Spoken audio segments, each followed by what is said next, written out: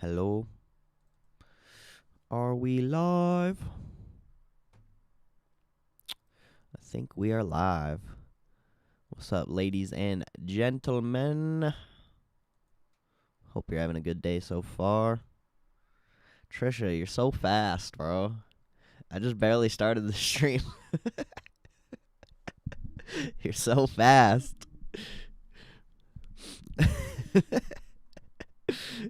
God. What's up? How's your day going?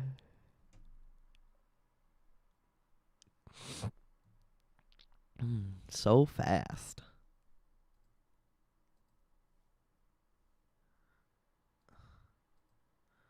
What the heck?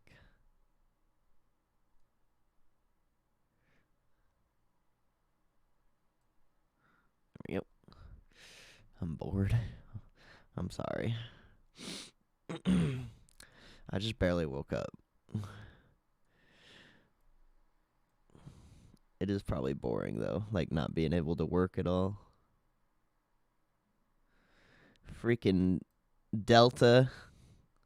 Some bullshit.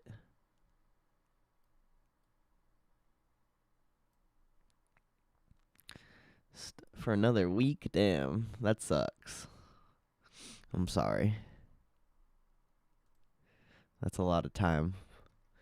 Should be quarantined. Quarantine.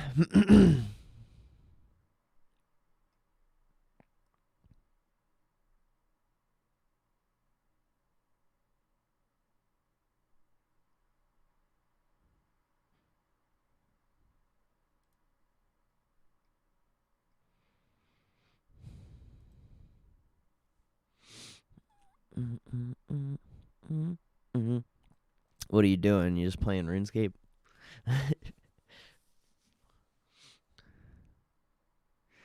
My fall plans. The Delta variant. How you gonna spend the rest of your summer? Oh, I'm just gonna be chilling on my couch. That's about it. That's how my summer went. Shout out COVID. Shout out my family I haven't seen in like 3 months.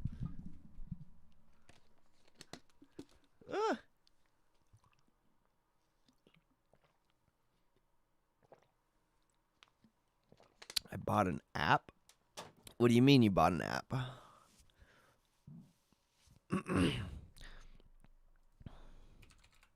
What you talking about, Willis? I need to go grab socks. 1 second.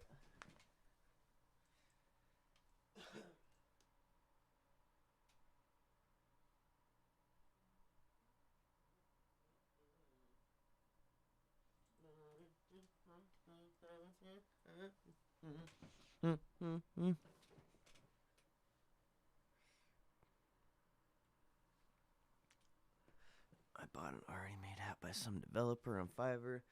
He said it will be done today. Huh. What is it? Is it like a game or what is it?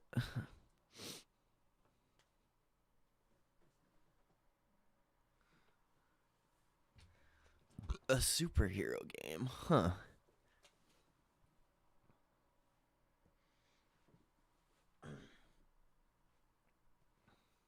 What are you going to do with it?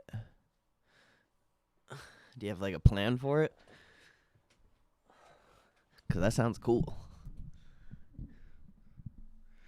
Flies around and fights crime. I mean, that does sound cool.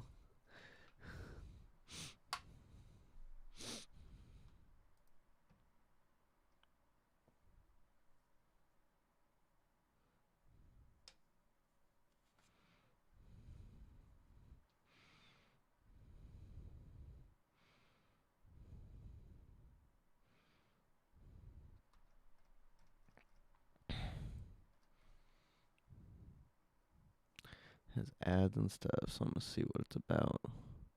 Maybe fix it up, see what happens. Huh. Yeah, you'll have to let me know how that goes. I've never even, I didn't even know you could buy apps on Fiverr.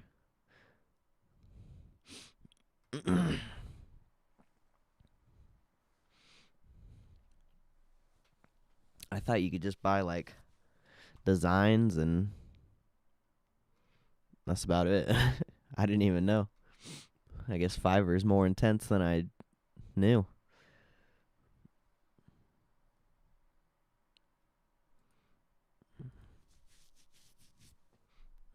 Sounds cool. You'll for sure have to let me know how that goes.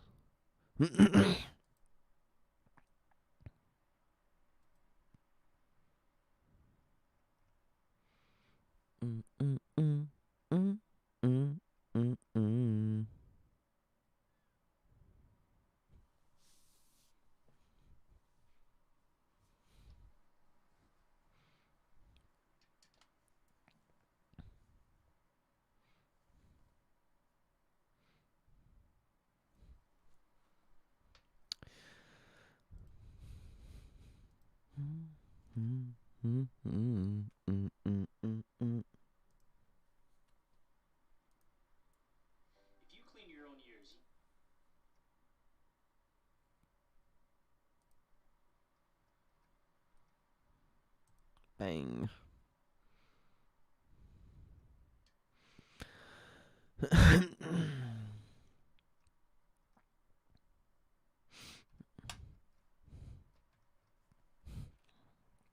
Honestly, wasn't even gonna stream today. I opened my freaking Thinkorswim, saw that the market wasn't even moving. I'm like, ew. Gross.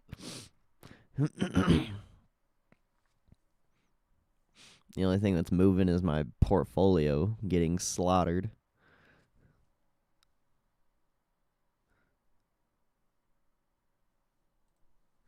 It's kind of whack.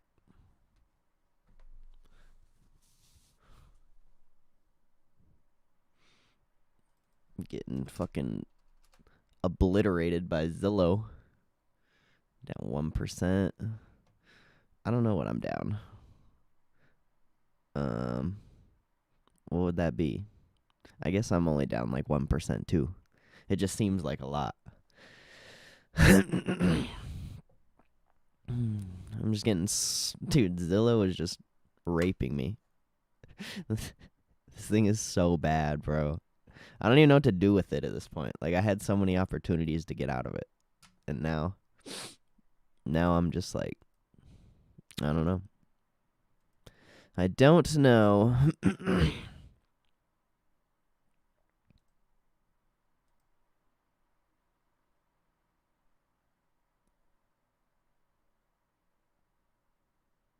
Like, I don't know. If it doesn't bounce from here, we're screwed. It's going back to like $50.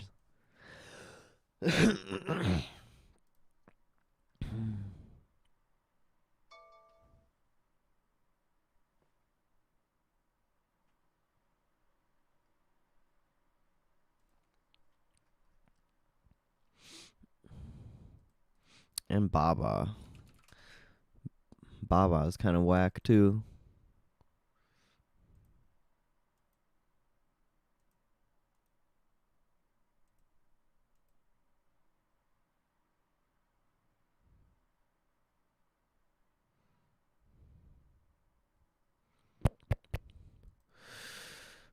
Some pretty bad stock picks on my part. It's okay though. It happens.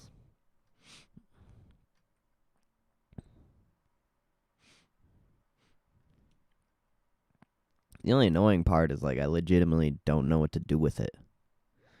Like I could just sell out, take the $560 L that was $500 yesterday, or I can just hold on to it, and it could bounce back, or we could be down more. I don't know. Every single day I log on, though, it just gets worse and worse, though. So I don't know. I really don't know. What up, Sherry G?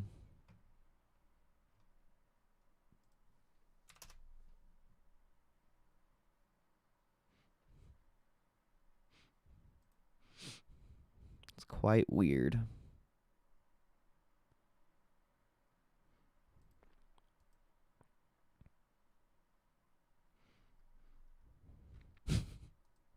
It's just such a piece of shit, dude.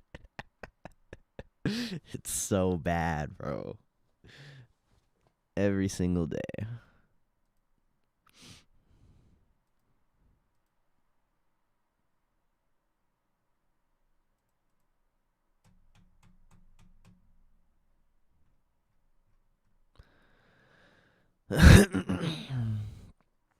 What's up, Hector?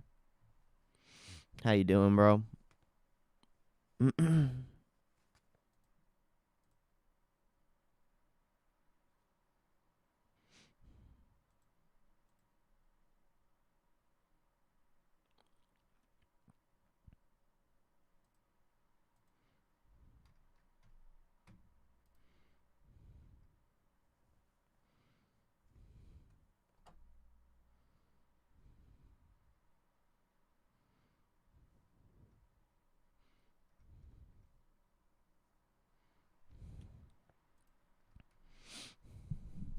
little better, made some money back, but still down. I mean, I asked how you were doing, bro, not how your portfolio is doing. Like,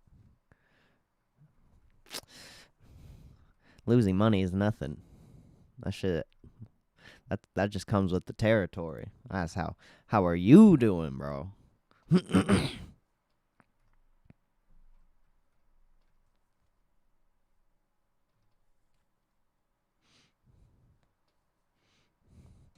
I'm high. God damn it. I should have known.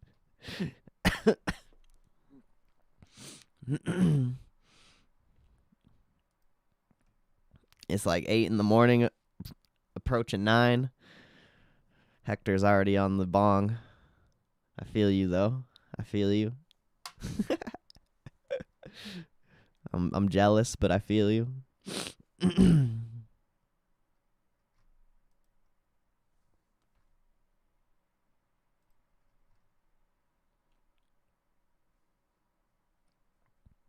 We have. Mm-mm.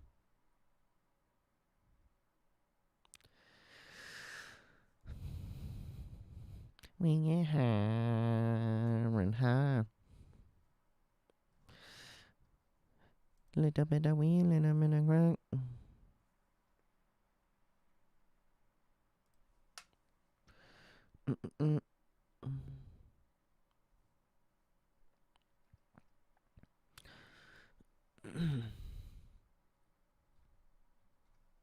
Fried motherfuckers like okra.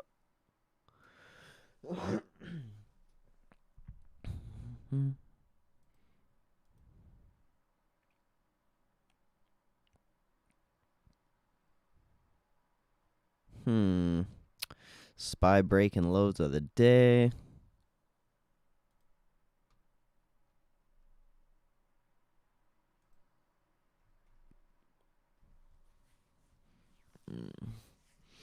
Damn, UVXY is up 10% today, or the VIX, I guess. UVXY is only up 6%. Bro, Zillow just dropped below 90. Are you kidding me? This is garbage. I don't even know what to do with this thing. I'm going to be down like $1,000 on just this one position here in like a couple weeks. That's bad. That's really bad. Like, I legitimately fucking don't know what to do. It's so garbage. Ugh.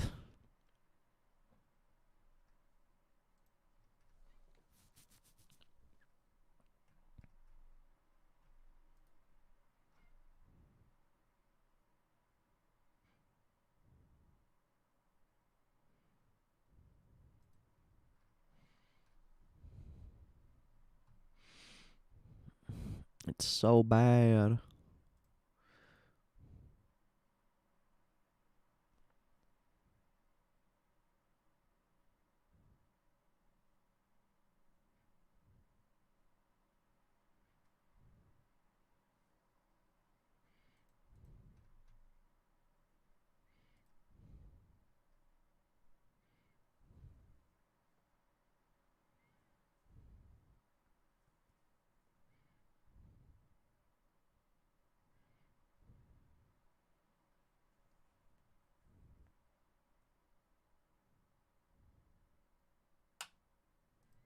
What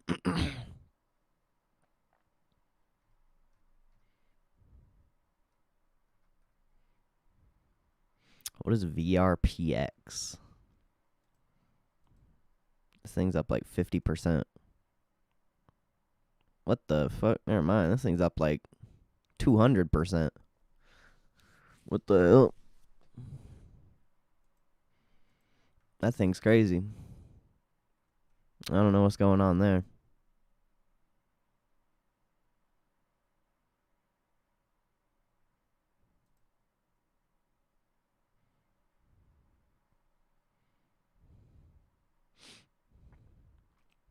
Let's just keep watching Zillow. It's so fun to watch. It just keeps going down and down. Down, down, down to the burning ring of fire.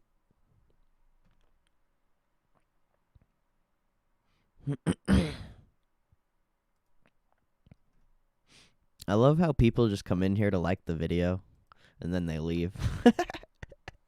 It's so amazing. I think it's so funny.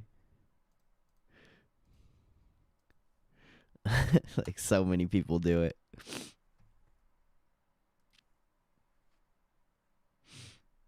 I love it.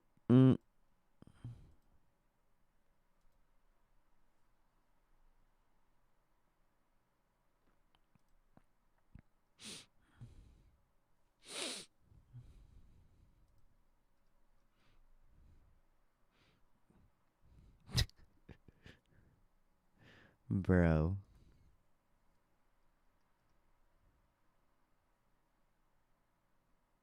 This is so bad. What is like... I lost $80 on Home Depot today. Like everything is just getting clapped. But... ugh. So gross. So gross.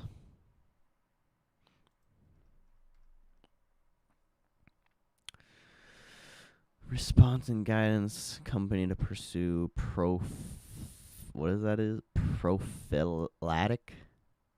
I think that's what it is. Prophylactic treatment against SARS and influenza for daily use as an OTC product. Huh. That makes sense. What's up, Betrayed? How you doing, bro?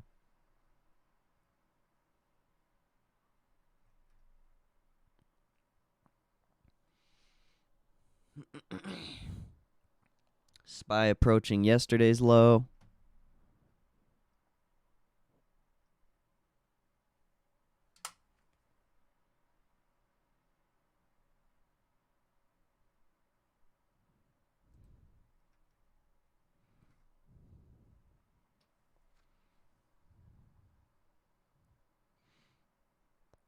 Glad I got out of my spreads yesterday.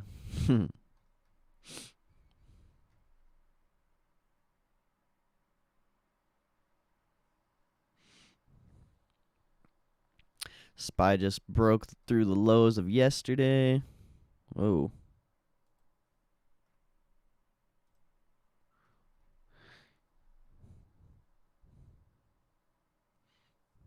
You could potentially buy the dip here, but I don't think it's worth it. Looks pretty sus.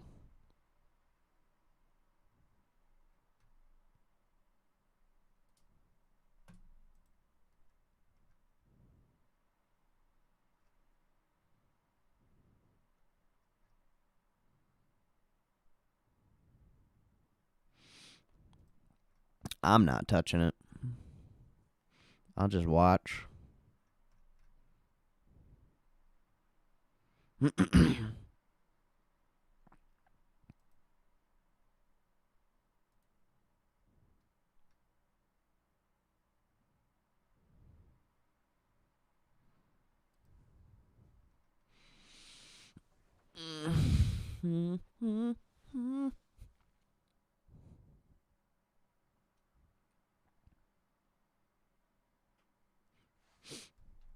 Damn.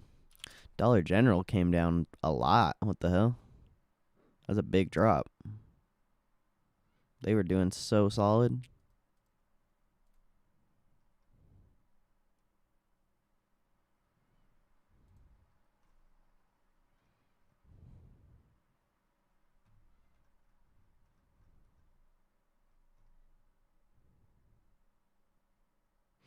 UVXY is about to hit 25. VIX is up over 12%.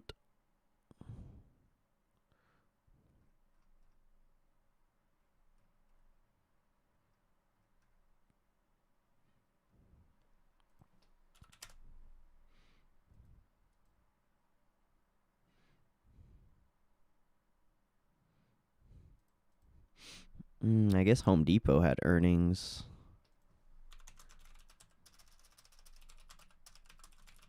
I wonder how they did. They beat revenue by 1%, beat EPS by 2%.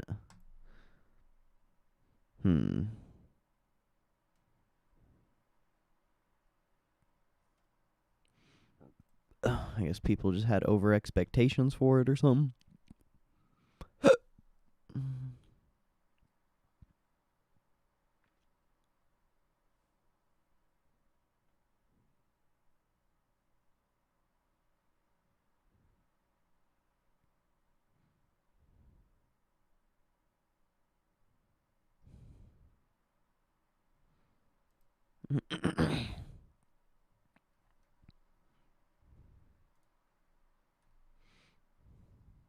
Damn, Tesla's 650.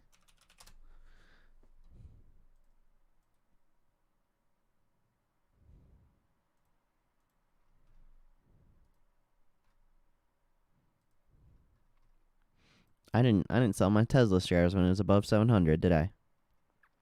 Man, what is wrong with me? Oh well. Whatever. There's UVXY over 25.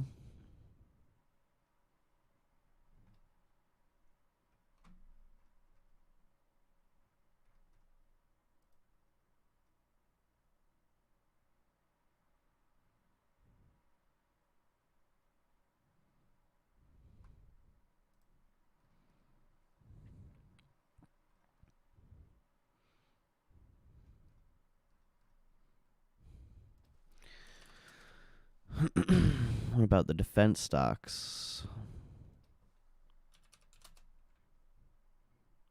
Defense stocks aren't doing anything.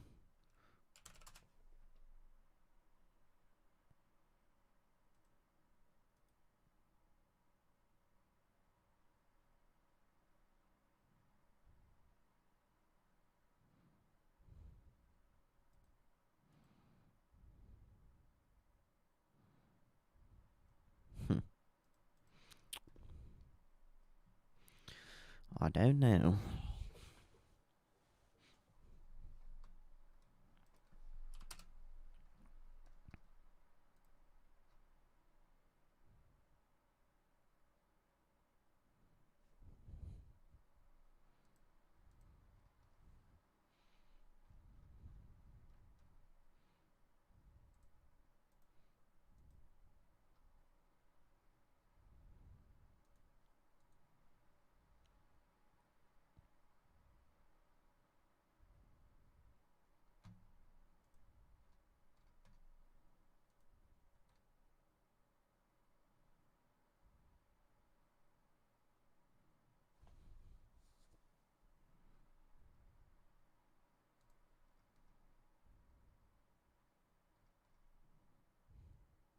I just want to watch the long term.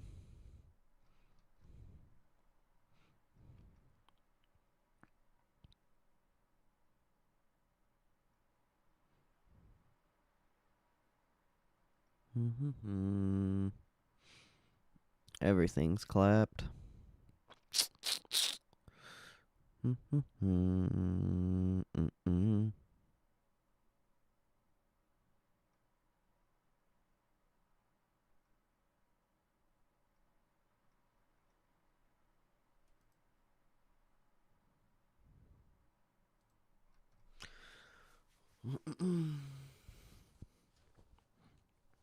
Shiba coin. Ew. Gross. Not Sheba.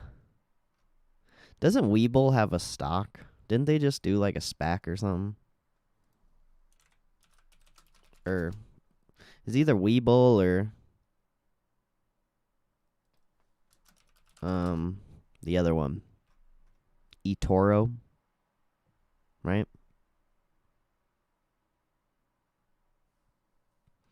I forget the ticker though.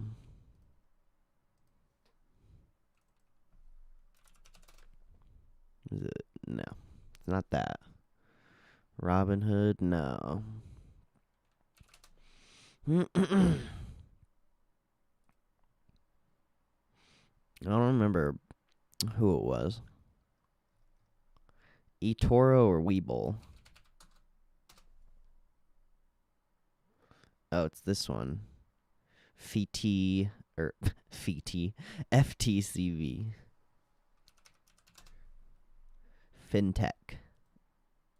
This is supposed to be a SPAC with Weeble, I think. Or it is Weeble. I don't know. I don't think it's merged yet.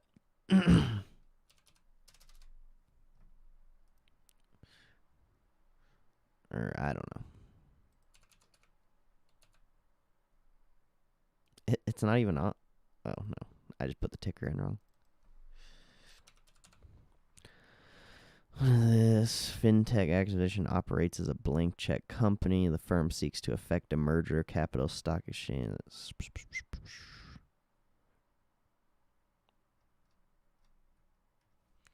I swear this is it.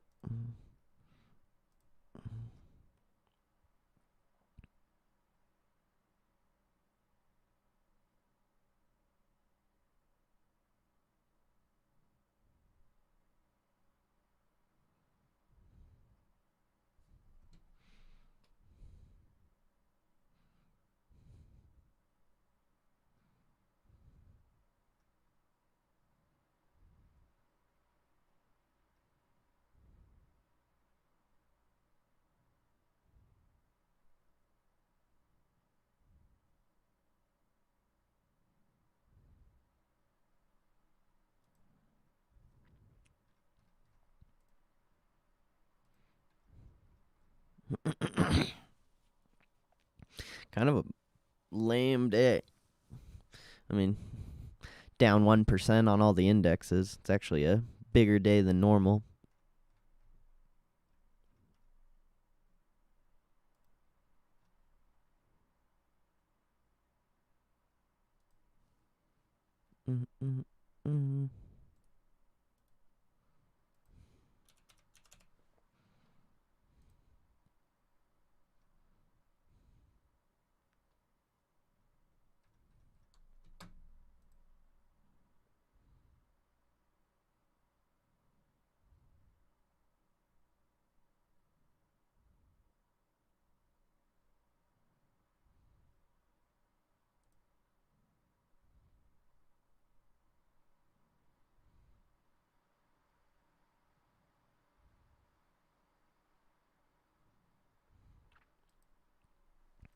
Or maybe it has already merged and it just, the name didn't change.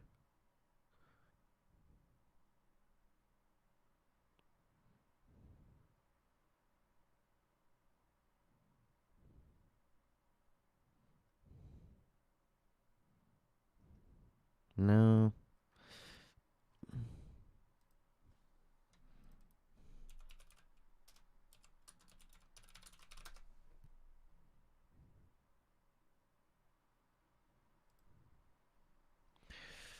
Let's see.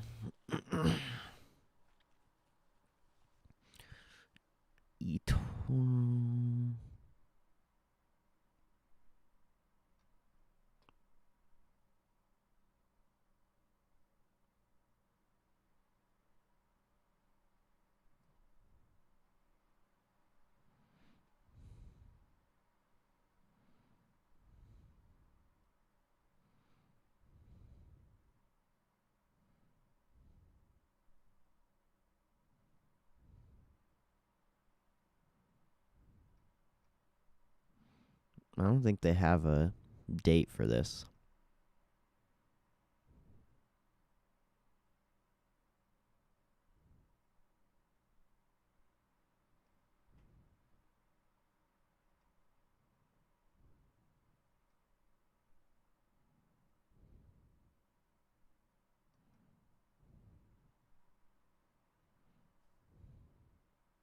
Merger would come sometime in the third quarter of 2021.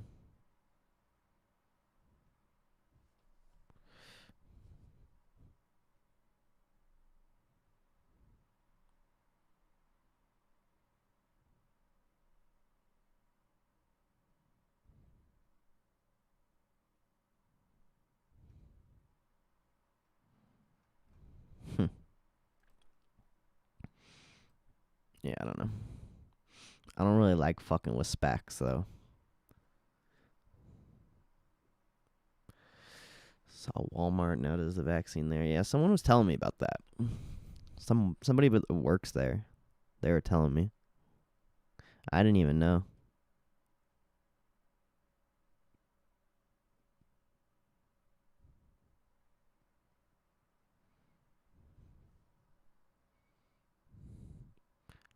Joby. Like the Joby tripods? Joby? No. Joby Aviation? I don't know what that is.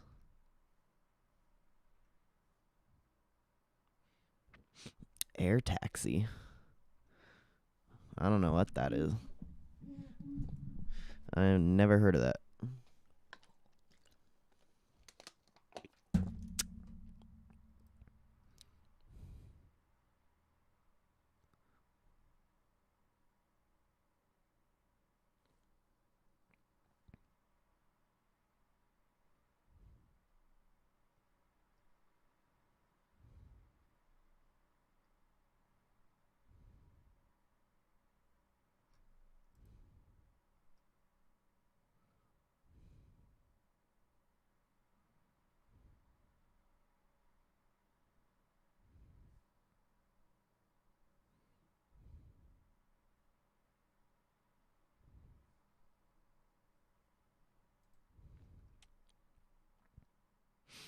I don't know. I'm just gonna save my money. Like I think that SPAC could be pretty good. It should get some hype because, it's kind of like crypto related. But I don't think I'm gonna participate.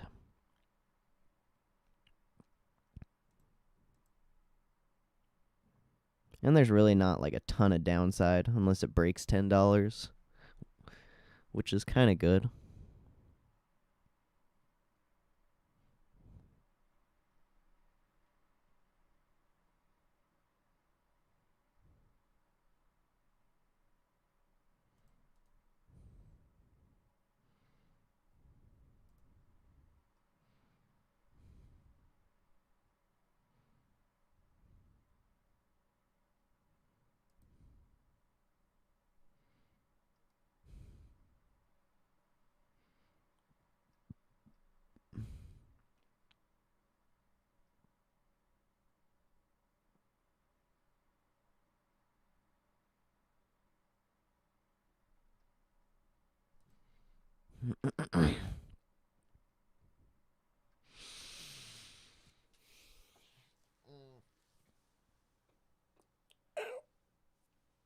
Oh,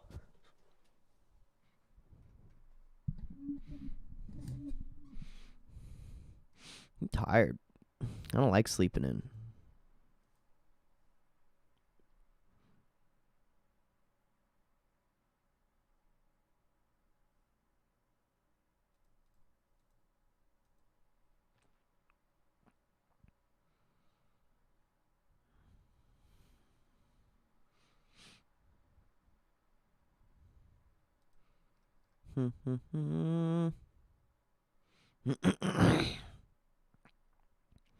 Are we down 1,000 yet? No. Approaching 800. Dude, we're getting clapped on the long term. I think we're down like $1,500 in 2 or 3 days or some shit like that.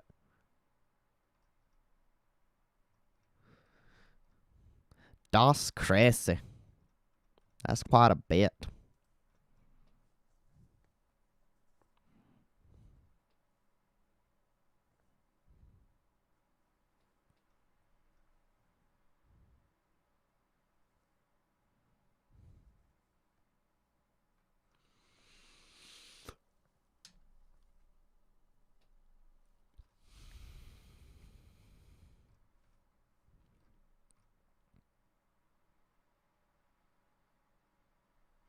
The hell?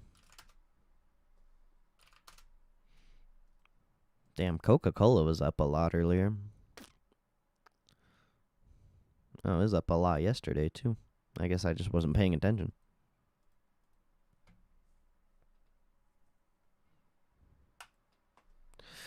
SPY breaking more new lows. DoorDash.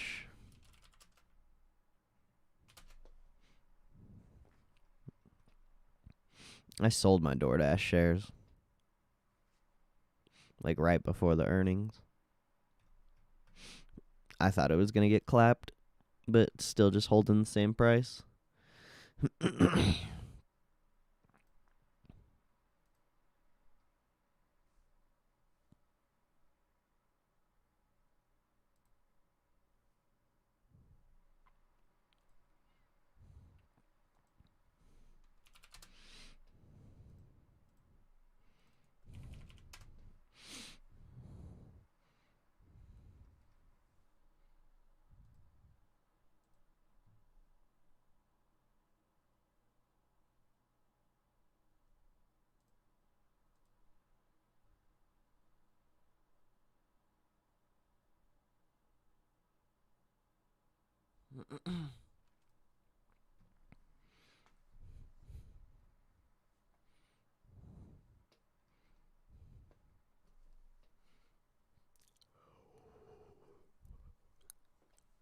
SPY's whack.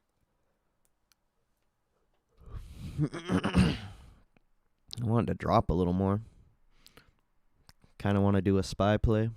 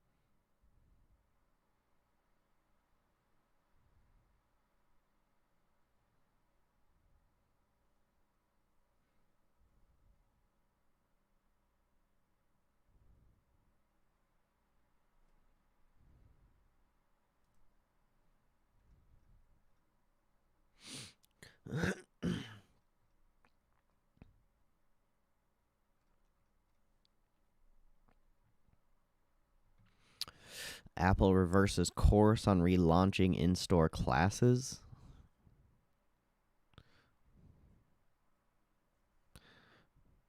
Apple to test employees for COVID twice per week, 3 times in the future. I don't know where those newses came from.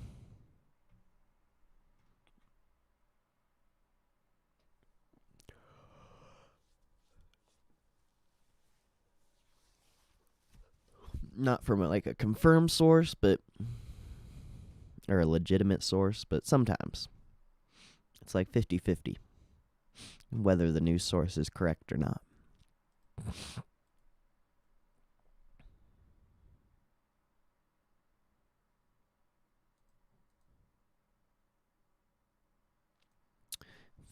You know?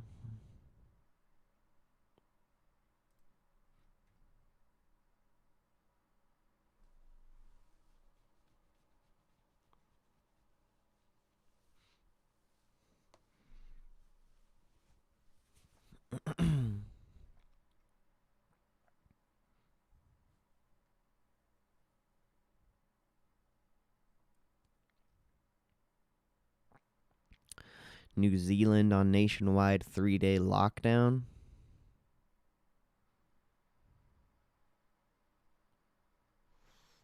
After just a single COVID case.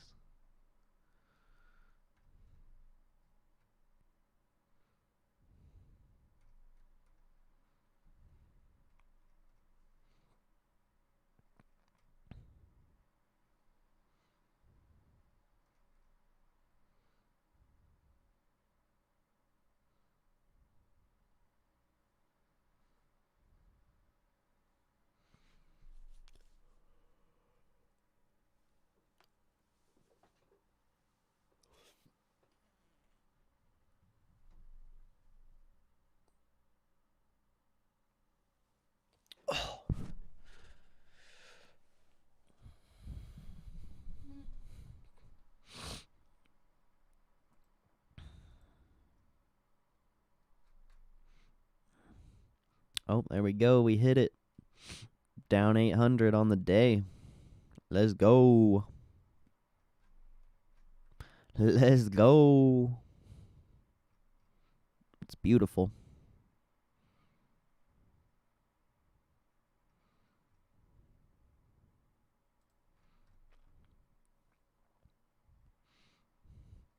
Hopefully the market actually corrects this time. It's not no fake ass drop. Like if we could drop 10-15%, I would be okay with that, honestly.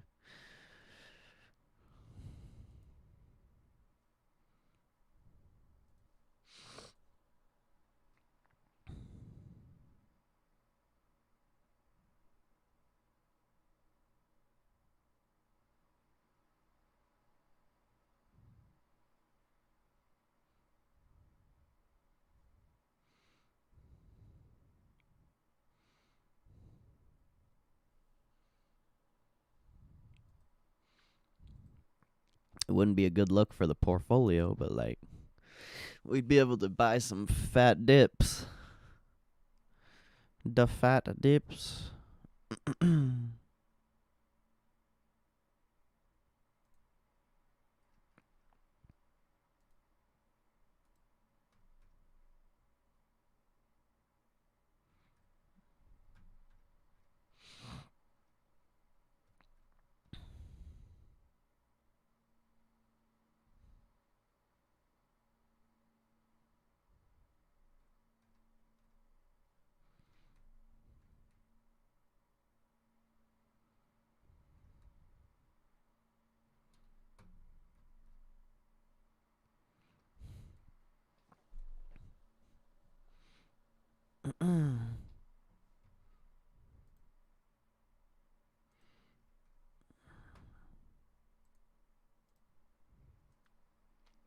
It's almost 10:30.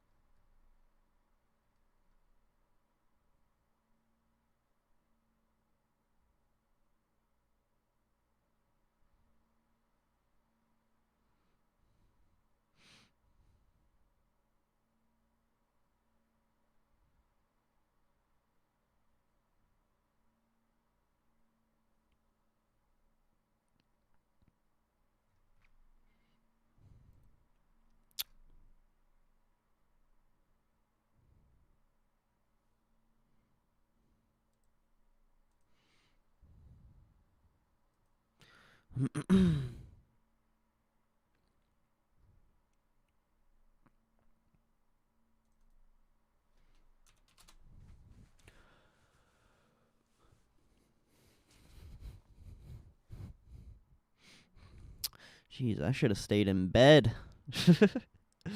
The market is so boring right now.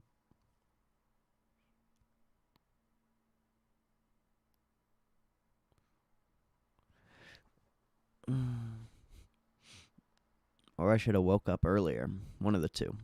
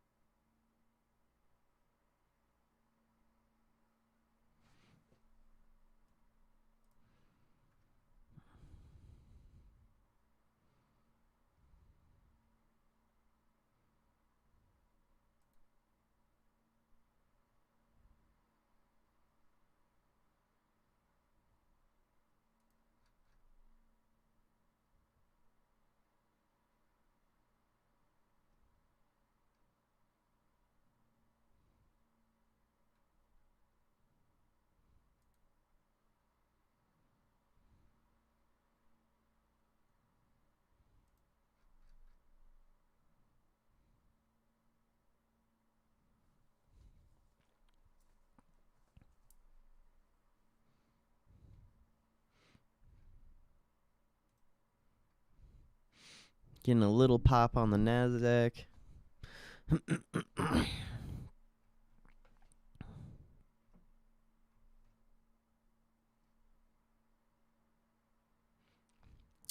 Blink now below 30.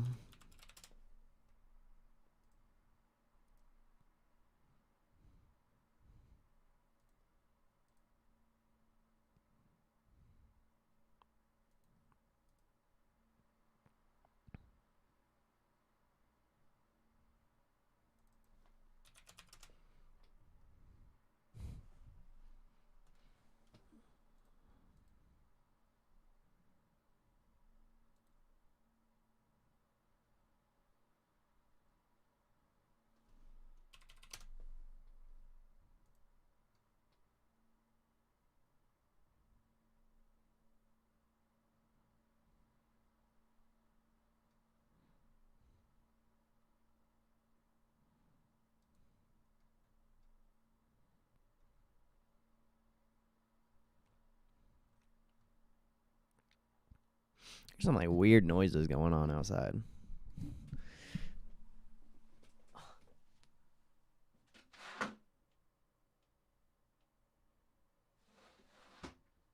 don't know what the hell it is. Ugh. Sounds weird though.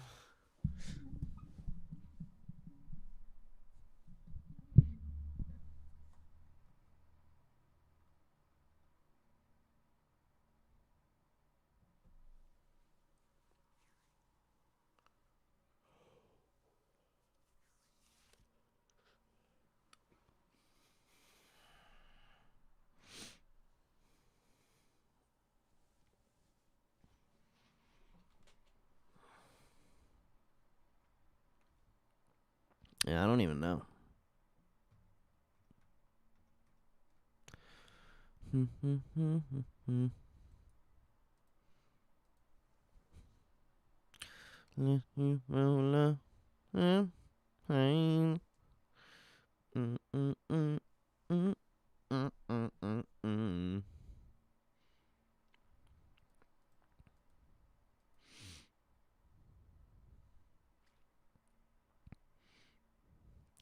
So what's up with everyone?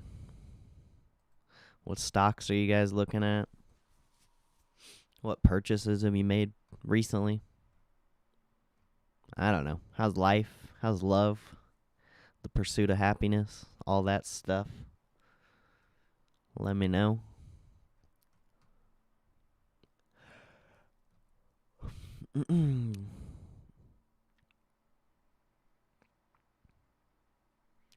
Life, love, the pursuit of happiness. GLBE? What's that? Global Online? Looks sketchy, to be fair. It's up frickin'... Yeah, it's up 200% in 3 months. That's insane. I'd be careful with that one.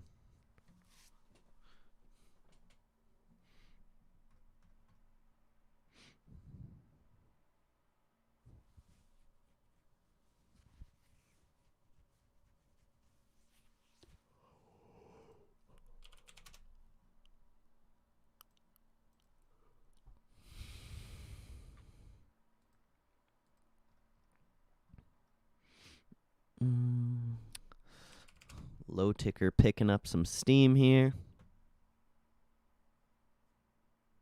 Indexes aren't moving though. Just looking at it. Oh, word.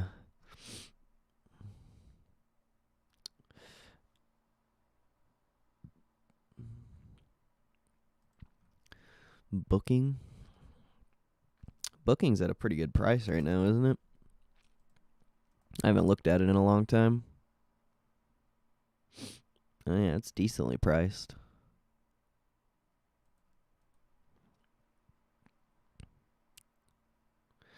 Decent. It's just so expensive.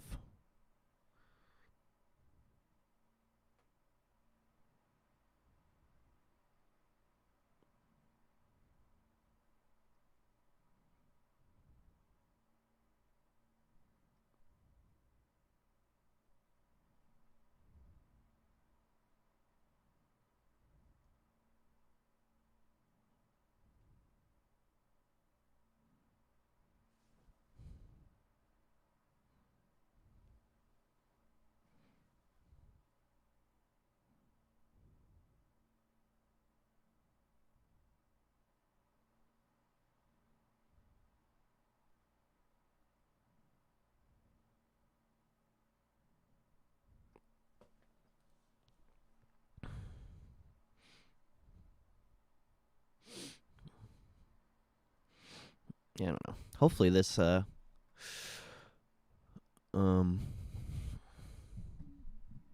I said, hopefully his downside move actually is bigger than what we've seen.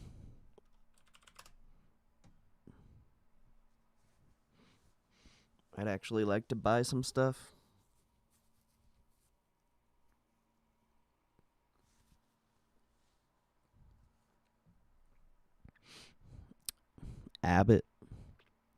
Abbott's pretty good. I haven't looked at that stock in so long though.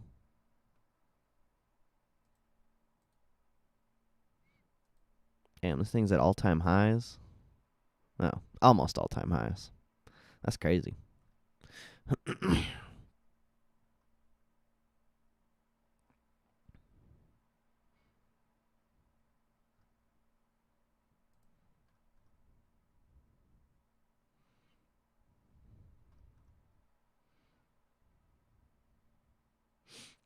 15-minute rapid COVID test.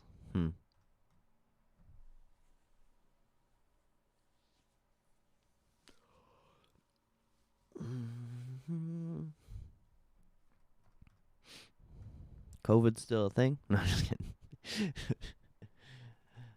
That's so last season.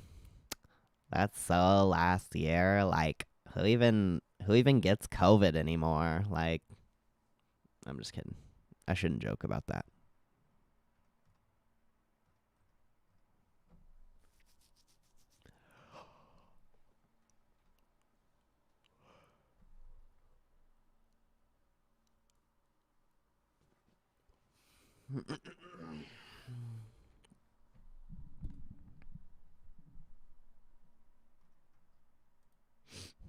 My throat kind of hurts.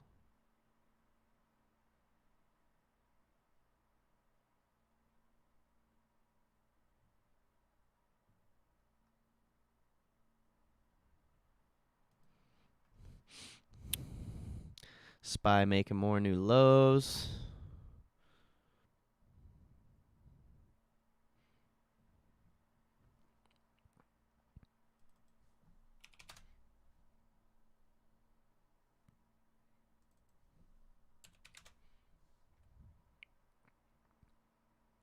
Talks to sell TMZ to Fox.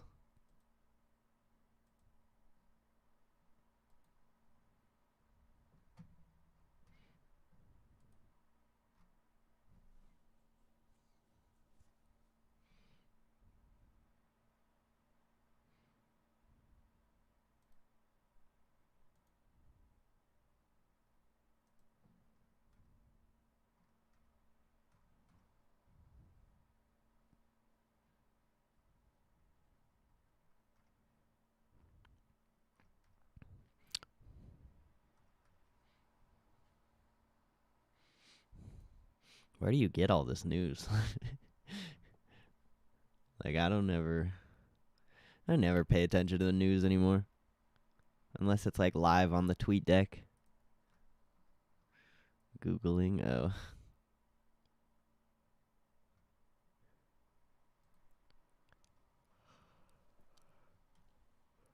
I just live in the dark. Oh my gosh, dude. I'm so tired. Mm-mm-mm-mm-mm.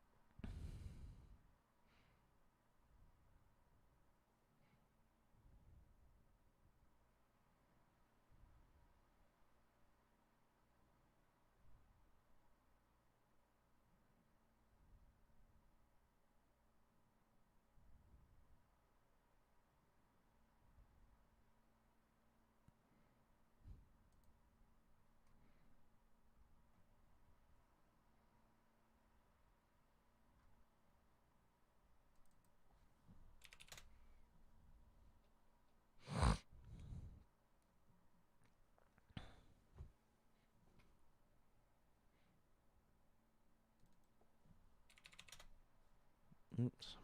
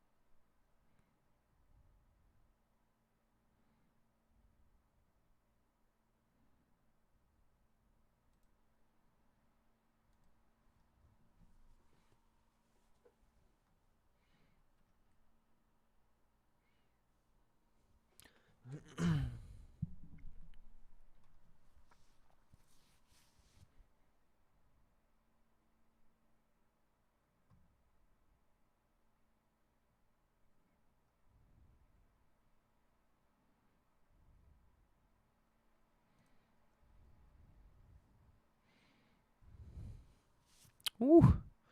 Low ticker going. Almost down 900 on the day. Ooh. Dirty, bro. How is Zillow holding up? What the hell? It don't make no sense.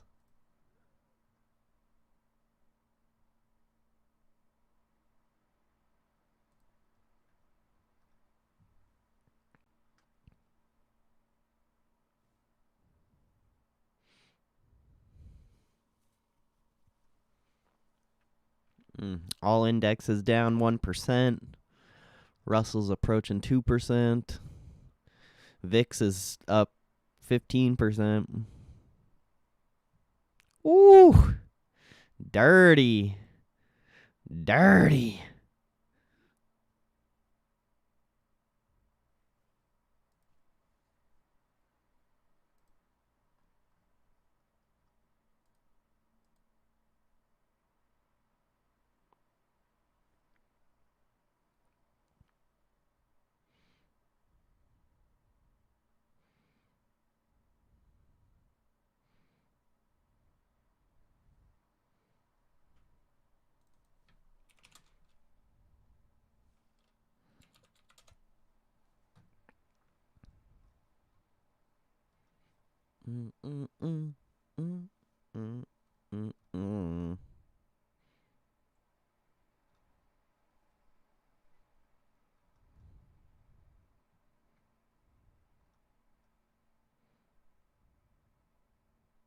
Damn.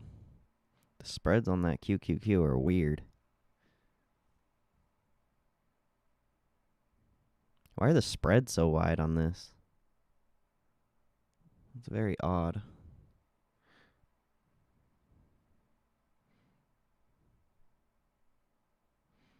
Spy more new lows.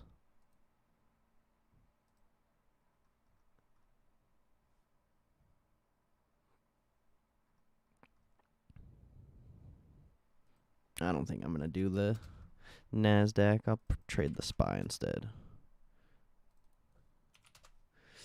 I don't like the NASDAQ. It's kind of sketchy.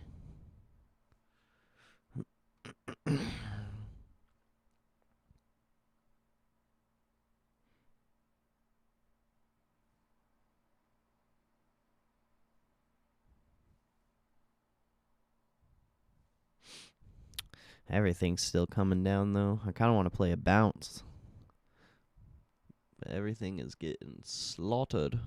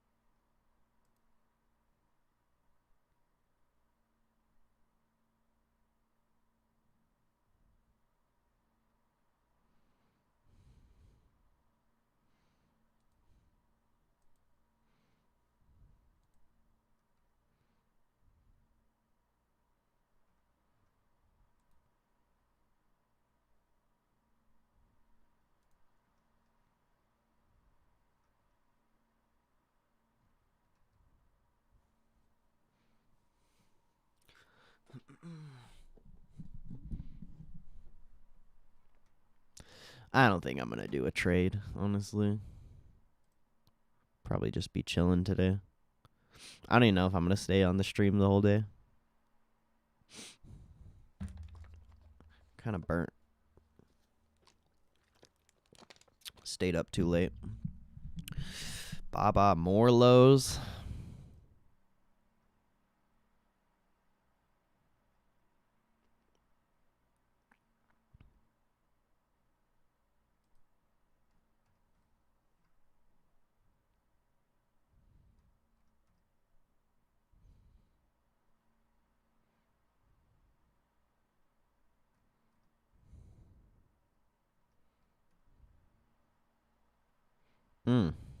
We got to be hitting down 1,000. 950.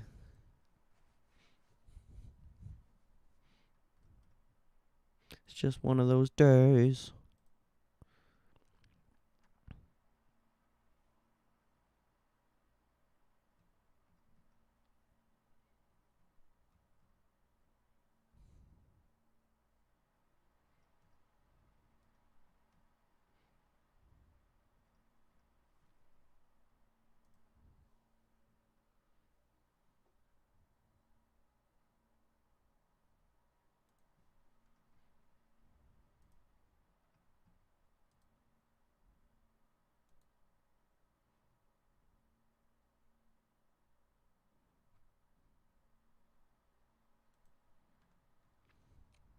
Ooh. More lows on the SPY and NASDAQ.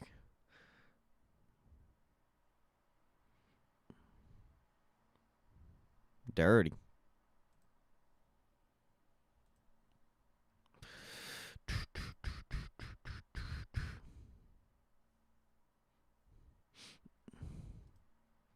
Apple's kind of getting clapped.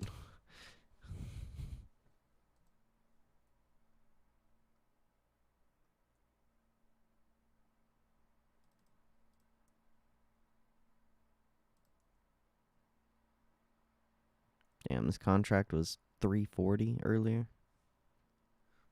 Oh, that makes sense.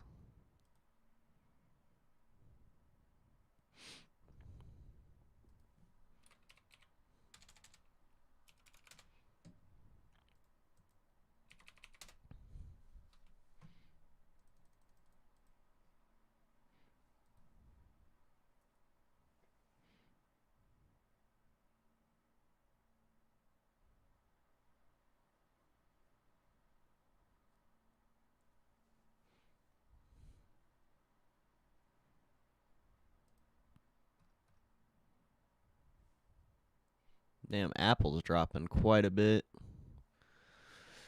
Have any theories on why it's such a red day? Because it's the stock market? I don't know. Can't go straight up. There's got to be red days. You've literally had 2 weeks of nothing but straight up. So it makes sense. It's not even that big, though. You're only down 1% on all the indexes. Like, I mean, it's a decent amount, but it's nothing to worry about.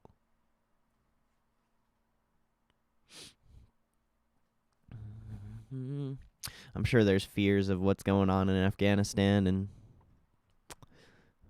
I'm sure that's your main source, but realistically, I don't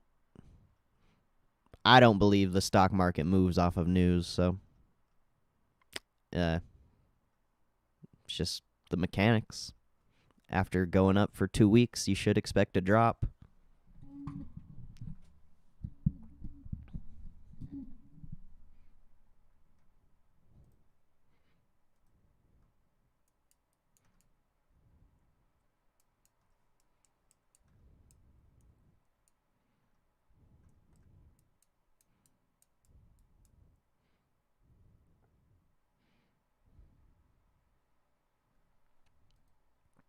Like, literally. Been hitting all-time highs every single day on the SPY for the most part. NASDAQ hasn't even been moving. Dow barely been moving. Like, it just makes sense.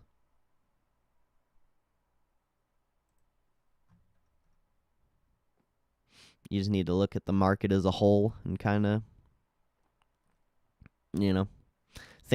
everything should be moved. Like, Dow, NASDAQ, S&P, for the most part, they should all be moving together. So when one's leading and the other two aren't even moving, that's kind of telling you something. Now everything's dropping in unison. Everything's kind of getting squared up. Like, if you pull up a chart on the ES, NQ, YM, even the IWM, or just all the indexes, the Dow, NASDAQ, S&P, Russell, if you just pull up like a 4-hour chart on all of those and like compare them together, you can kind of see like the correlation.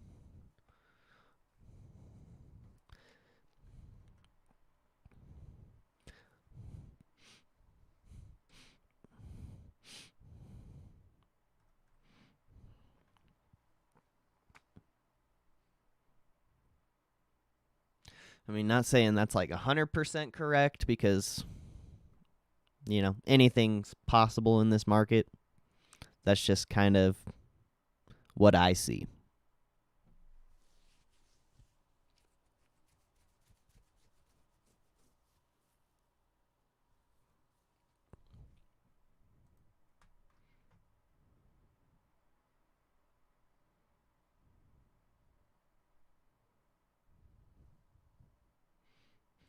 But nah, there's no reason to freak out.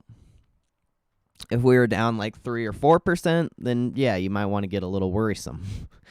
But we're only down 1.5% on the NASDAQ. That's not super crazy.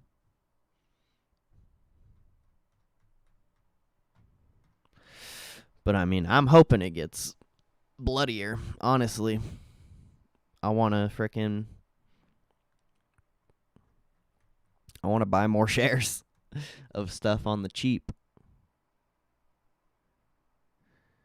Go on vacation or something. Nah, I just took some time away from the stream. I was getting burnout on it.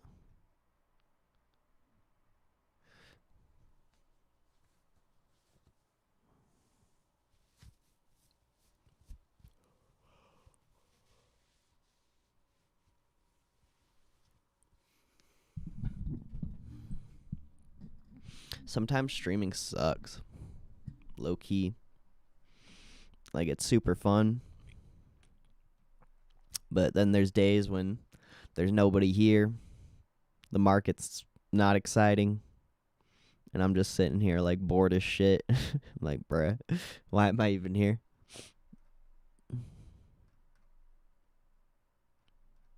So that's all. I just got burnt out.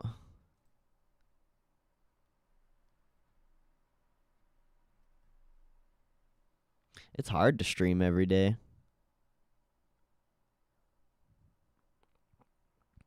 Tried staying consistent streaming Smash Bros, but it's much harder than I thought staying consistent. Yeah, especially video games.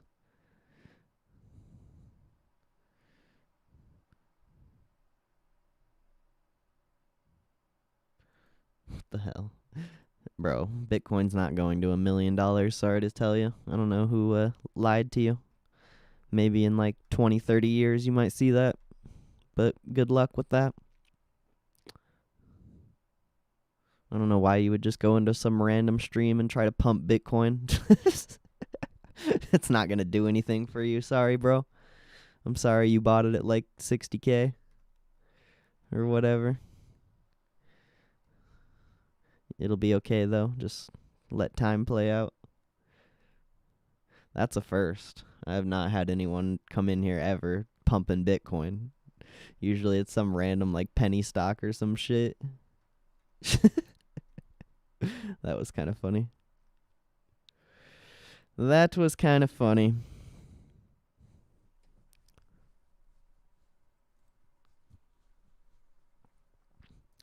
But yeah, streaming video games would be hard. Like back in the day, before streaming was a thing, when I was playing video games all the time, I could for sure do it. But like these days, if I tried to stream video games, I would be so bored. I couldn't do it, bro. Like when I first started the stream, I'd play Call of Duty while I was watching the market, and I'd literally play like 2 or 3 games, and I would be so burnt of Call of Duty. I'd be like, ugh, I don't even want to play anymore. What the fuck? Rates are going negative. Like I said, I don't know who lied to you, bro. I don't know what tinfoil news you're reading, but you need to come back to reality. Maybe you flew up to Mars with Elon or something. I don't know what it was, but you need to come back to Earth a little bit, because Bitcoin's not going to $1 million. Interest rates aren't going negative. I don't know where you're getting this from, bro, but just come back to Earth a little bit, you know? If you were to say like 100K, I'd be like, all right, Bitcoin to 100K, that's reasonable. You say, they're going to raise interest rates, I'd be like, all right, that's reasonable.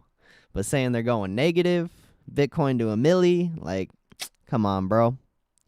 Come on, bro. You're tripping. I don't know what you're smoking, but you need to pass that shit over here.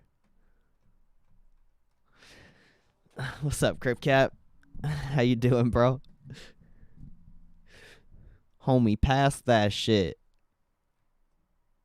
I want to have what he's having.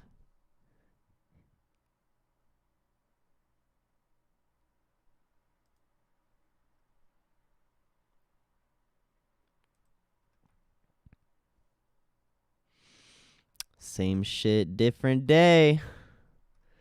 Amen, amen. It's good to see you, though, bro.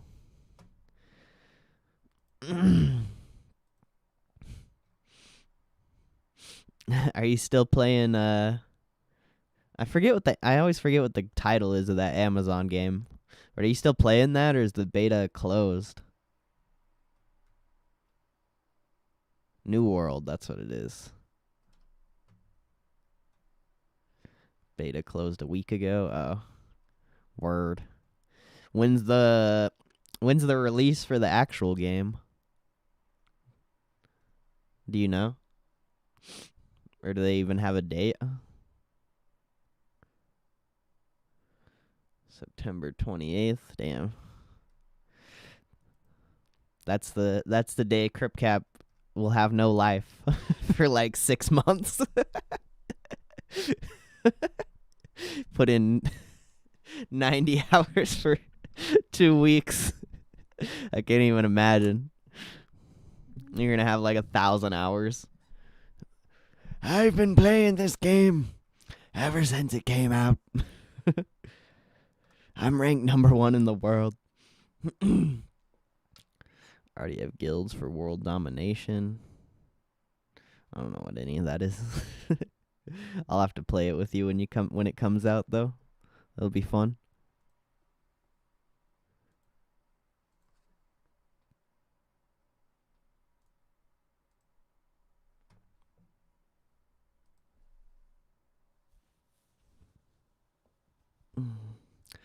Wife wasn't happy last time, so I'll be power leveling is bad. Is it are they gonna like let you keep your account you were working on during the beta, or are you gonna have to make like a completely new account?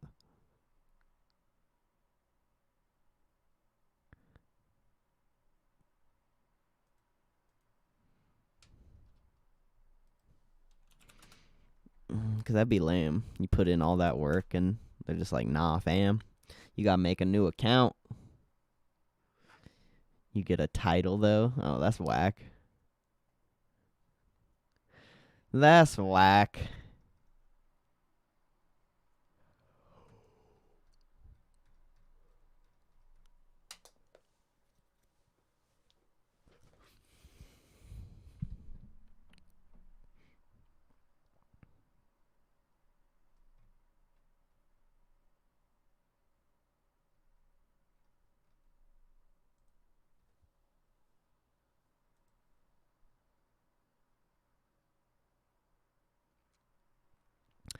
Push back the release a month to address the issues in gameplay. That's good, though. At least they're not doing it like a lot of games where they release it and it's freaking some garbage. Wait. Powell's on today? Hold up, hold up, hold up, hold up. It's gonna crush everything. Yeah, for real. Oh, Powell is on today. What the hell? I didn't even know it was Powell Day. Bro. See, I've been fucking slacking, bro. Usually I'm always on that Powell. I'm all about that Powell. About that Powell.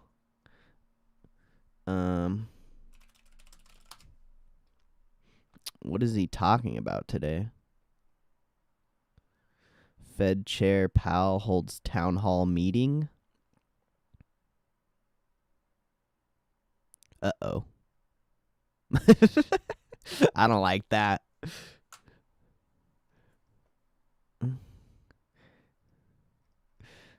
It should be fine.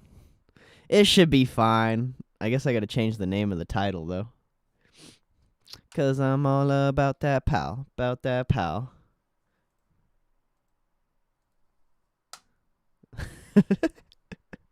Nah, it should be fine. I don't know what he's gonna talk about. Legitimately. Let me see if they have a press release on the website.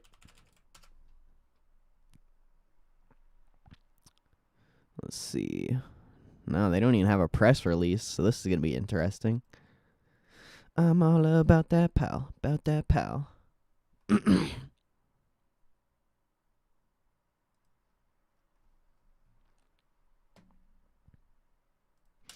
I guess I gotta change the name of the stream now. Jerome Powell live. I already forgot the title of the thing. 'Cause I'm all about that Powell. About that Powell.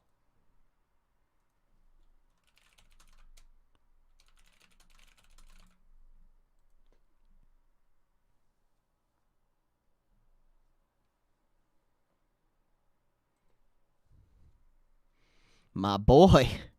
There's my boy. My boy Powell.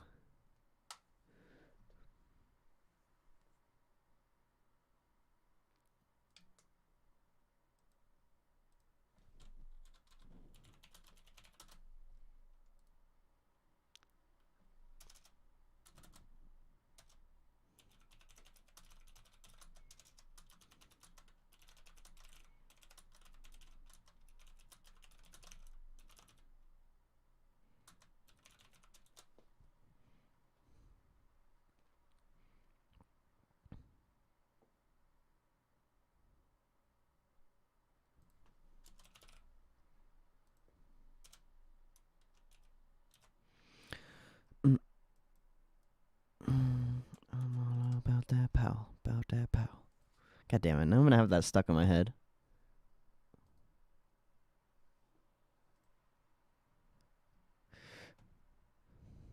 Damn, we got 8 likes. That's litty. It's litty.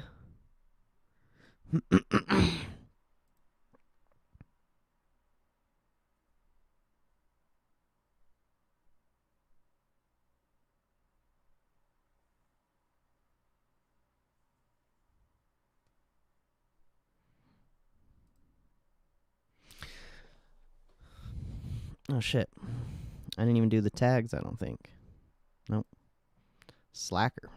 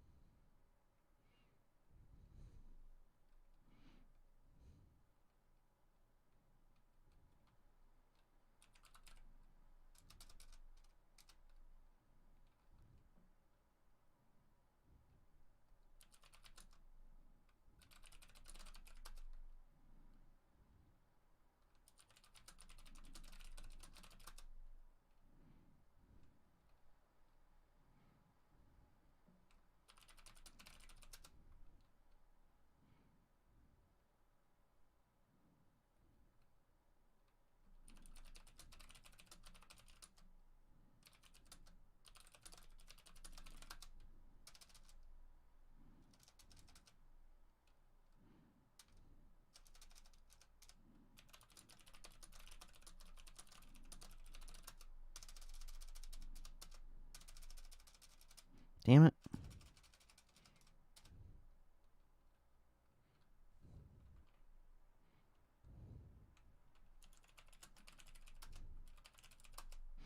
All right, good enough. Good enough. I'm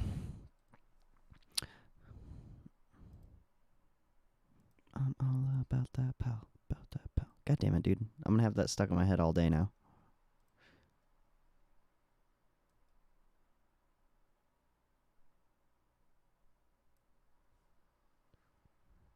Bro. What's up, Kristen? How you doing? It's been quite some time. Hope you're doing good.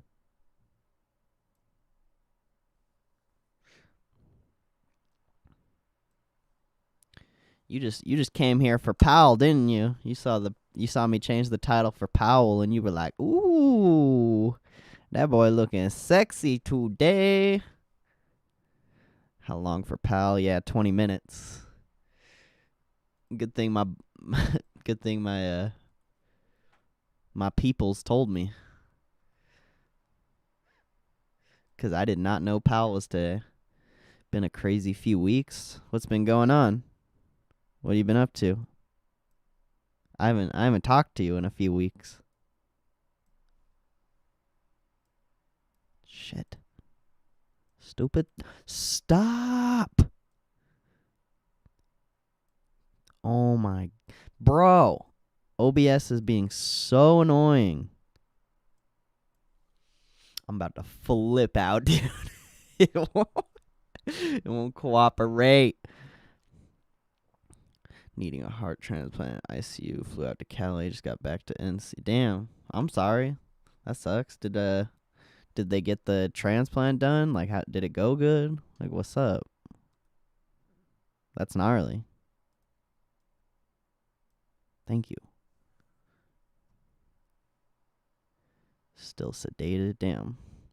I'm sorry. Well, hopefully it goes good. That's gnarly. Jeez. That's crazy.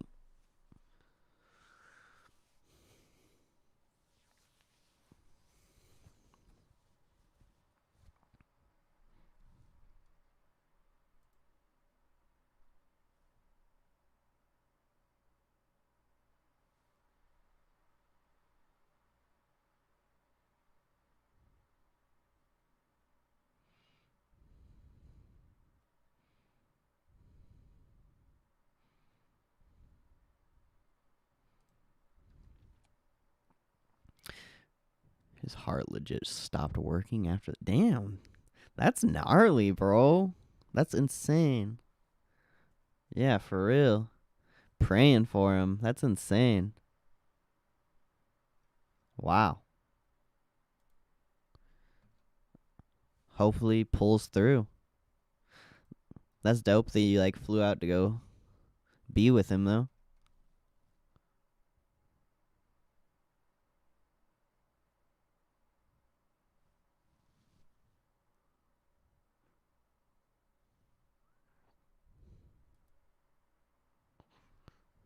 That's crazy.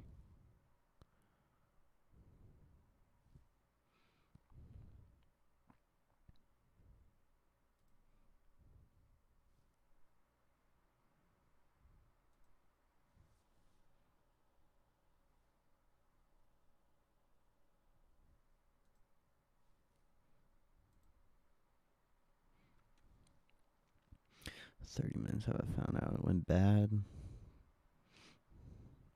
Yeah, for real. God is good. That's crazy. That's one of the craziest stories I've heard in a while.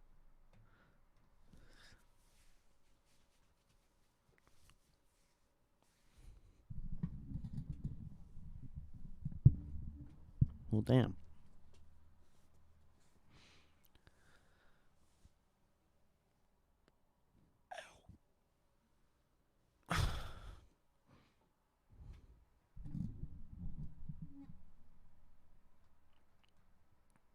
I don't know what to say. That just sucks.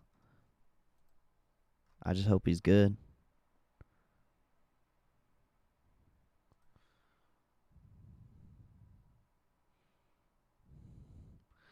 How much God helped him is undeniable. Facts, though.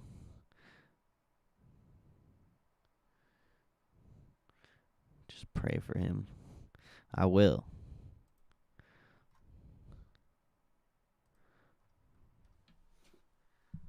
I got you. Everybody should pray for Kristen's dad in here. Whether you believe or not, that's insane.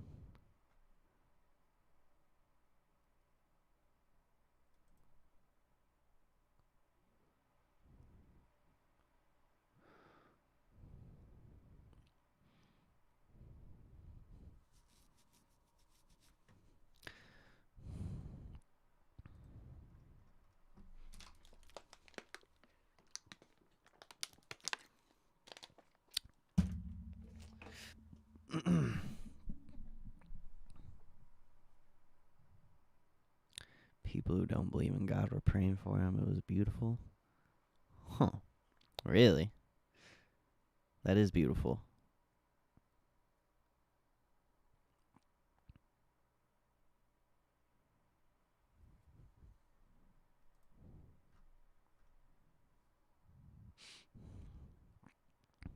Are you all good, though? You good? Like, staying positive? Because that's probably hard as fuck.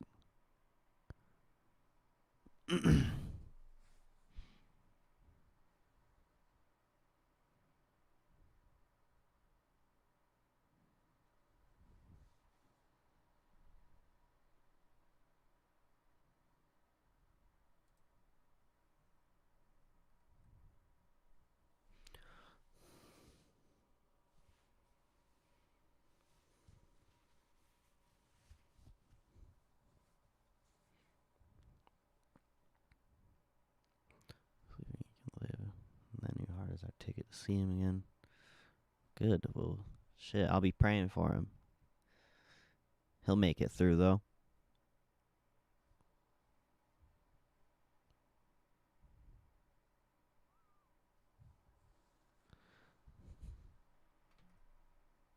I believe it.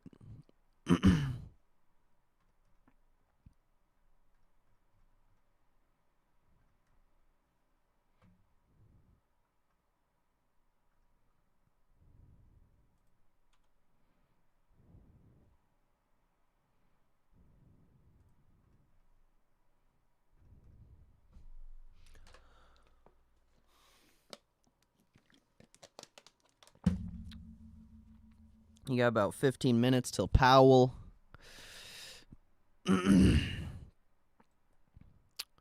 Much love to everyone here. Hope you guys are having a good day today.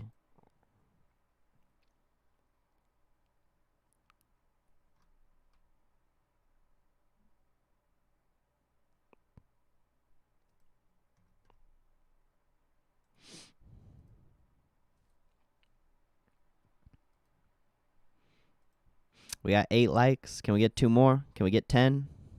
Is there one beautiful person in here who hasn't hit that like button? Can we get 10 likes? Going once. Going twice. Lame. Oh, damn. Okay. 11. Okay. I see you. Okay. Let's go. All right. You came out to play today. All right. Much love. I appreciate you.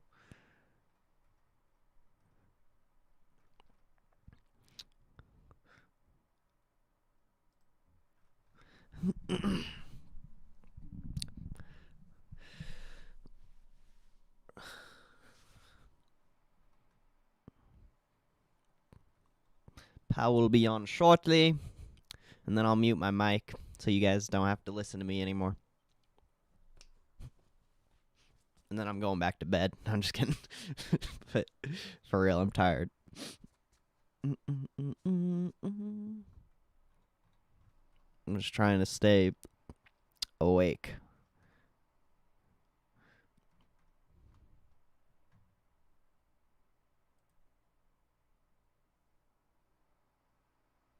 Quit staying up streaming COD. No. I don't even know why I stayed up so late last night. I just got home at like 9, and then I ended up staying up a little later than I thought. Usually I'm trying to go to sleep at like 9, like an old man. It's just nine's past my bedtime, bro.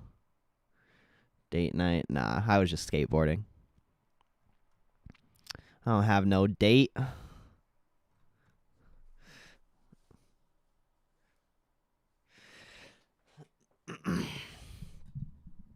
I wasn't in the bushes for a week. You never been in the bushes.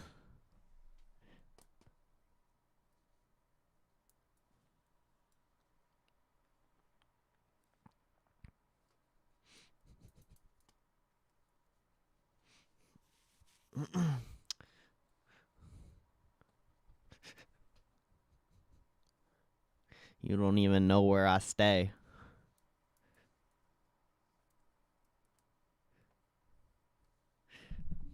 Have you even been to Utah?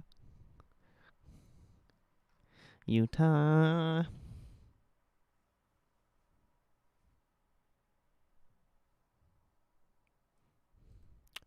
Right by F-45.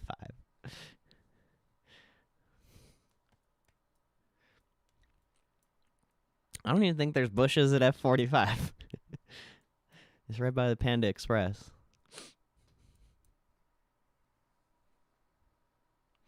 I was in the airport. Nice.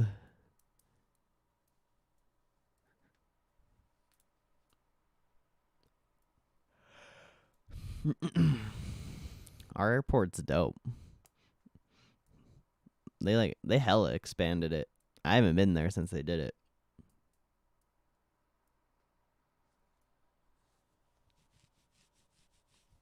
Front of your apartment.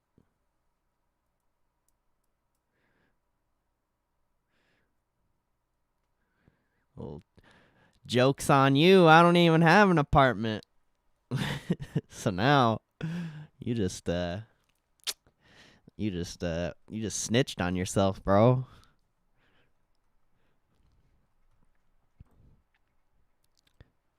Snitched on yourself.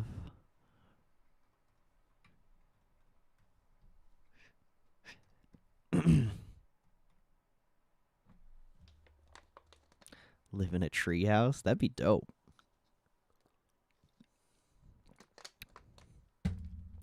Didn't say apartment. Yeah, you did. You said in front of your APT. Isn't that abbreviation for apartment? I'm pretty sure. I wish I lived in a treehouse, though. The setup on the screen ain't half bad. Well, thank you. I mean, it's mostly for you guys. I mean, I use all this stuff too, but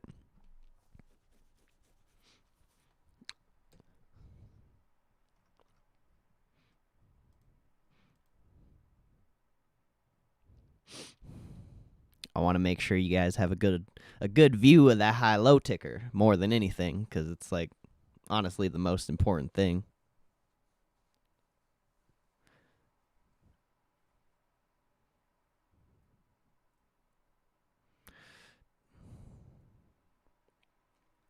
Don't see why we need the video of what?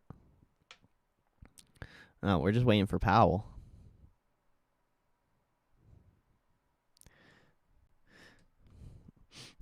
I just have it up so people who come in here know that they're in the right place.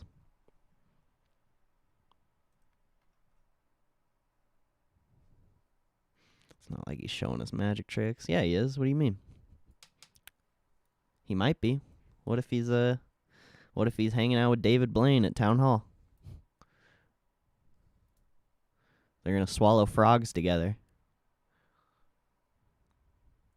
Or spit up frogs, whatever. Both. And frickin' do card tricks. He might even steal Pal's watch. You never know.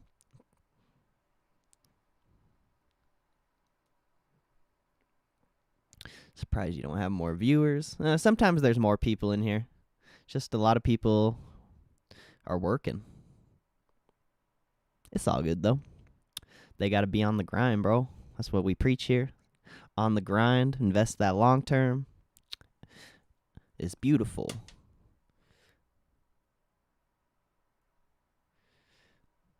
But, I mean, the people who are here right now, I love them, so that's all that matters.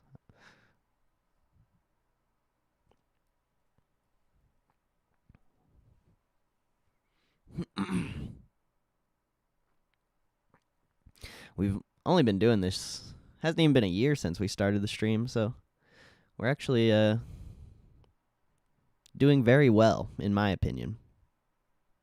Of course, I'd always want more. Always want more, but honestly, I know people that have streamed for multiple years and haven't seen what would the word be? An outcome, I guess. I don't know. I don't think it's the outcome. I can't think of the word. But I'm just blessed, that's all. For real. Even though there's not like hundreds of people in here, I feel blessed to just have people that come here consistently that like I love them being here, you know? Should really dig around YouTube to find any decent live spy. Well, I appreciate you being here, bro. If you have any questions or anything like that, feel free to ask. Apartment means room? No. No way. You making stuff up now. You just know you snitched on yourself. You trying to make up. It's not gonna work. Once you snitched, it can't be reversed. The police don't let you rat yourself out and then turn around and let you out. They just gonna send you straight in. Dude, that VRPX is still going. That thing's like up like 400% a day. That's so stupid. Do you trade? Yeah, sometimes. I haven't done any trades this week. This week's been kind of ass, honestly. Did quite a few trades the last couple weeks. Actually, the last couple weeks have been some of the better trades of the year, considering how clapped I've been getting. I trade options.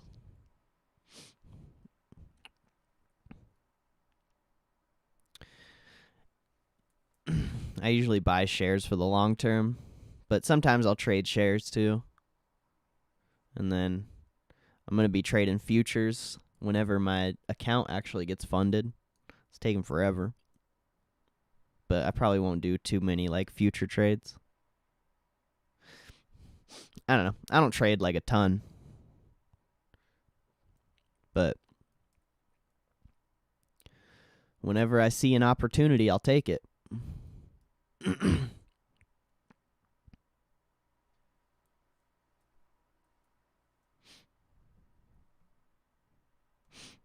The last 2 weeks have been the dopest for trading for me. Like this, honestly, I was down like $700 on the year or something. Now I'm up like 500 or something. So that was good. We were getting slaughtered for quite some time. It's good to see it turn around. But now there's no trades I want, so we're kind of just stuck chilling. But it's all good. You got about 3 minutes till Mr. Powell.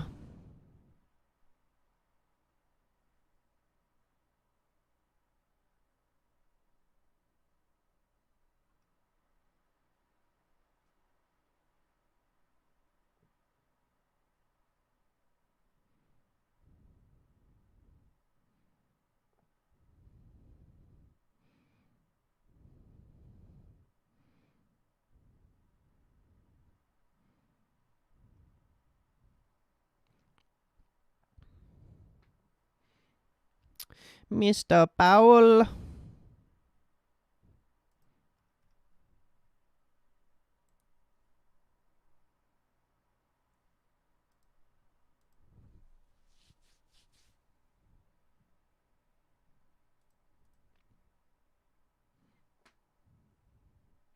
There's about 8 people in here right now. Much love to everyone here.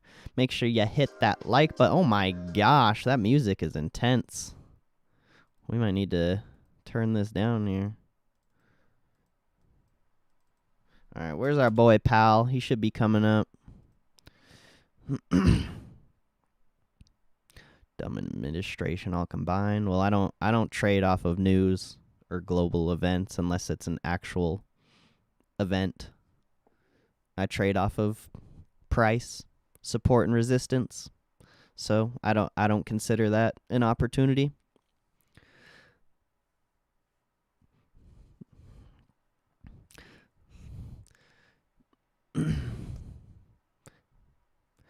The China thing could have been good if you would have traded China stocks when all like the restrictions were happening a few weeks ago. That would have been a good like event to play, but other than that, I don't play events like that. I don't believe the market moves off of events. It has its own mechanics.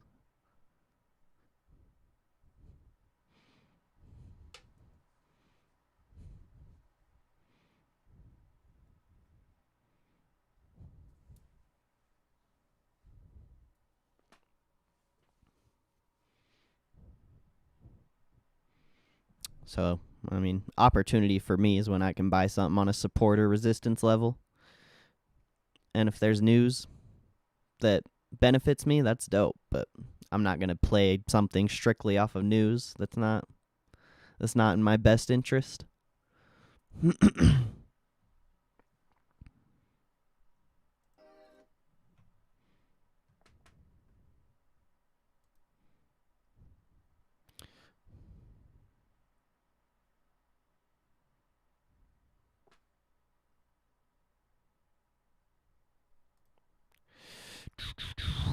Come on now, Powell. Let's get it.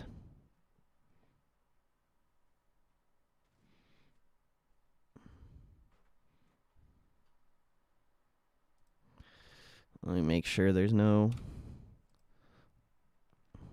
other ones. No.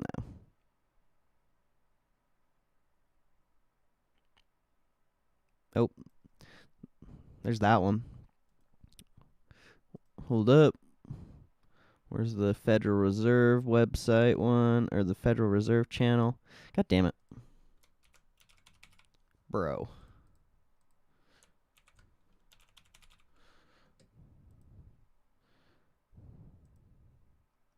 There we go. All right. Here's Mr. Powell. Much love to everyone. Is Gigi Wolf. I am the Senior Economic Education Specialist at the Kansas City Fed and the current Chair-elect of the Federal Reserve System's Economic Education Group. In addition to Chair Powell, I am joined by my colleague Scott Walla, Economic Education Coordinator at the St. Louis Fed, and the immediate past chair of the system's Economic Education Group. Scott will field your questions and moderate today's session with the chair. We, along with over 50 subject matter experts throughout the Federal Reserve, serve as an education outreach arm of the Fed. Our collective efforts are aimed at increasing educators' ability to teach economics and personal finance while helping students and the public gain real-life skills to increase their economic literacy and financial acumen. Our group shares a passion about the role of educators in the lives of students, as well as the opportunities for students to learn more about economics and potentially pursuing the field professionally. Along that line, we're proud to be a partner in the launch of the inaugural Economic Education Month this October. This will be a way to formally recognize and celebrate economic education. We hope that you will join us in promoting economic education by attending a Federal Reserve program, teaching about economic topics in your classrooms, or exploring careers related to economics. While we cannot all be together in the boardroom of the Federal Reserve in Washington, D.C. this year, we are pleased to be able to engage with all of you virtually. We appreciate that both educators and students are joining us via live stream from across the country.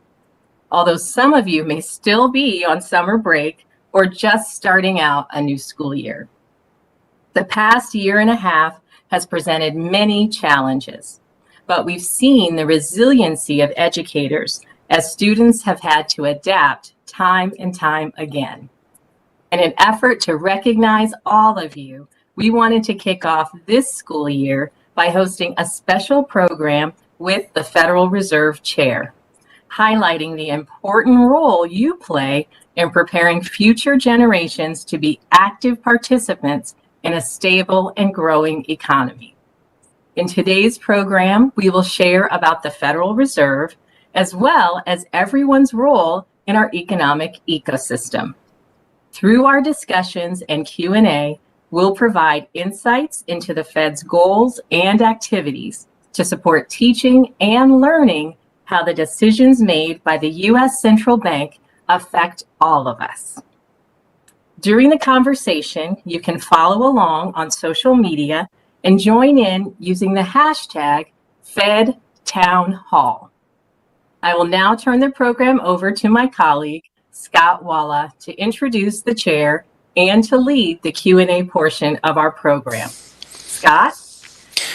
Thanks, Gigi. Today, we are honored to bring you Federal Reserve Chair Jerome H. Powell. Jerome H. Powell took office as chair of the Board of Governors of the Federal Reserve System on February 5th, 2018 for a 4-year term.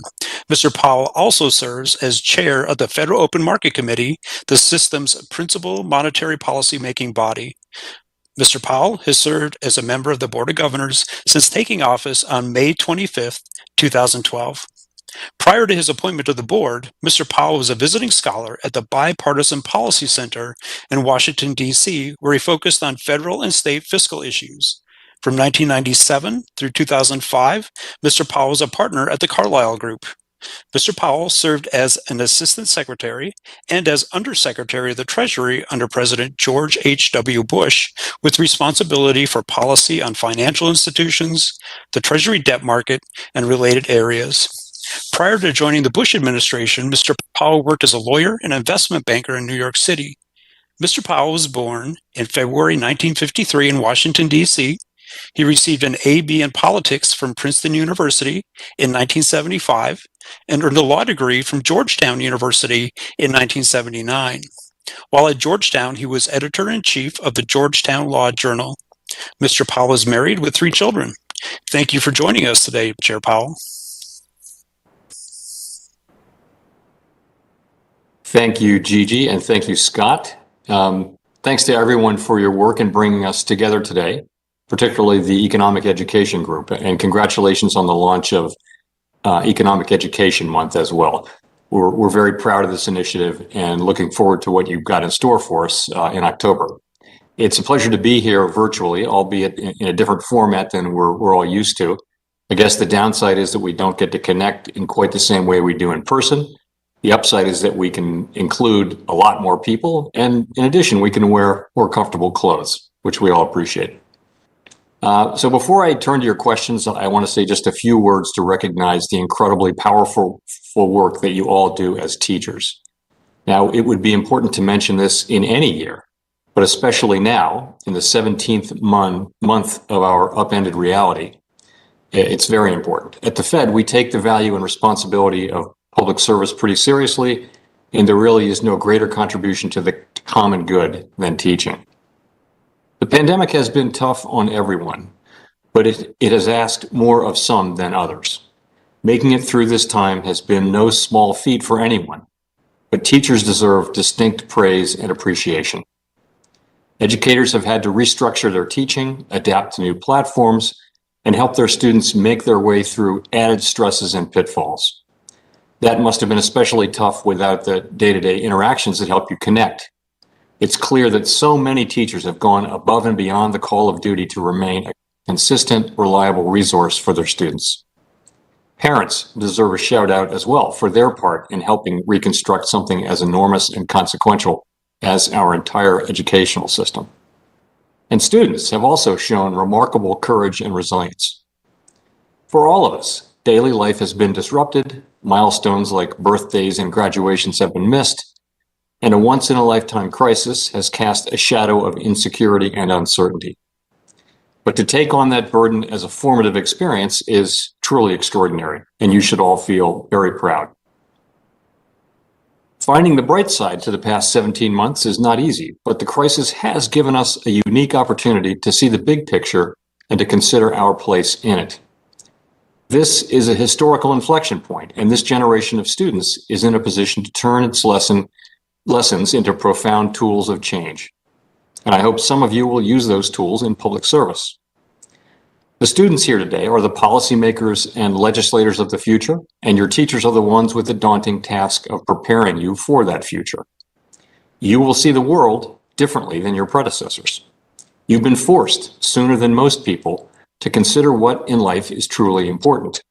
You've seen a world upended, but you've also seen a world that's rapidly changing, sometimes changing more in 1 week than some of us have experienced over the course of decades. I hope this will cause you to think about how you want to make your mark, knowing that things do change, and sometimes they change quickly. This is an extraordinary time, and I believe that it will result in an extraordinary generation, as long as we continue to have extraordinary educators to guide them there. Education is the foundation of our economy, indeed of our society.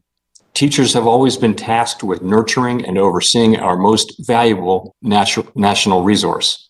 It is the highest call within the higher calling of public service. I want to thank all of the teachers, those here today and the rest across the country, as well as the parents and students who've come together to make it through the past year and a half. Thank you, and I look forward to your questions. Thank you, Chair Powell. Our first question is from Sandra at Adelaide E. Stevenson High School. Hello, Chairman Powell. My question for you has two parts. Why do you believe an economics class is important for a high school student to explore? And what do you think our greatest focus should be in the classroom in regards to the economy and economic concepts? Thank you for that, Sandra. So let me start by saying that I really wish that I'd had a course in economics and just in basic personal finance when I was in high school, for a couple of reasons.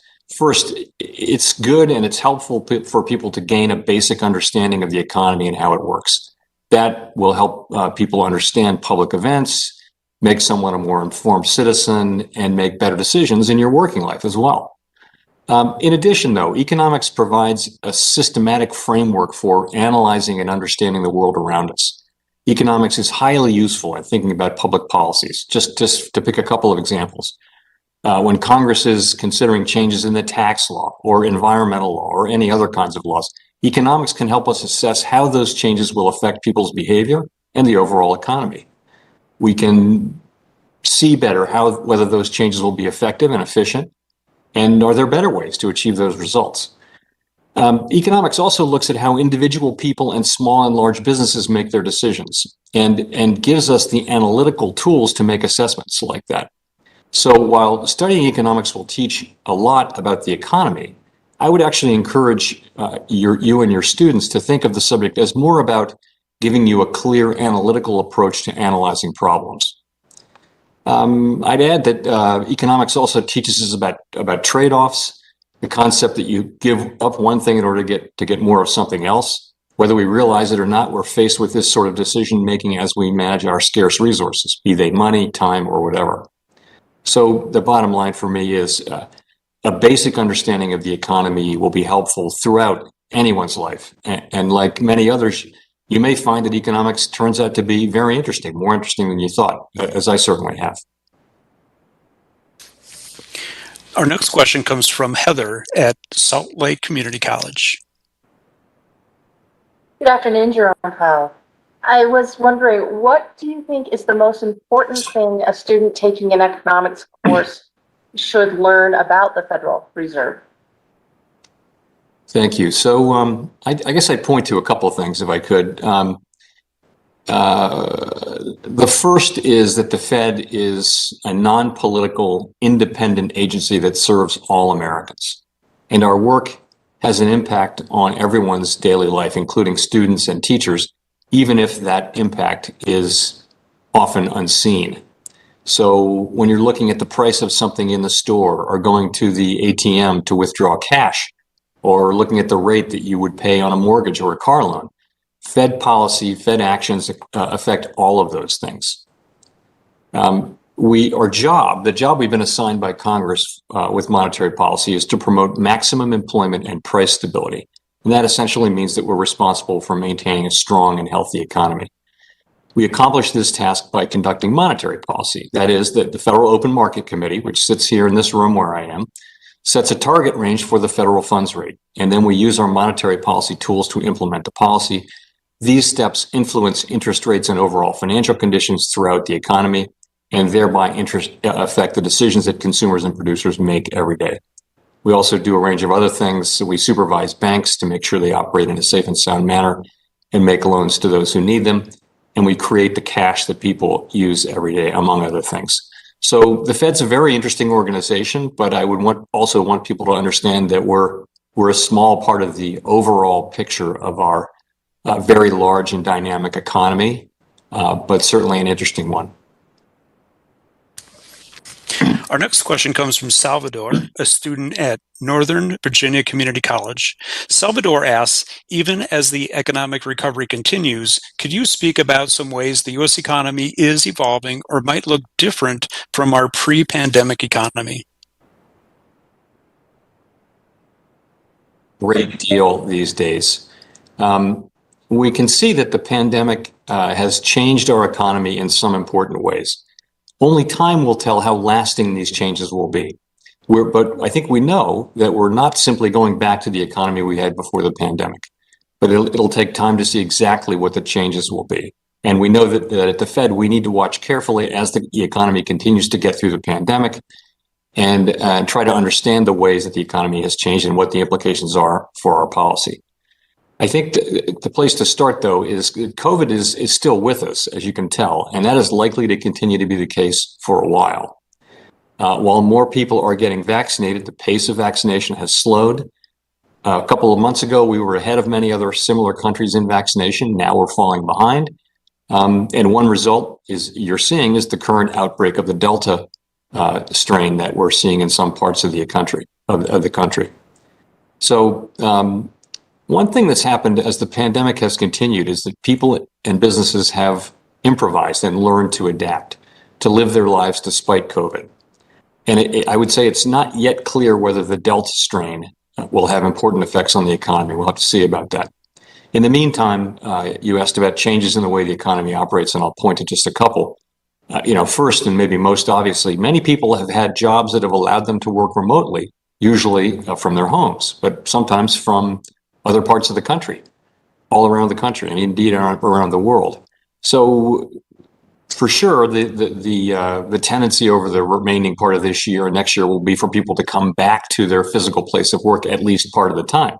But it seems a near certainty that there will be substantially more remote work going forward. So that's going to change the nature of work and the way work gets done. It's going to change the nature of the workplace, because how often will people be in the workplace, and how's it going to affect different groups of people? For example, those of us who have been doing a job for a while can probably do our work well from a remote area. But if you're new to an institution or to a role, you might be better off being in person, because what you don't have is these casual conversations around lunch or sitting around during the day, walking down the hall and seeing people. So you miss that if you're fully remote.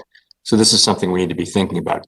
In addition, many companies whose businesses involve extensive direct contact with the public have adapted their business models to the new world. So a good example from the very beginning was buying a home, which now happens very remotely to a much higher degree, with virtual tours of homes and only limited in-person contact. That adaptation happened really quickly. Same with restaurants, which adapted by growing their takeout and delivery businesses very quickly. And those have become new business lines for restaurants, and in many cases are continuing even after the after the pandemic. So people are eating in some cities. We've seen people eating in the same food they might have otherwise eaten out. So it's just a behavioral change. Companies have heavily invested in technology capabilities, and they tell us they plan to do that going forward. That means a couple of things. One is there'll be more jobs associated with providing and maintaining that technology. It also, though, means that some of the jobs that were held by people, for example, in industries that involved close in-person contact, they may be moving more to an automated or no contact model. And that shows up in the fact that the jobs recovery has been slower among jobs that rely on public interaction, especially travel, leisure, and hospitality. I shouldn't say slower. Actually, tremendous job loss happened in those areas, and the inflow back into work is also very strong. But we're well below the levels of employment in those areas that we were at in early 2020. And those jobs, these are public-facing jobs in the service sector, as I mentioned, travel, leisure, hospitality. Those are disproportionately held by women, by lower wage earners, and by people of color. So it may be that some of these people will have a harder time finding their way back into the workforce without more education and training.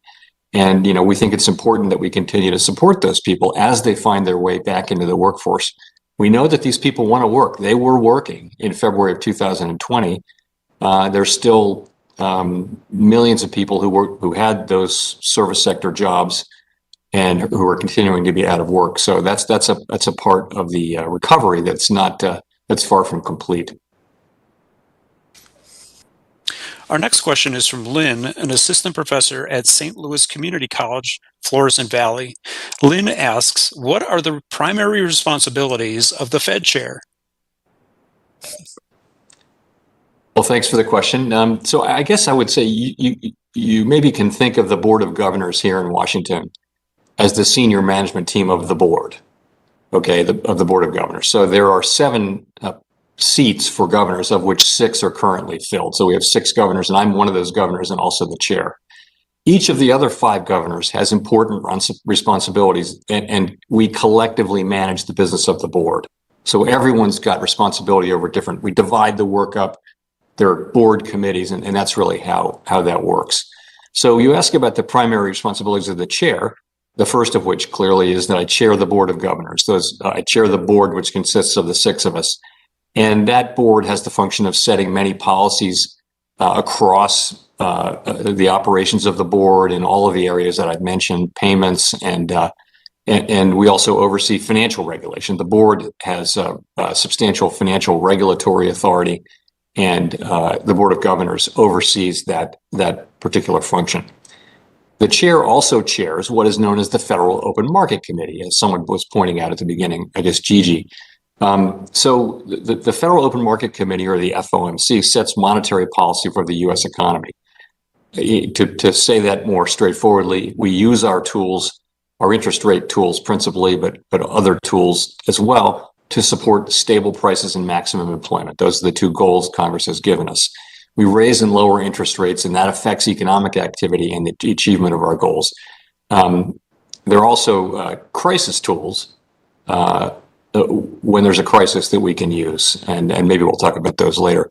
The other thing, those are 2 big jobs. The other major job that I find myself spending a great deal of time on is just public communication. Our tools depend on effective communication in many cases. So monetary policy works not just through raising and lowering interest rates, but also through communicating a clear message to people in the economy. And to the extent they understand what we're doing and why we're doing it, that makes our actions much more effective. And they're not confused about what we're doing or why we're doing it.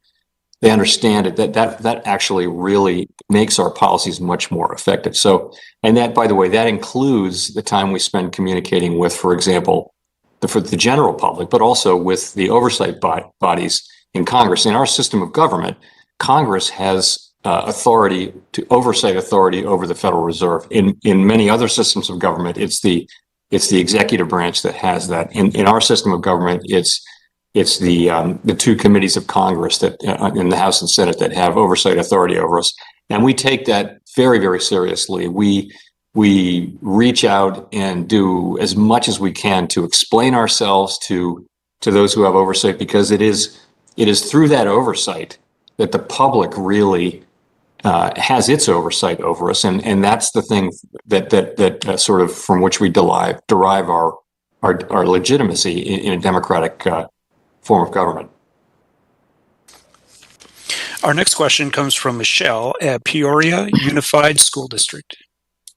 Hi, I would just like to thank you for giving teachers the opportunity to ask you questions directly. A few years ago, I had a chance to be a fellow for the San Francisco Federal Reserve, and they do a great job pouring into teachers and providing us resources. So I wanted to give them a shout out.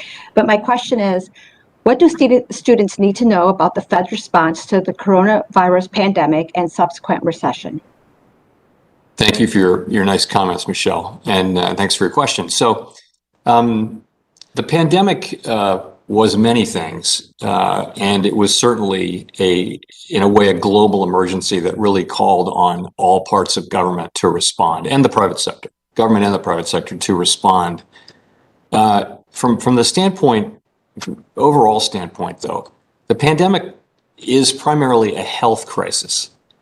So the initial and most important response to the pandemic came in healthcare. Doctors, healthcare policymakers, and the researchers who created the vaccines. Second were the powerful actions taken by Congress in the CARES Act. Effectively, Congress very quickly and very strongly acted, and it replaced the lost income for the tens of millions of people who lost their jobs, and also replaced that income for the many, many small businesses that had to close temporarily. So this was incredibly important, and I think history will look back on it as a uniquely important and successful set of initiatives. There's also a role for the Fed, and that's what you're asking about. So what we did was guided by, again, everything we do in monetary policy is guided by our dual mandate to promote maximum employment and price stability for the benefit of the American people, along with our financial stability responsibilities. We acted very quickly, very aggressively as soon as the pandemic really manifested itself in a serious way in early March. We rapidly lowered interest rates to near zero, and that has the effect of supporting economic activity. Lower interest rates make it cheaper to borrow. They give people more money. They spend less money servicing debt, and they generally support economic activity. Lower interest rates also feed into other asset prices and create financial conditions that are generally more supportive of economic activity. We also took very aggressive steps to stabilize the financial system, which consists of capital markets and banks and lots of different institutions. So at the beginning of the pandemic, investors all over the world were selling everything they had in the financial markets and trying to just accumulate cash. And so really important, critical financial markets were starting to lose market function. We stepped in and we stabilized those systems. We also launched a bunch of programs to support the flow of credit in the economy to small businesses, large businesses, nonprofits, state and local governments. And in that case, just the very fact that we started those programs, which were really unique in our history, it was something we hadn't done before. That really reassured the private markets, which then began to function again very quickly. So simply by creating these facilities as a backstop, they had the desired effect in restarting the capital markets. So that really helped, organizations from closing, and it put employers in a better position to keep their workers on and to hire them back as the recovery continues. The other thing I'll say is that, as it sounds like, some of these tools are, as a matter of law, only available to be used by us in an emergency situation. And we used them, I think, very effectively after COVID forced a near shutdown of the economy. But so as the emergency has receded, we are required to put those tools away. And we've done that almost completely now, but we're in the process of fully putting away those tools, which are really reserved for actual emergencies. Our next question is from Lisa, a business teacher at Jackson Memorial High School. Lisa asks, how can teachers best bridge the gaps between economic theory, for example, the Phillips curve, and our students' real-life experiences? Interesting. So let me point you to our economic education staff, they've actually developed a website to help educators, and it's called federalreserveeducation.org, where there are free resources for teaching economics, personal finance, entrepreneurship, history, and other. We welcome your feedback on it, but please take a look and see whether it's helpful. So I haven't taught economics to high school or college kids, and without having done that, I wouldn't presume to be able to tell teachers how to do so. I've been involved in a fair amount of school governance, and one takeaway from all of that is just how incredibly difficult and valuable the work of teaching really is. You have to just have to start with that. So, but I studied some economics, and I can attest that economics, I can agree, it can seem dry and abstract, and it really makes it more interesting if a student can see why economics matters and how it affects people's lives. I think that the textbooks of today seem to me, anyway, to be a whole lot better than they were, more than 40 years ago when I studied economics. And I'm not an econ PhD. I just took basic economics in college, macro and micro. But I find the textbooks of today to be much more accessible and useful and user friendly. So we've got this enormous, diverse, and rapidly evolving economy. And economic policy has important effects on everyone's lives. To contribute as citizens, students need that understanding of the basics of the economy, how it's changing, and how different policies might affect those things. You can think of economics as about understanding and weighing costs and benefits and making decisions, something people do every day. We do use a lot of economic theories and models, which are just simplified versions of reality. Those models need to be kept up to date, and our research staff spends a lot of time asking and analyzing whether the theories and the models actually reflect the world. But I would say this, that these theories and models are actually quite relevant to students' experiences. For example, your students probably think they don't care about maximum employment and price stability, because what is that? But in those terms, it doesn't ring a bell, but people care about finding a summer job, for example. And they'll care as you come out of college or high school, you'll care a lot about the job market and the policies of economic policies, both fiscal but which is Congress, and monetary policy by the Fed. They'll really matter for that over time. So I guess I would say, ideally, it seems to me that you would link what could seem to be challenging economic concepts with situations or events in students' lives to help them see the connection. This is probably something you do every day. I mean, and the point is that every student is already an economist in a way. Every student responds to incentives, understands trade-offs, and although you may not use those concepts as a student or have a framework for thinking about it in those terms, that's what's going on. So that's what economists do on a daily basis. I mean, you mentioned the Phillips curve. It's the relationship between employment and inflation. I think you could explain that in terms that people would understand, just around job, the way inflation moves up and what it does in the economy, and the prevalence of jobs, the tightness of the labor market. So I'll think some more about that one, but I think it's a great question. Our next question comes from Tammy from Bellevue High School. Hello there, from the Seattle area.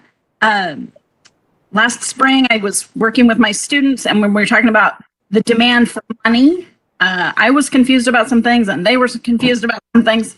So I promised I would do a little research over the summer, and I guess I haven't had much luck, so I'm going right to the top. I'm going to ask you, what role do non-cash transactions like direct deposit, online bill pay, credit cards, phone apps, etc., play in monetary policy, as well as the amount of currency that is printed and minted? Okay. Great question. So we do, just let me explain, we have a role. One of our many roles is to promote a safe, efficient, and accessible payment system. And that's really where your question falls. We actually provide all of the physical currency, so folding money, and we also operate some elements of the payment system that enable physical cash and electronic transactions to move reliably through the economy. Now, historically, our payment functions have evolved over time as payment methods have changed. When the Fed was founded in 1913, cash and checks were really the predominant means of payment.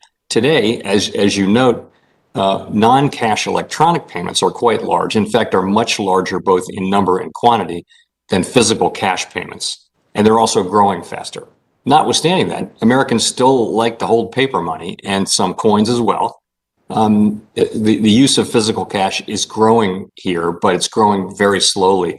And in many cases, interesting, particularly in some of the Northern European countries, the use of physical cash is really declining. And that explains some of their interest in wanting to have more digitized financial systems. So, you're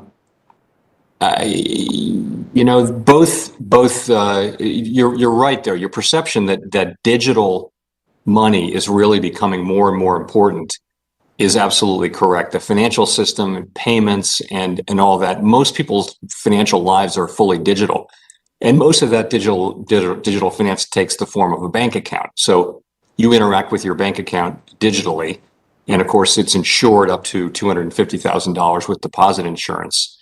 And more and more payments are taking place digitally and less in the form of physical currency. So I'll just add that that's why central banks all over the world are looking at the question of should they create a digital form of currency? Because right now we only provide digital currency for interbank transactions in the form of reserves. We provide physical cash for the public. We don't actually provide a digital currency for the public, and it's a very interesting and challenging question whether we should. There, of course, are many. You mentioned a number of credit cards and debit cards and bank accounts and all those things that amount to digital forms of private money. But so that's something we're looking at now. I hope that helps clear up some of what you were looking for. Our next question comes from David at the University of Maryland. Hi, Chair Powell. My question is about your path to chair. While most of your predecessors were lifelong academics, your path to chair has been somewhat unconventional. Before being confirmed in 2018, you were a lawyer, a banker, and an investor. How has your unique career path influenced both your economic philosophy and how you view your role as chair of the Fed? So the Fed is a large and it's a complex institution that has a range of policy and operational responsibilities. And those call on different and often highly specialized bodies of knowledge. So this may surprise some, but even for most economists, most of what the Fed actually does requires a great deal of specific study and learning on the job. So there are many macroeconomists who come to the Fed to be a governor or a staffer, realize that a lot of what we actually do is very specialized and requires years. So I was fortunate enough before I became chair to serve for almost 6 years on the Board of Governors under two great chairs, Chairs Bernanke and Yellen. And over the course of those years, I chaired almost all of the board committees that deal with our policy responsibilities. Of course, I didn't chair the Federal Open Market Committee, which is always chaired by the chair. So I had the benefit of those nearly 6 years. I had a pretty good understanding of all of the Fed's policy responsibilities and operations before I became chair. I would also say, if you look around this FOMC table, look at the now 18 members, you see a real element of diversity of backgrounds. You see people who have spent, there are a number of very, very strong economists from different parts of the economics field, but also there are people who have worked in business, people who have worked in finance, in academia. And I think that diversity really brings, and you see those people be very effective on monetary policy. I've almost 10 years at the Fed. I've seen people from different walks of life come to the Fed and be very effective in understanding and articulating and contributing to the monetary policy discussion. In terms of my own career, I do feel like all of the different parts of my career have helped inform and helped me in my career. Having been in the business world and been at a regulated institution, I see the other. I can see what that informs my understanding of regulation to some extent. I would add, when I first came here, I spent an outsized amount of time in my early years studying the parts of economics that are most relevant to the Fed's role. So I think you have to do that if you want to be part of the discussion about monetary policy around here. So those are some of the ways I think about that question. And yeah, again, we benefit from having many great economists in the Fed, and we couldn't do our work without them. But a number of other kinds of people are able to contribute as well, and I think that diversity is really a healthy thing. All right, now we go to Samuel at UC Berkeley. Hi, Chairman Powell. I'm currently an undergraduate student at UC Berkeley, and I've also had the great privilege to serve as a student instructor last semester for our intermediate macroeconomic course. It's really a pleasure to be here, and thank you so much for your time. The question I have is, what do you think are the most crucial concepts students should take away and understand when they are learning about monetary policy, especially given how much monetary policy has changed over the last decades? Thank you so much. Yeah.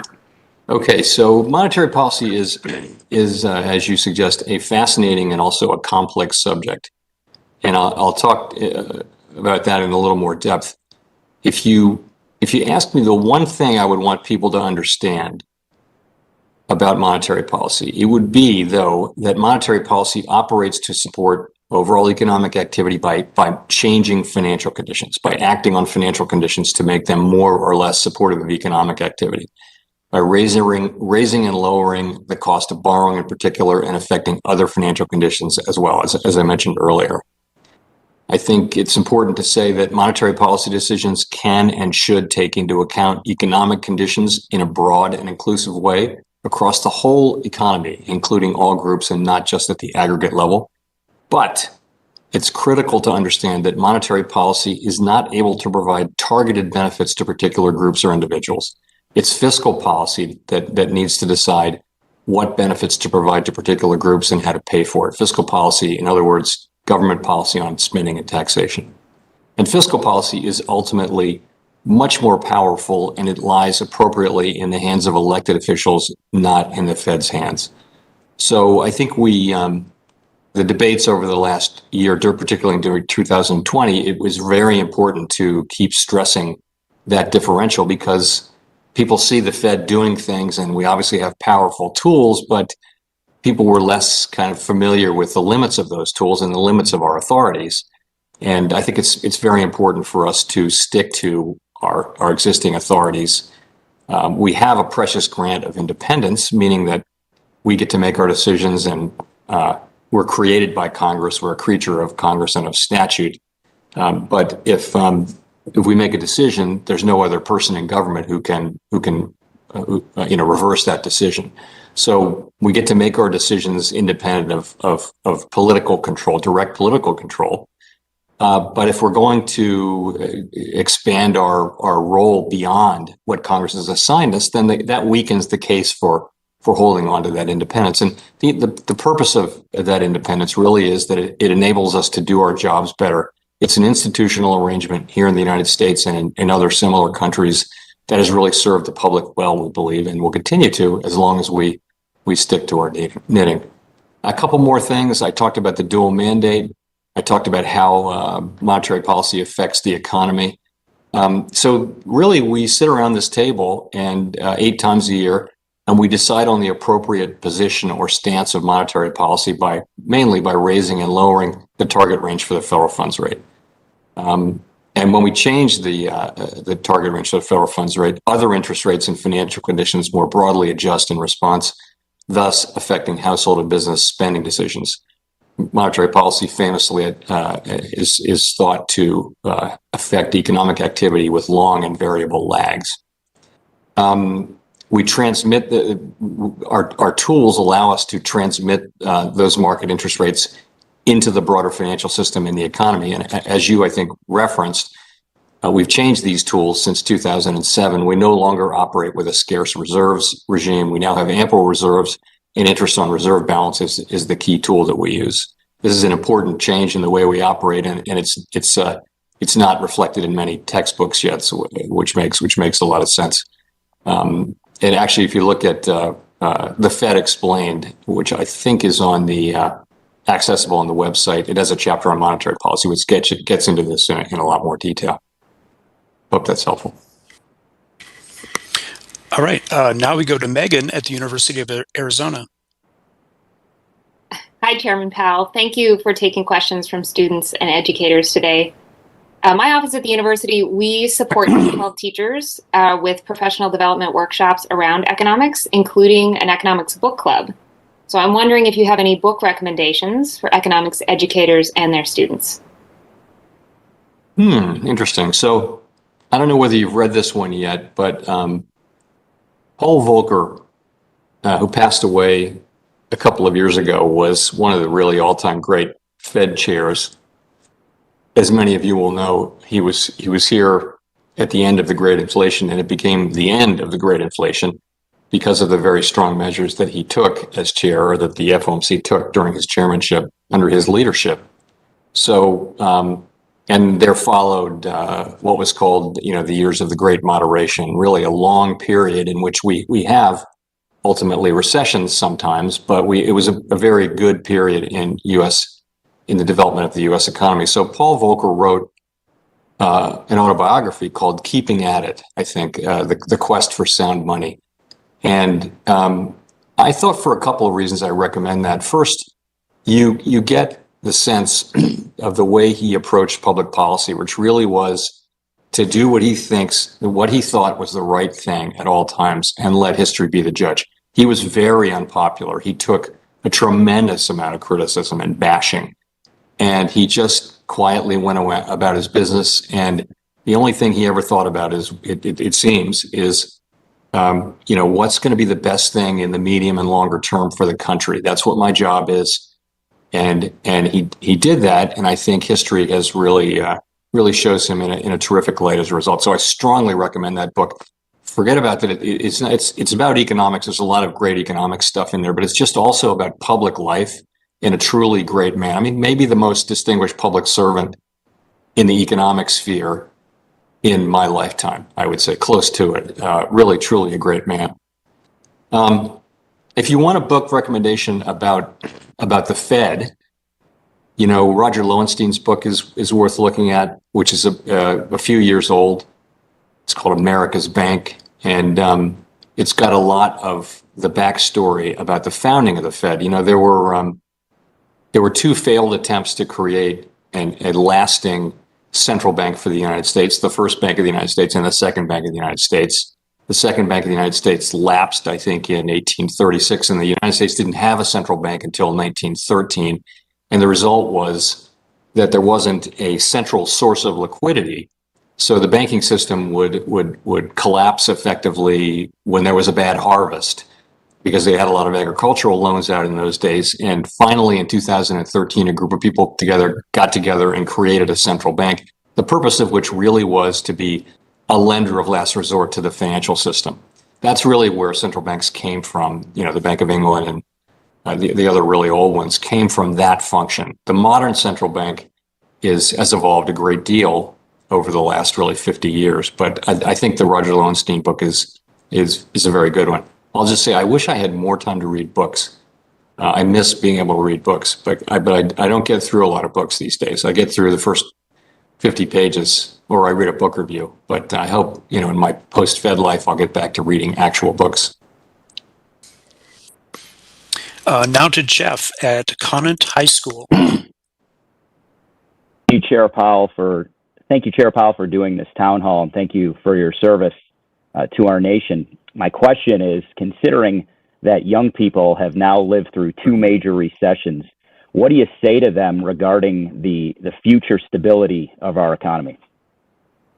Yeah, clearly today's teenagers have lived in interesting and challenging times, with the global financial crisis of 2008 to 2010, and then the pandemic of 2020 and 21. And I imagine everyone's hoping that economic times will be less interesting going forward, and we certainly hope that's the case. But I guess what I would say is this. People should understand that the economy is ever changing. And through history, over long periods of time, the economy grows and living standards rise from one generation to the next. And there's every reason to think that will continue. We don't know at exactly what rate, but that's the overall picture.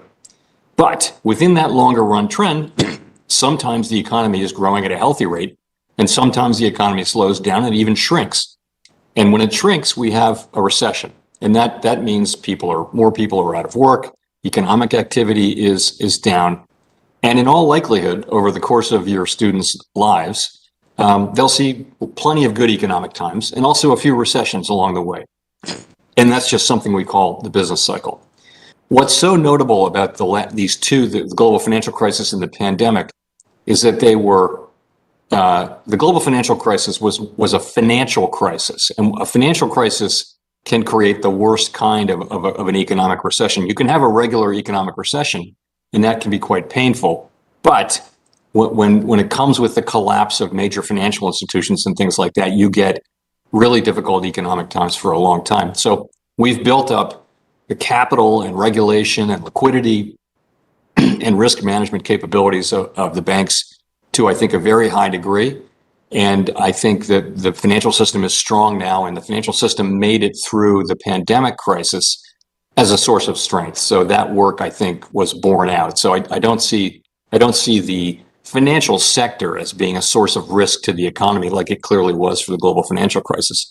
In terms of the pandemic, it's the first really big global economic event traced to a pandemic. And I think we learned a whole lot in how to deal with it and how not to deal with it. And I would think we ought to be much better prepared next time. By the way, we're not through this time. As I mentioned earlier, the pandemic, the COVID pandemic is still casting a shadow on economic activity is still very much with us. We can't declare victory yet on that. So I just say a couple things to people, and I wish someone had told me this when I was young. Whenever the economy slows down, you should remember that this time is going to pass and the economy is going to return to growth, and vice versa as well. When the economy is doing really well and it's growing and jobs are plentiful, it's important to remember and plan for the fact that the time's going to come again when the economy weakens and people lose their jobs. And we should all be just understanding that and plan accordingly. You're going to live through several recessions. I think it's absolutely critical to do everything we can to avoid financial crises and now pandemics as well, because we now see that pandemics can destroy trillions of dollars of wealth and economic activity, just vaporize it, as happened in last February and March. So the last thing I'll say is I know living through the COVID pandemic, our youngest child is just out of college, and being out of school and having to miss social activities and school activities, it's just been a very, very difficult time for students and families to navigate. I know there's a lot of anxiety about that, and also the effects are not felt equally by everyone. I have a lot of sympathy and support for everyone who's had to deal with these things, particularly younger people and students. All right, now we go to Jacob at Arizona State University. Hello, Professor. Chairman Powell. This is Jacob Gold. I'm a professor at Arizona State University. My question for you is, how important is it to teach financial literacy to students in the classroom? And at what age should the financial education begin? Thank you. I think it's absolutely essential. And I know in the time in my life when I started to understand what a mortgage was, what a car loan was, I wish I had a financial literacy course early on. It's just such an essential thing for students to have as they come up and become adults. They're going to face important choices that will affect the course of their lives. And I think also because parents have varying degrees of financial literacy themselves, it's important that economic and financial literacy be taught in the classroom so students of all backgrounds can have access to high quality information. What it means to be financially literate also changes over time. So financial literacy that's grounded in the economic way of thinking will enable students to apply their knowledge to new financial challenges as they grow up. I'm not an educational expert, but I don't think you could begin too early with this. Kids can be really interested in stuff that they find interesting, and I've seen very young kids be able to understand. I tried some of this on my kids, and to a different degree, they were interested in these basic concepts of economics and finance, like trade-offs and choice, scarcity, and things like that.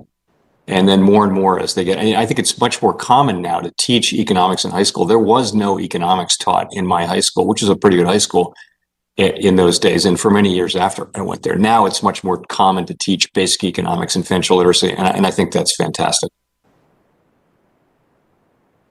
Now to our last question from Elon at the University of Michigan.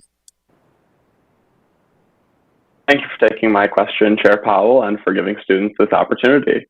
My question is, as a college student, what would be the best way to prepare for a future position with the Federal Reserve System?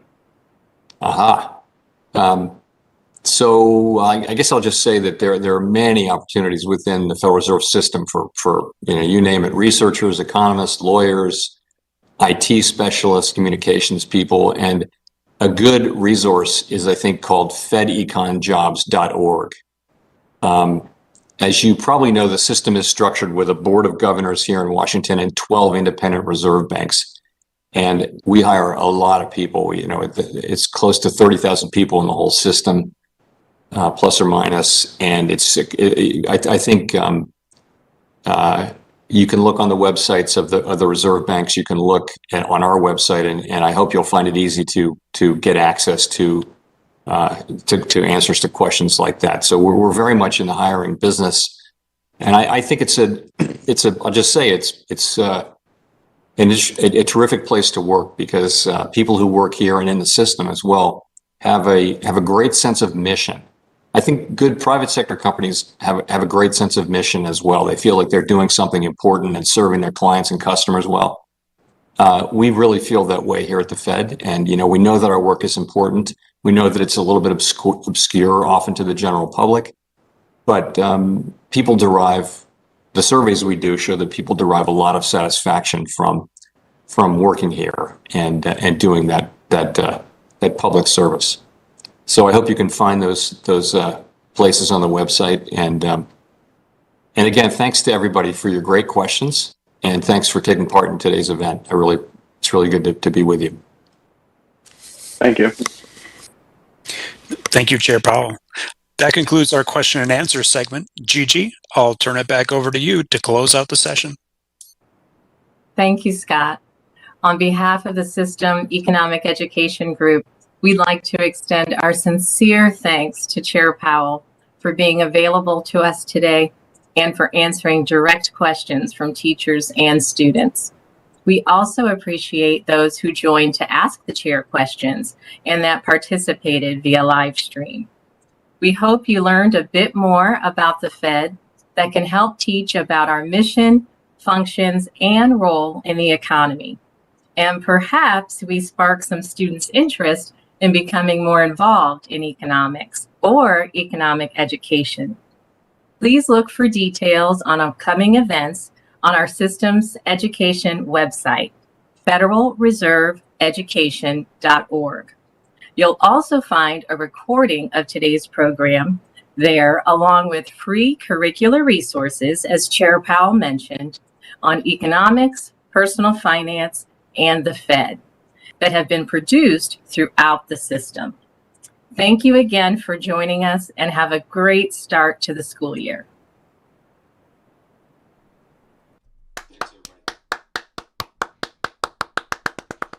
Yay. Our boy Jerome. That was a weird one. I've never seen that kind of live stream before. That was kind of cool. I wish I could have fucking talked to Jerome when I was in college. That would have been tight. Could you imagine? What if I was on the live stream asking a question? I'd be like, hey, yo, Jerome, my guy. What's up, bro? I love you.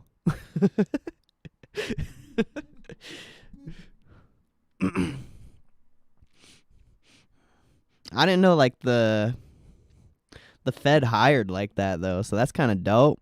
You go work for the Federal Reserve. I think that'd be cool.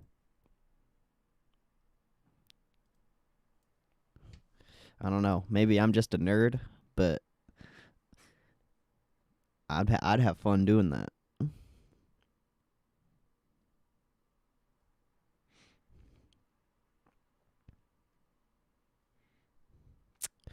But I hope you guys enjoyed that.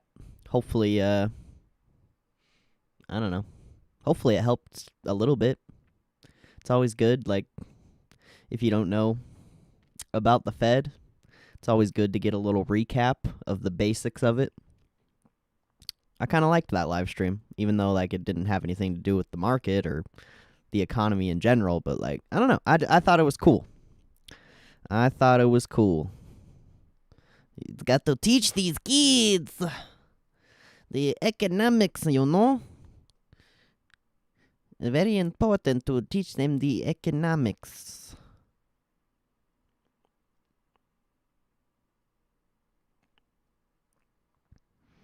Anything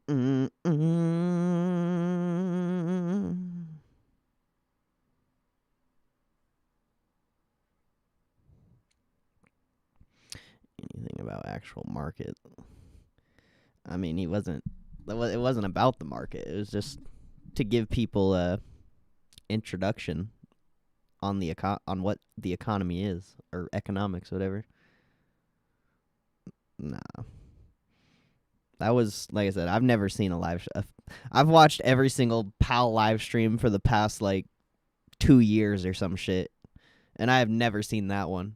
I've never seen him, like, talk to kids. I think that's something they do, like, not live, you know? Like, the only reason they did it live was because of the pandemic. So, I don't know. I thought it was cool.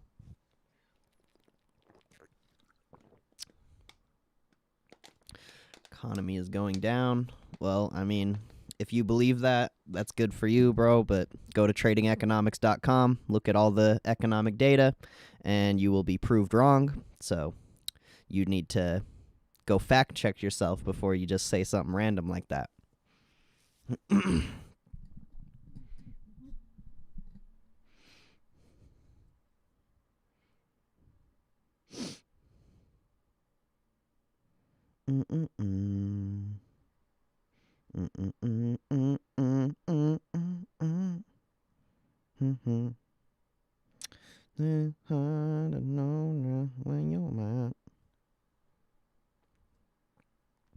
Yeah, it's a good website. You get economic data daily from various different countries. You can go look at a lot of stuff. Care to share some details of what? Just go to the website. Like, I just put it in the chat. You got to go find all this stuff for yourself and just stay updated.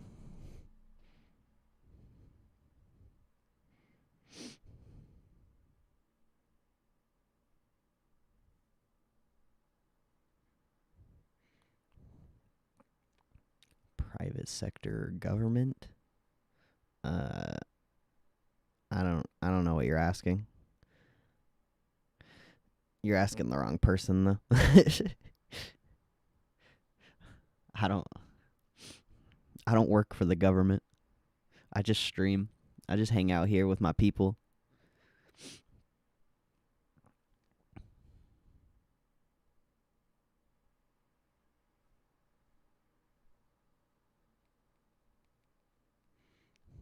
You said it's factual data? Yeah, it's public. Go look at it. Any economic data is public.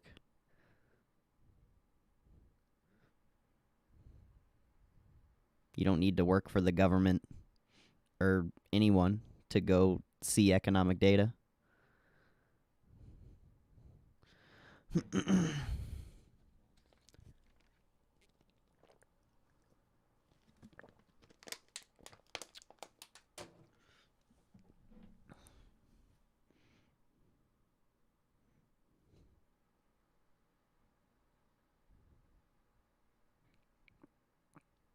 I'm asking if it's provided by government versus private or both. I don't know where they get this shit from. Honestly. But it's on every website that has economic data. Like, all the economic data on trading economics. It's on Yahoo. It's on Bloomberg. It's on literally anything, any website that has economic data.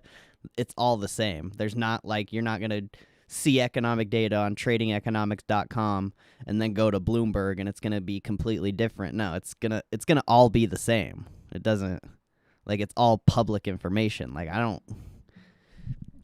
like, some of the data is from, like, what is it called? I can't think of what it's called right now. Like, why can't I think about it? It's freaking, why can't I think of the word?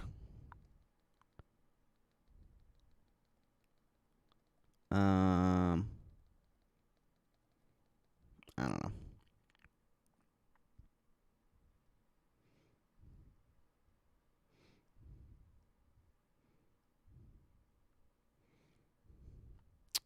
I literally can't think of it.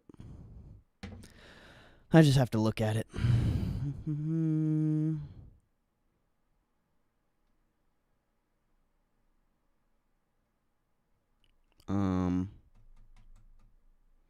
I literally just can't think of what they're called for some reason.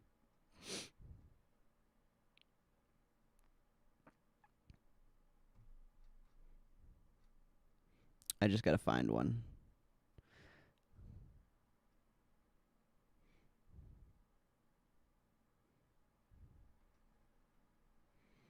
I'm hearing terrible things.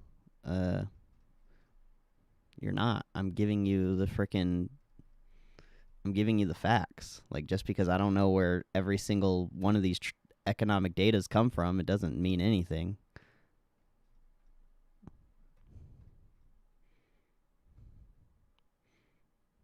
It's all public info. It could come from the government. It could come from the Federal Reserve. It could come from an entity that works with the government. Like, I don't know. Like, I just know the economic data is legit.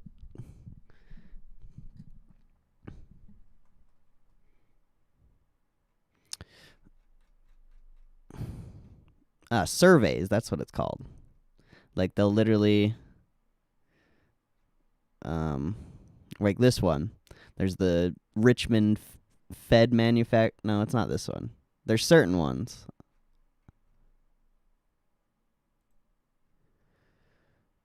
Like, where is it? I don't think there's any this week. That one's a Fed one.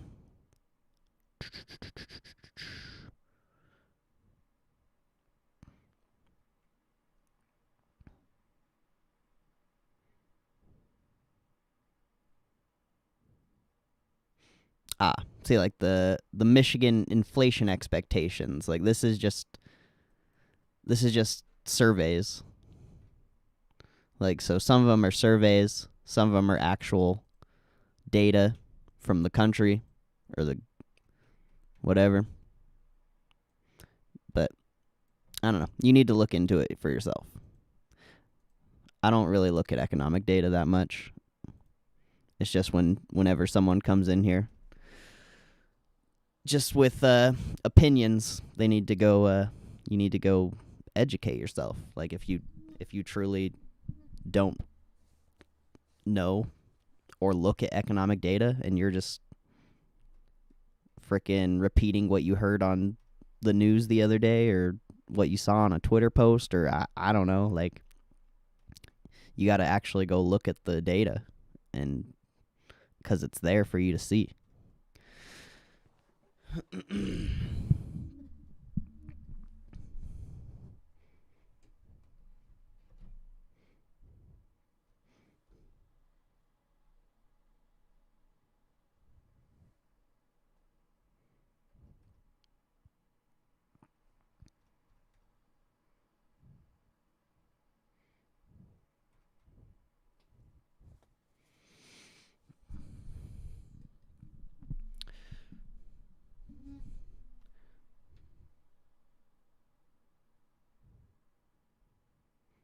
Have I been in any cities lately? Yeah, I live right next to a city. I don't really go to it, though. I don't like cities. They're too busy.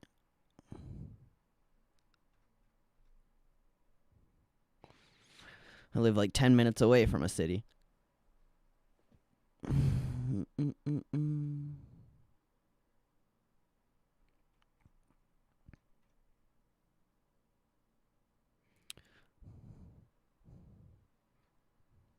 What about real-time data we see with our eyes, like homeless and mass illegal immigration? So you're gonna go against data that keeps track of everything going on in the whole country versus like what you see? I don't know. And homelessness has been a thing forever. Illegal immigration has been a thing forever. Like it doesn't.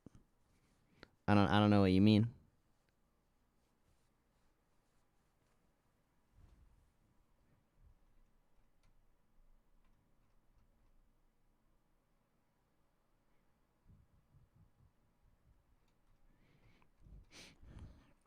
Is it increasing?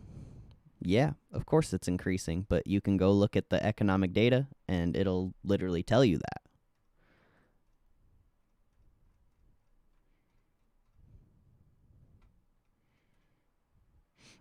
Actually, I don't think they have a economic data for like homelessness or anything like that, but they have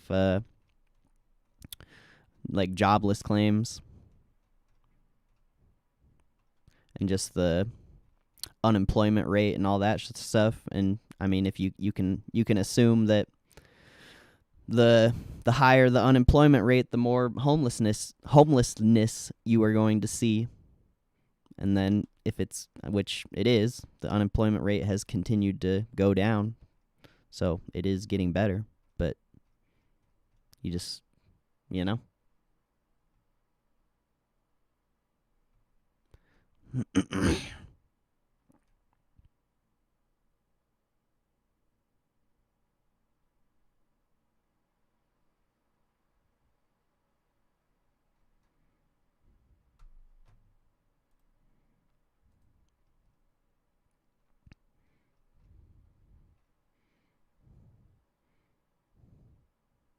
Homeless people have allowances and other benefits.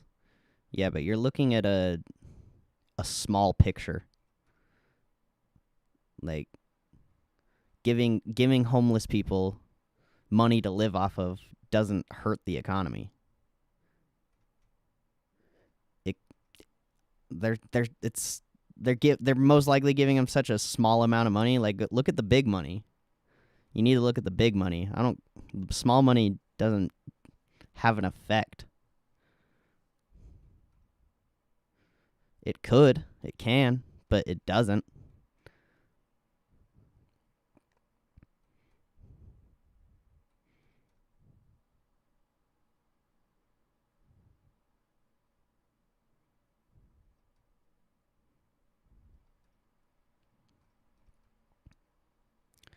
We can notice that more money is being given to illegals that is spent towards the homeless than that is spent towards the homeless.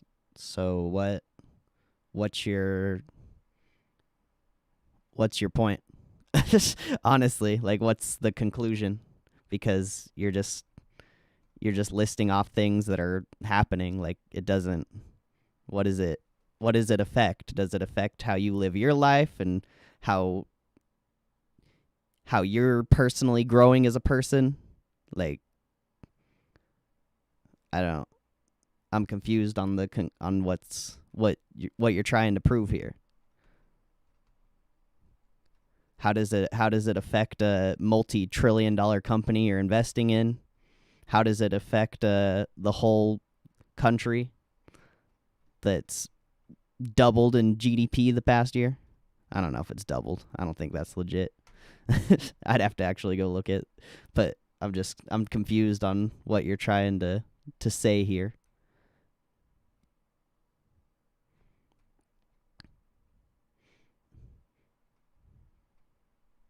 Economic status. So what you're saying to me is you think homelessness and illegal immigration are going to bring down the economy. That's what I'm getting out of what you're saying. Other than that, I don't understand what you're trying to point out. You're saying the billions and trillions of dollars that is out there, a small amount going towards immigration and homelessness is going to have an effect. I'm pointing out an example of an issue. But I don't get how it's an issue for the overall economy. That's what I'm getting at. It's a small thing.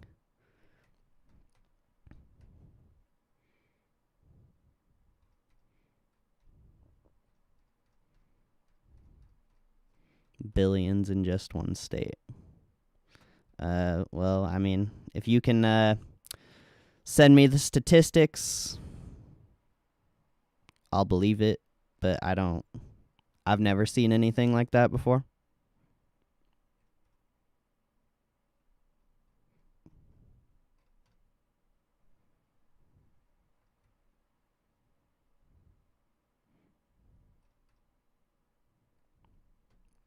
I just don't even think it's I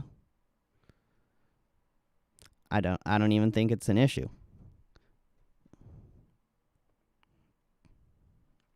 You're the first person that's ever brought this up to me. Just saying. Send it to my Instagram or email, Stock Market Options Live.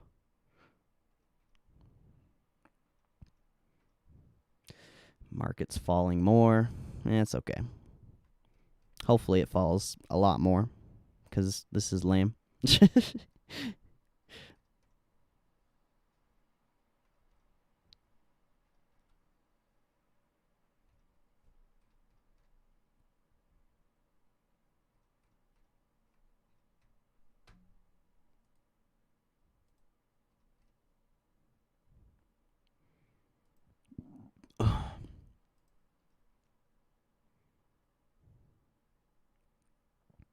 You can send it to me as well. What's up, Rohit? Rohit! He's trying to cap. I'm just confused on what the point is. That's all. Because even if it, even if it's legit, like it doesn't really affect anything. Realistically. Like immigrants still provide to the economy. Like immigrants, it's not like they don't fucking eat. Immigrants still eat food. They still shop. Like they still contribute to the economy. So like homeless people, I mean, they don't really contribute, but they can. So I'm just confused on like why it's even a thing or whatever.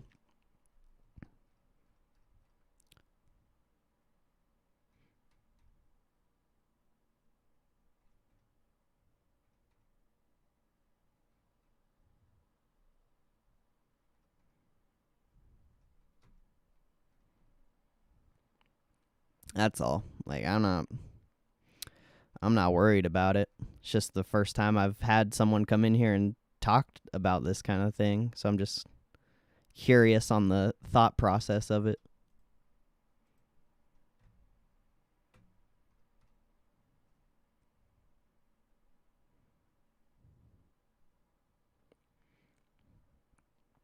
Why is the market falling today? Because we've gone up. We've hit all-time highs every single day for the past 2 weeks. Most likely. You can't just go straight up.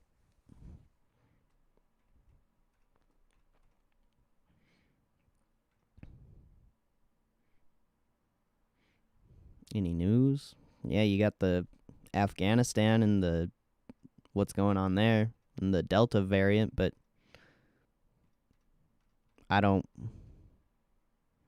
the news to me doesn't really, it only has a very small effect, if at all. I don't know. I don't believe news has an effect.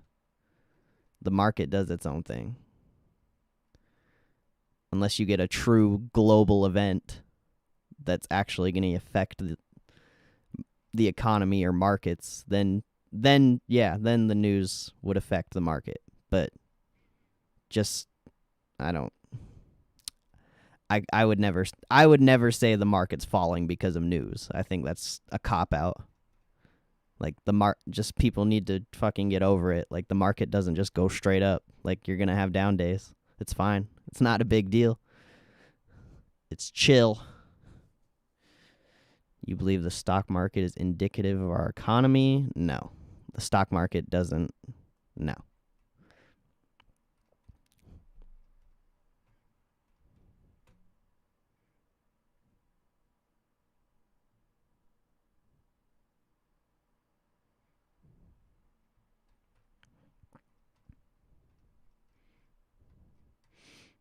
The stock market is a future projection, if anything. It's not projecting what's going on right now. The stock market, a majority of stocks are pricing in what is expected in the next 10, 20 years.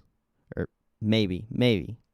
Probably 10. I don't know about 20, but it's future projection, not necessarily what's going on here.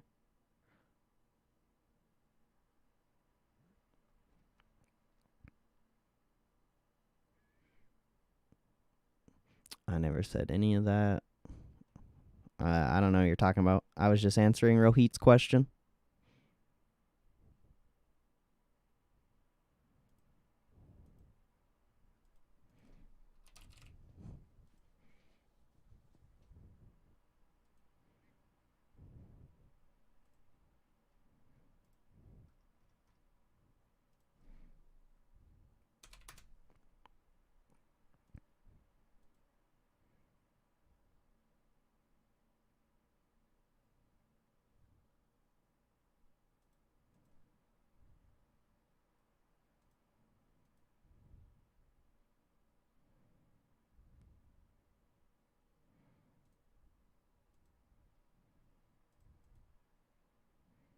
Bro, what price is this thing? My E-Trade is tripping.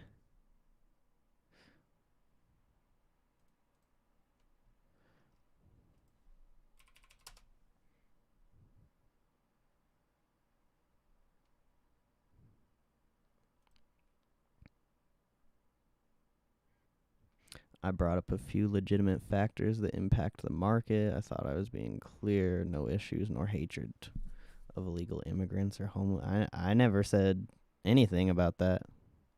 I was just saying that doesn't have an effect on the market. Why would it? Why would homelessness and immigration?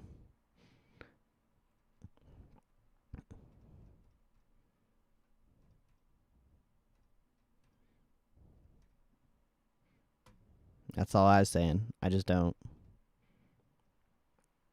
see it.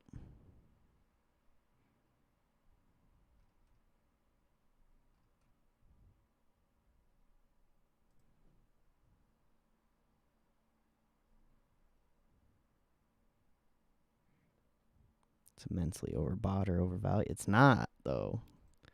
Like, you're literally just saying things. No, it's not. I go through this with everyone who comes in here. Everyone thinks the market's overvalued. It's not. Like, you guys are crazy. Everyone that comes in here says this. But if you literally go look at the frickin' charts, you go look at the NASDAQ, you go look at the Dow, they're not even up 12% on the year. Barely 12% on the year. Your average yearly expected rate is frickin' 7 to 12, 14%.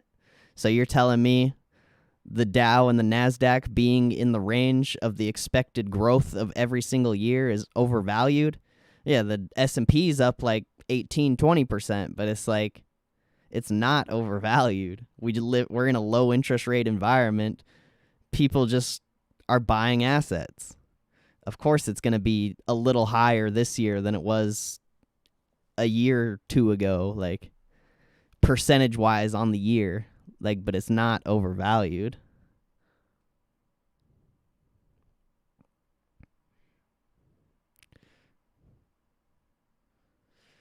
Don't just say we're crazy. You tell us if you know the numbers. I just told you, like, we can go look at it. You pull up the NASDAQ, pull it up on the year. Here, we'll pull up a 2-year chart. Let's see. Beginning of 2020.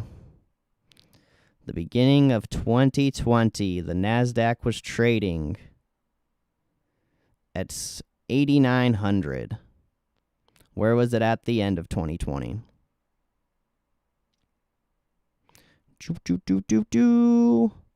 End of 2020, the NASDAQ was trading at 13,000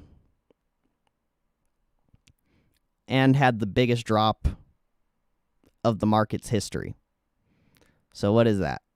8,900 to 13,000? I don't know what that is percentage-wise. 10% would be 890, I think, right?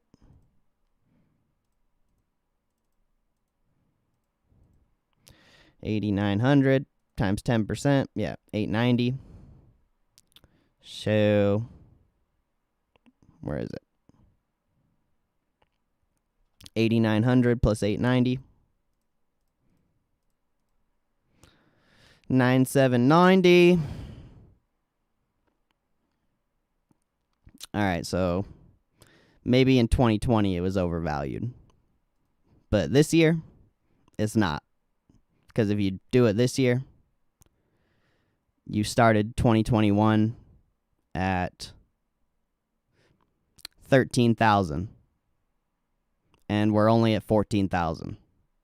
So we're barely up 10% on the year.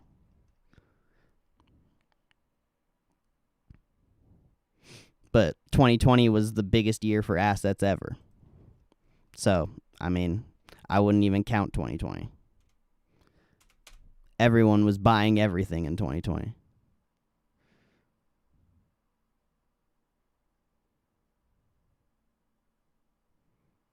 Groceries, gas, for example. Yeah, of course I have, bro. I'm not an AI, but I'm also, like, of course. Of course everything's going to go up. Like, what does it matter, though? What are you doing to fix that issue for yourself so you don't get fucked over, so you don't become homeless? That should be more important than worrying about what you want to happen. You want prices to go down. You want prices to whatever. But the reality is it's not going to happen. So you just need to accept it and just understand that it's not going to get better. Prices are only going to get more higher and higher. Everything's only going to get more and more expensive. Like, you just literally need to accept it and just focus on what you're doing and focus on your journey.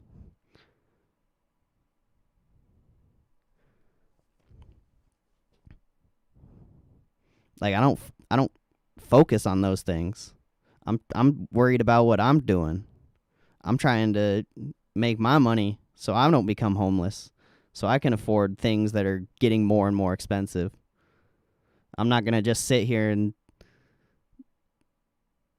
sit and do nothing while everything is just getting more expensive and complain about it.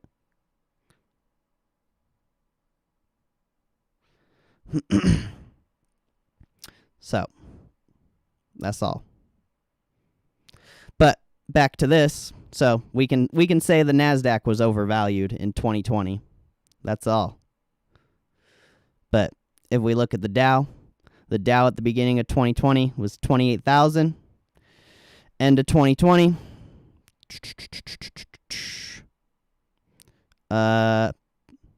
30,000. So the Dow didn't even go up 10% in 2020. Technically. If you're counting the COVID drop, then yeah, it moved a lot. But if you're counting the actual starting of the year to where it ended, the Dow is far from overvalued. Like, I don't even think that's 10%.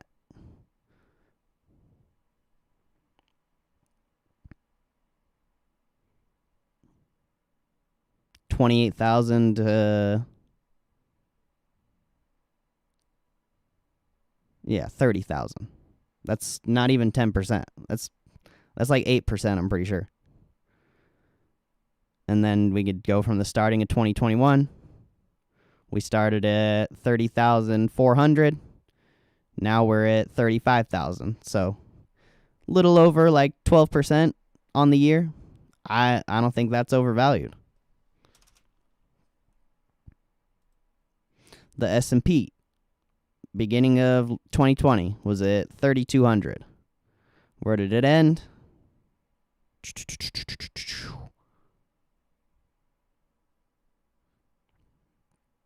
3,700. So what is that? Like 15%? That's not that crazy. And then this year's been pretty crazy for the S&P though. But still, you're only up. I don't even think you're up 20% yet. I don't know. I always explain this to people, but you're gonna believe what you want to believe, whether I show you the math or not. So it's, I don't know.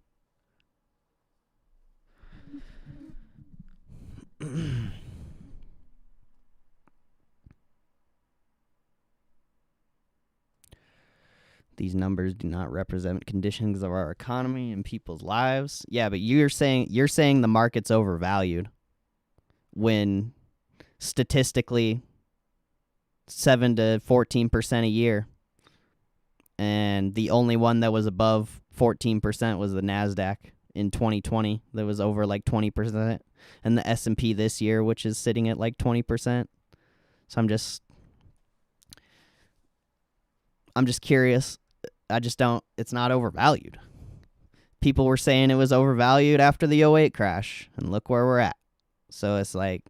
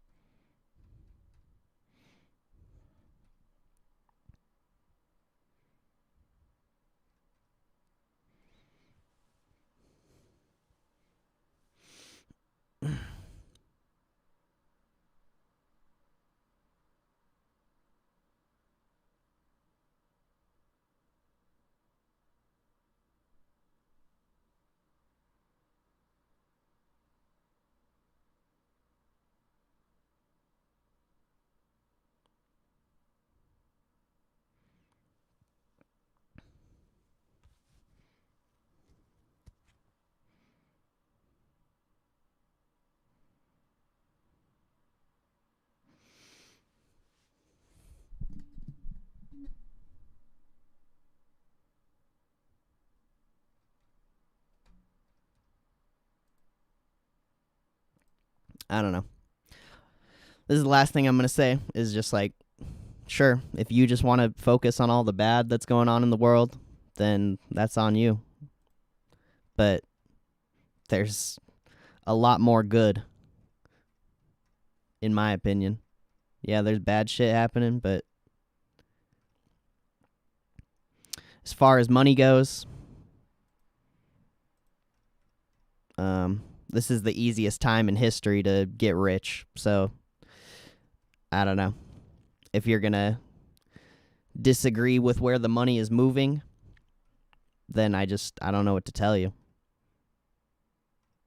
Because I'm going to follow where big money's going. I'm not going to follow my fears or anything like that. What I think. I'm going to follow what's there. Like I don't care what I think.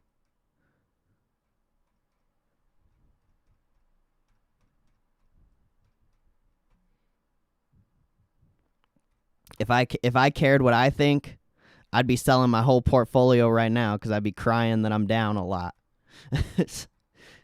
So, like, I don't know. But just, I don't know. I think it's pointless to focus on all the bad shit. It's a waste of mental energy.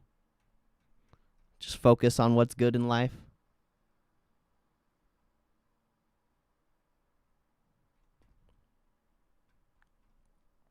It's about uncertainty. Who cares? What are you going to do? You going to sit here and not invest in the markets and, you know? You going to sit here with just cash in your account? Why everything's getting more expensive? It's like fuck the uncertainty. Like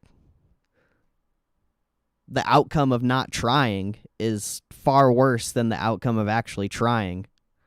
To, you know, it's I don't care about the uncertainty. If the uncertainty is stopping you from trying to or doing something, then it's a waste. Because you're going to be in the same spot no matter what, whether you do something or you don't. If you do something and it goes wrong, you're going to be in the same exact spot as if you didn't do anything and it went right. So just take the risk and don't focus on all the negative shit.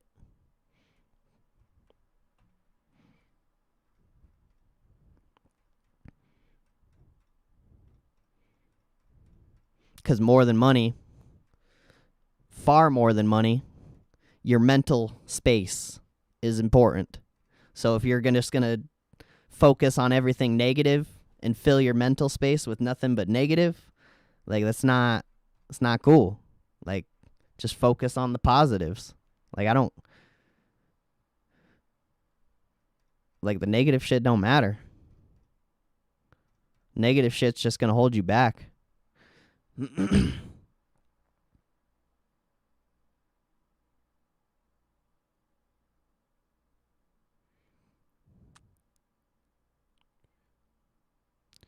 Terms like crash is negative, then we're on the other sides of the planet. It's what it is, and we manage it appropriately. Shit, I hope the stock market crashes tomorrow. Shit. I wake up every single day hoping this bitch crashes, but it's not going to stop me from investing in it. I want shit to drop 50% or more. It's not going to happen, though, so what's the point? If it does, then shit, that's beautiful. All the knowledge I have right now, I'll take advantage. But it's not going to happen, so it's just, you know, we don't need to focus on that. We focus on what's going on, what we can do.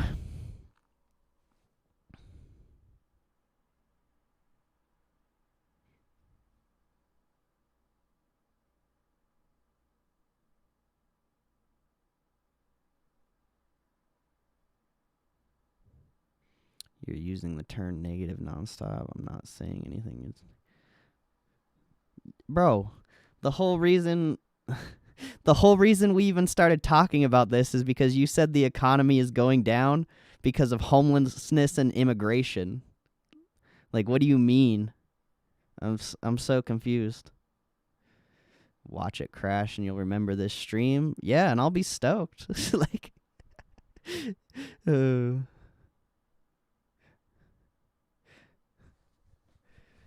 it's funny.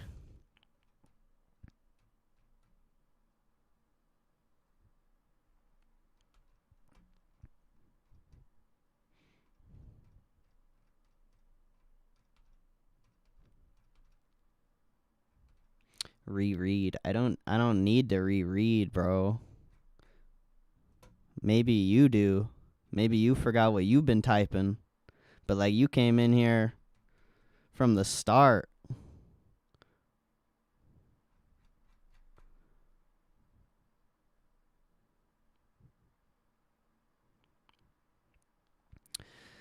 Well, all right. You want to know what else I can do? I can just do this. I didn't say it was going to crash because of those examples. You never mentioned anything about a crash until literally like 5 messages ago. So, I don't know. But God bless you, bro. If you want to come back here with some positive shit to say after you're done being in the timeout, that's cool. But if you just come back and try to argue with me again, I'm just going to time you out again. And that's all. I appreciate you being here, but this isn't the place for that.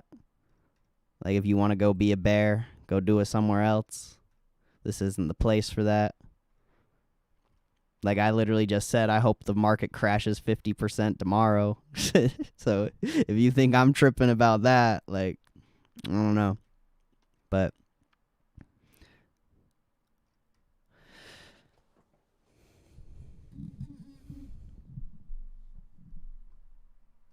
like I said, the mental space.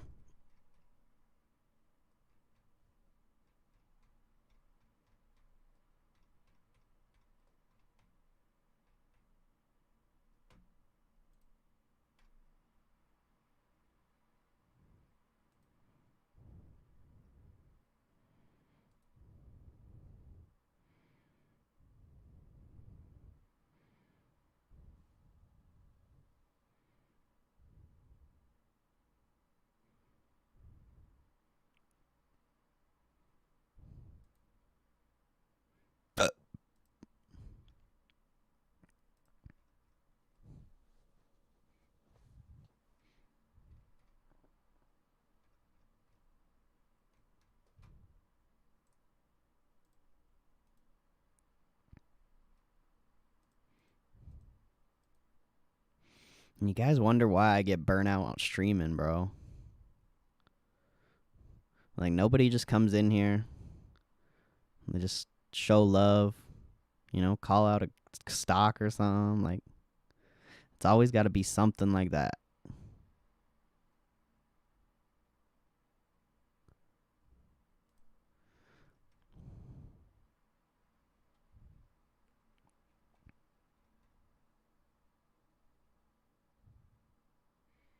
All I see is deleted messages.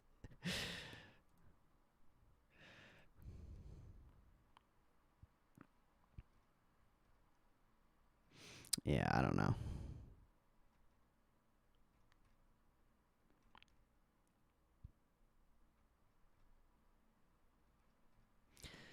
It's whatever.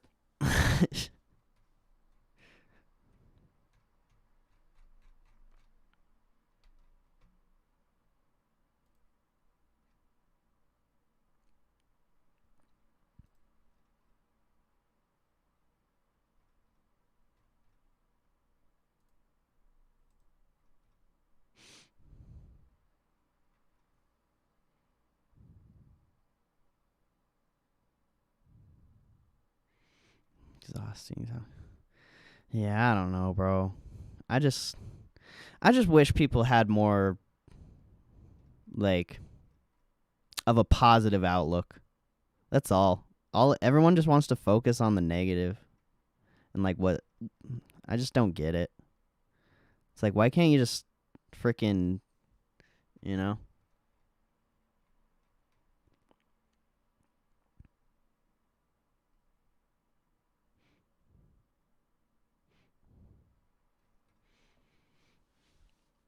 it's just so easy to be nice and polite and just like, I mean, I know I'm not nice and polite most of the time, but it's just like, it's just so easy. But everyone just wants to focus on all the problems in the world. It's like, you know, there's a lot of good shit. There's good people out there. There's a lot of good things going on. Like, but everyone wants to focus on the issues, and it just sucks.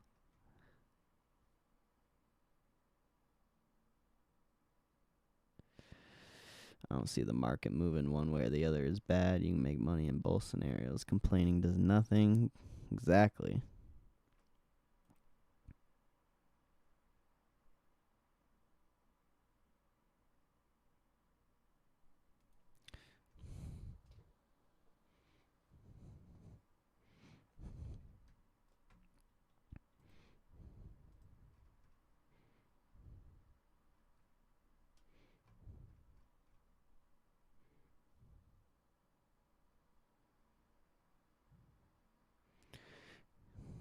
You're in La La Land for who blocked someone for simply having a discussion.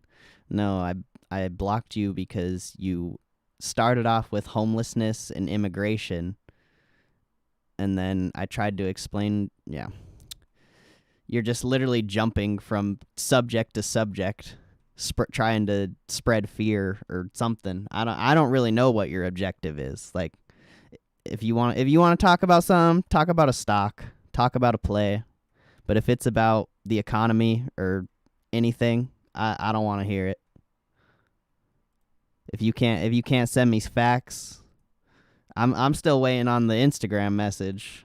I've checked my Instagram like 4 times. I ain't seen no Instagram message from you. Oh wait, there's one right here. Here it is. It was in my requests. I found it.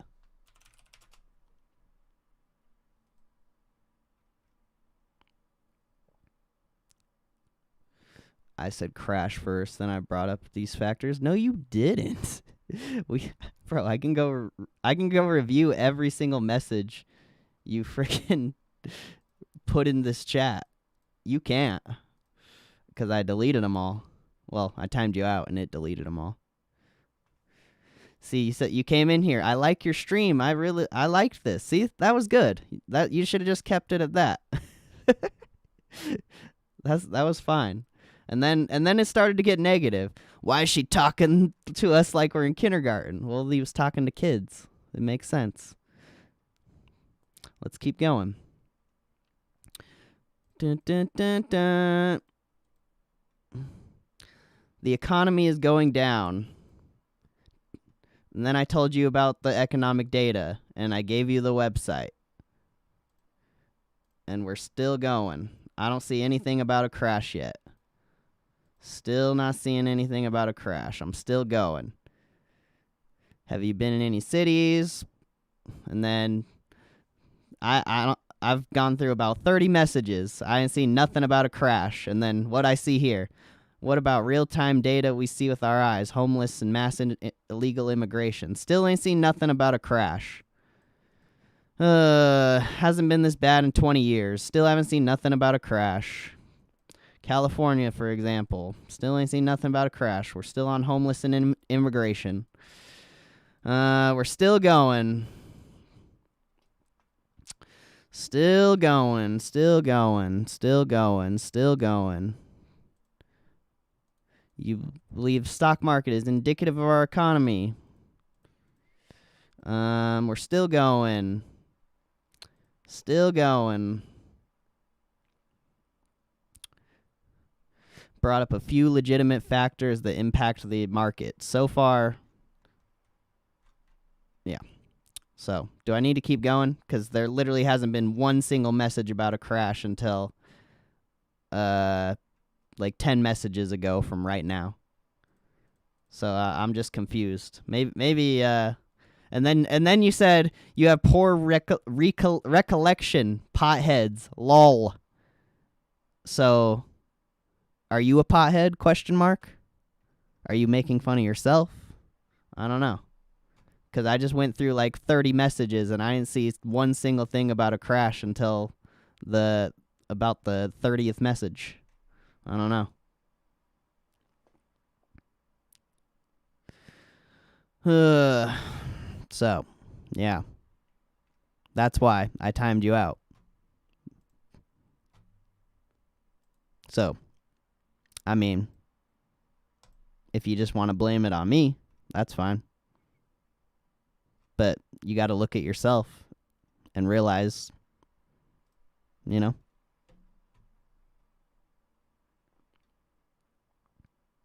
what a beautiful day to buy some dips. Yeah, today was a pretty good day to buy some dips. I still want a bigger dip, though. Down 1% ain't nothing.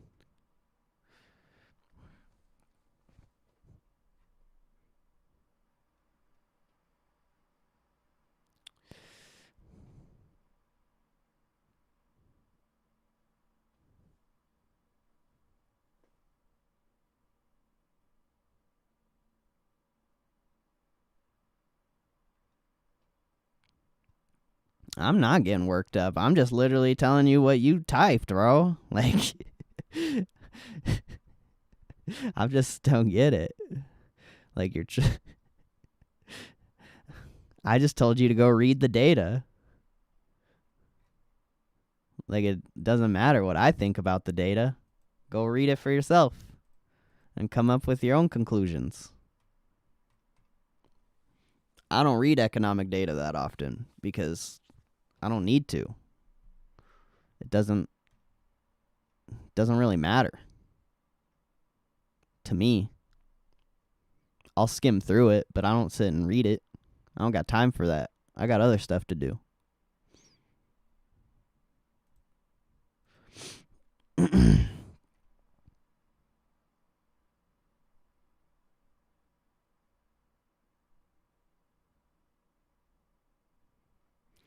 What strategies play using the SPY?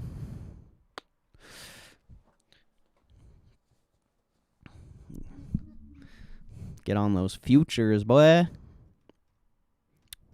Just getting SPY's chill.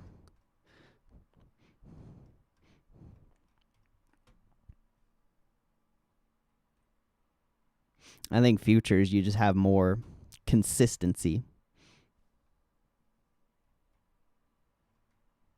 Because, like, SPY, you could buy an option contract, and I don't know. Options are weird when it comes to day trading them.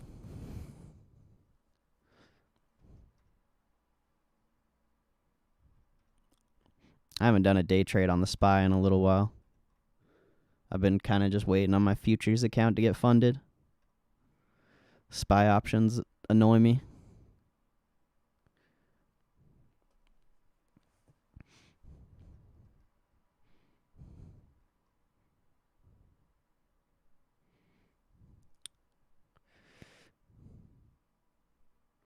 Strangles. That's interesting. I've never heard of anyone doing strangles as like day trades on the SPY. That's very interesting.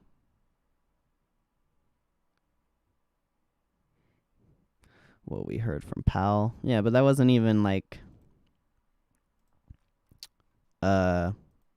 like an actual Powell live stream. Like that wasn't like a Fed minutes or like the Senate thing or the FOMC or whatever press conference. Like it wasn't any of that kind of stuff. Like this was literally like a Fed event that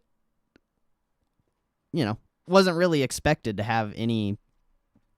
Like I didn't even know about it until 30 minutes before it was going on. So I mean, if that tells you something, usually I'm on top of it when it comes to PAL days. So I don't know. Just I mean, you shouldn't really have that high of expectations for Powell anyway, even during like the FOMC meetings or anything like that. Like he's been saying the same shit for the past like 6-7 months.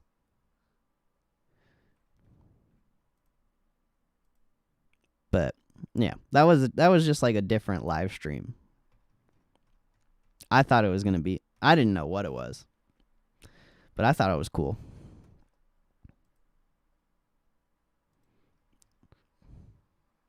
Like he's speaking to the kids, bro. That's beautiful. Those are future economists in the making. Future Powells.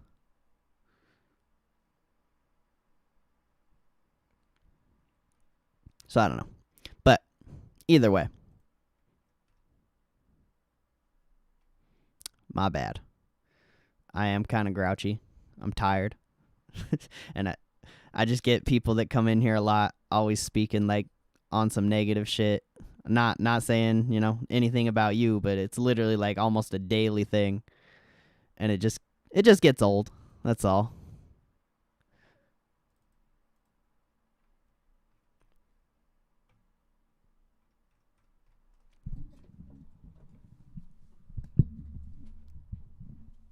But at least you were at least you're, what's the word? Open-minded enough. I know that's not the word, but at least you're open-minded enough to take someone else's opinion in and not let it affect you that much. Like, you're still here, you're still chatting.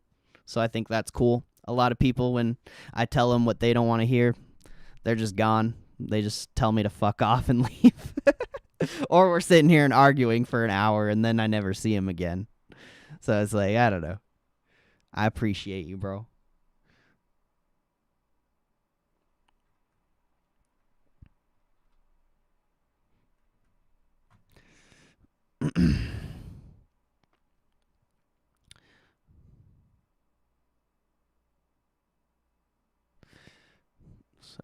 Four-leg. Nah, strangle's where you just buy a call and a put. You're, quote, strangling the option or strangling the stock, if you think about it, because you're forcing it to move in a direction, if that makes sense. And then you have the straddle, which is kind of the same thing, but a straddle is where you buy the same option on the call and the put. So, like, if you wanted to do a straddle on the SPY right now, you would say you would buy like a 443 call and a 443 put, and then you would ride the straddles for if you think a big move is going to happen either which way, more than what the option market is expecting. So, like, for example,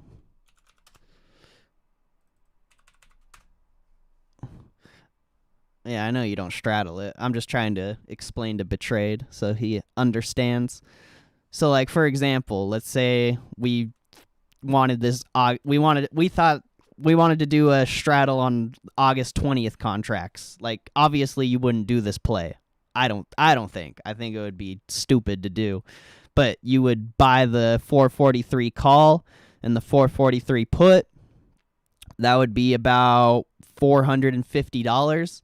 So what you're saying with that straddle is you think the SPY by August 20th is going to move more than $450 or $4.50 in either direction.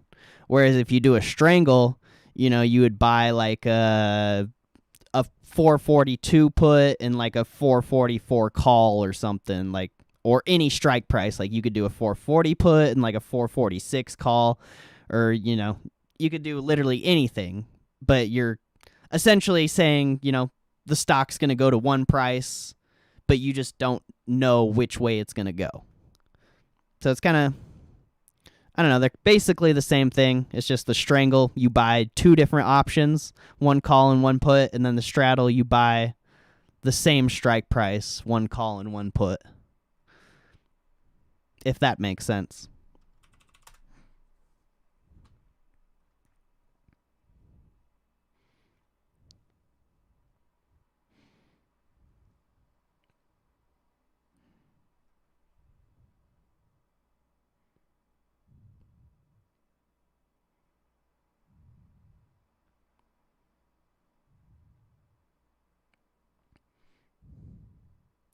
Cautiously optimistic. Appreciate what you're doing, grouchy punk. That is me. I'm pretty tired today, I'm not gonna lie. Whenever I sleep in, I'm like always like super burnt. I don't know what it is.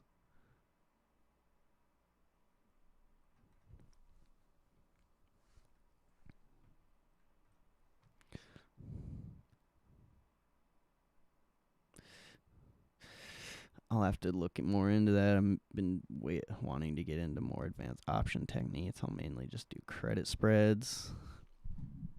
Yeah, I don't usually use strangles or straddles. Like, for me personally, the only time I would ever use a strangle is like if I was gonna do an earnings play, and I don't usually play stocks on earnings anyway. And then a straddle. Straddles are just kind of expensive to play. So I don't know.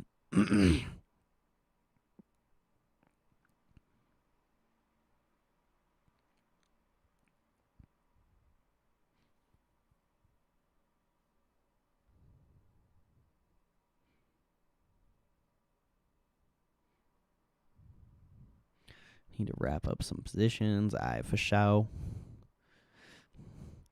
That's why I thought it was interesting that he played strangles on the SPY, because I haven't heard of anyone doing that. But I feel like it would somewhat work, especially if it was like a trending day, because you'd be able to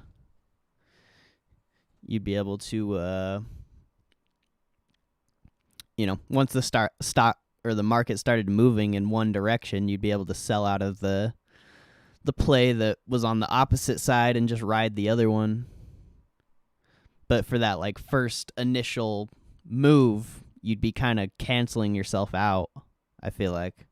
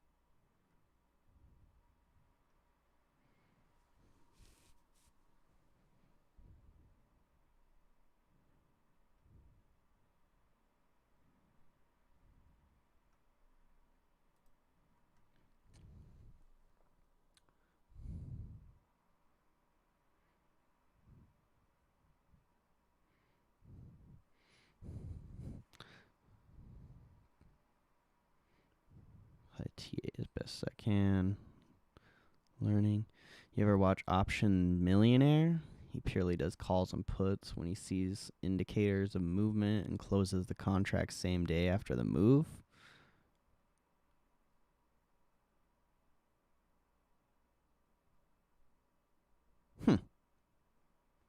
No, I don't think I've ever watched that guy.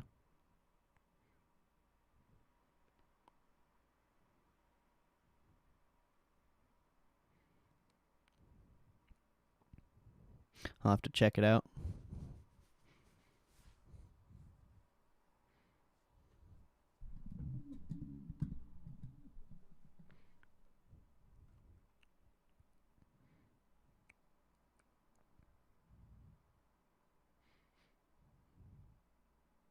Streams are very informative. That's cool. Yeah, I'll have to take a look at it.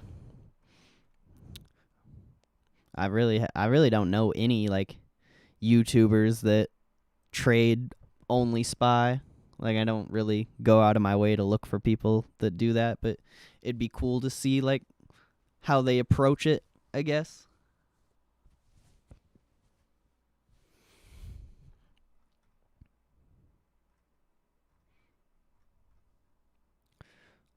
Last week when I discovered you, asked Betrayed to unblock me.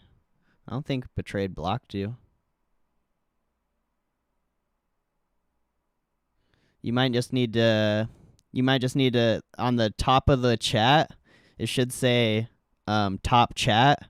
You need to click on that and go to live chat, and then you should be able to see his messages.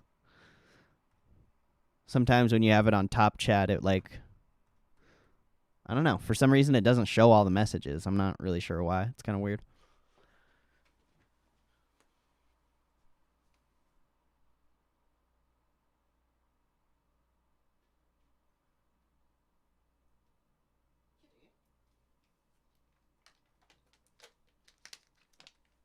Mm.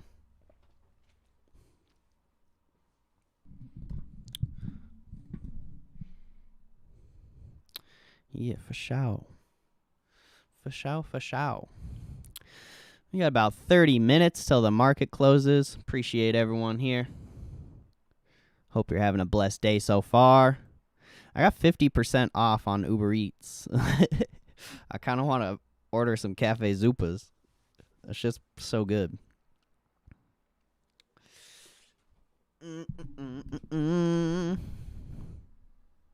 It's delicious.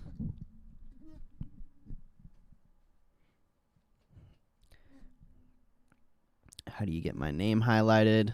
You just gotta at someone. Like if you did at it the betrayed, it would highlight his name. Like when he did like 10 messages ago, he did at stock market options live. That's highlighted for me, but it's probably not highlighted for you. Nah, it'll only be highlighted for the person you're sending the message to.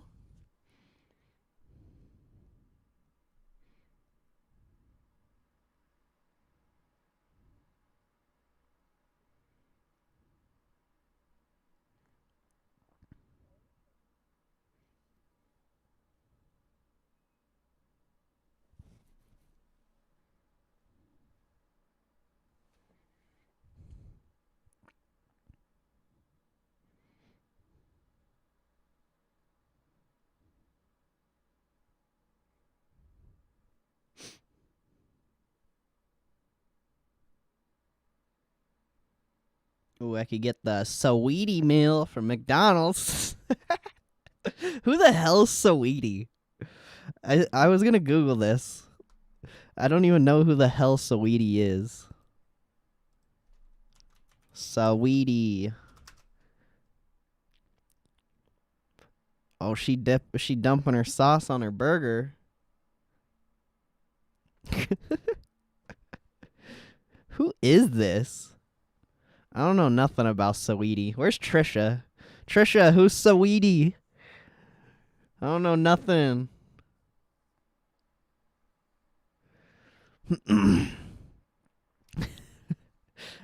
I feel like this is a rapper Trisha would know. I don't know why. I'm just assuming things here.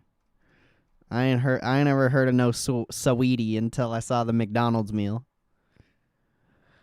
I don't get the celebrity meal thing. It's so weird. I mean, they used to do it in the early 2000s, if you remember. They did one with Michael Jordan.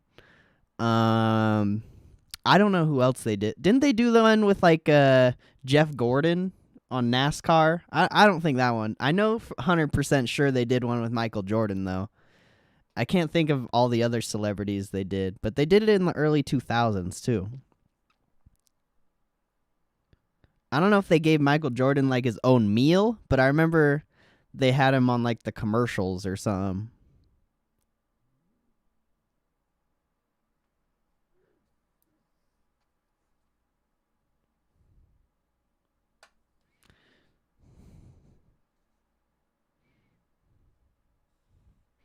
Saweetie. Who the hell's Saweetie? What does she even sing?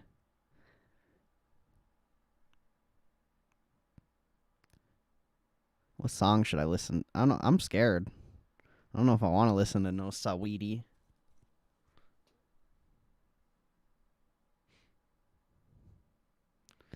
Doesn't care about its fans. I mean, I bet McDonald's is paying them fat to just have their meal.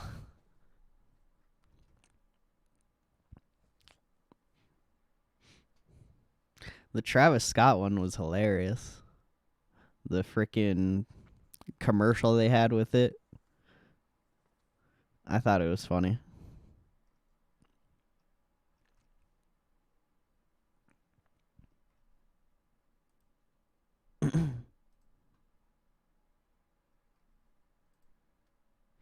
It's lit.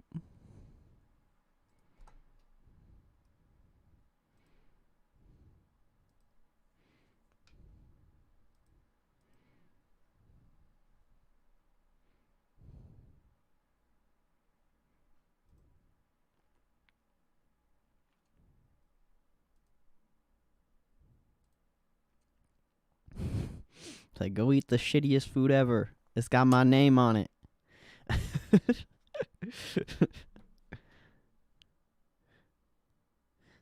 Like, there's no way those rappers eat McDonald's. I mean, they might. I don't know. A lot of people like McDonald's.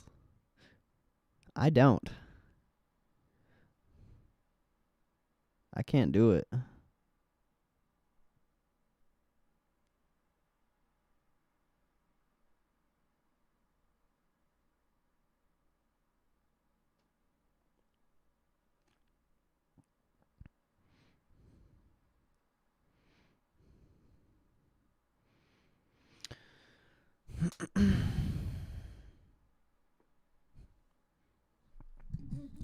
Coming into the final 20 minutes. It's getting pretty slow here. Should see some sort of move the last like 5-10 minutes, but we could be stuck.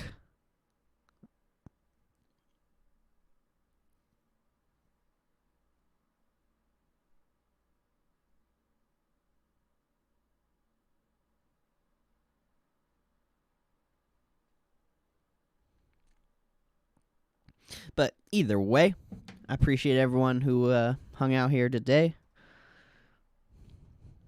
Much love.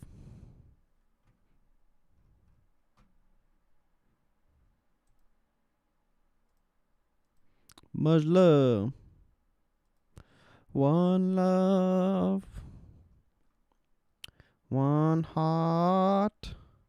Let's get together and feel alright. Screw you, that's mean. You gotta be nice, bro. Show some love.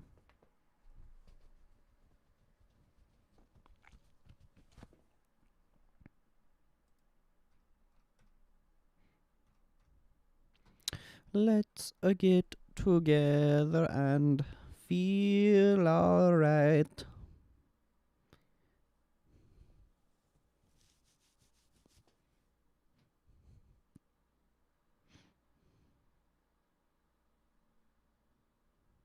Let's get together and feel alright. Yeah, damn it.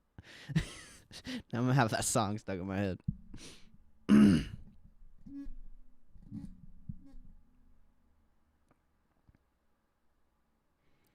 gonna make you my best friend for being Grinch earlier and taking away my First Amendment. Damn right. Just know when you're in my stream, I control the goddamn First Amendment. I'm just kidding. I'm the government here. If you don't like the U.S. government, you're gonna fucking hate it here. We don't even give you stimulus checks. We're assholes.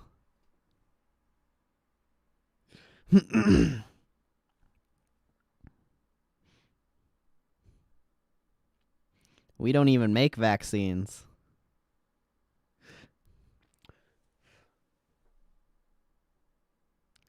We're at here in the stream. This is a its own country. Streamistan.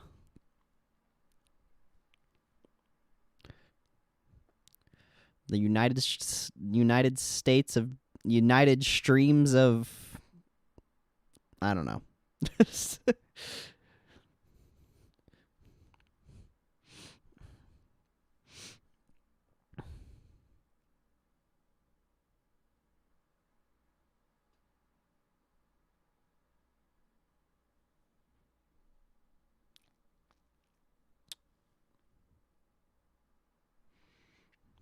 Only after a bong rip would someone say that. Nah, I don't like hitting out of bongs. Bongs are gross as fuck. They taste so bad.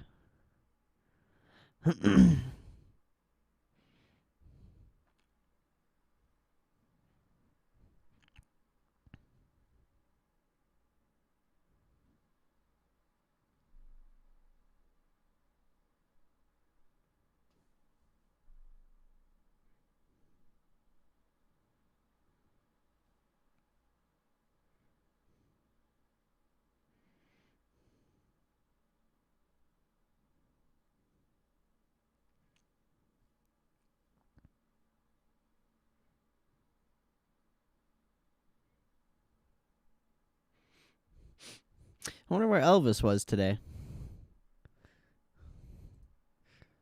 Thinking, I haven't seen Elvis at all today. Usually he at least comes in and talks some smack.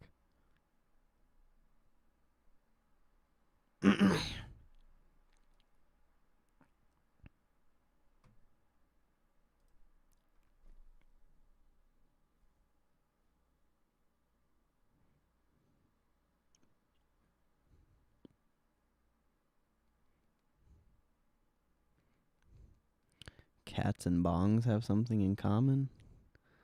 What? What do they have in common?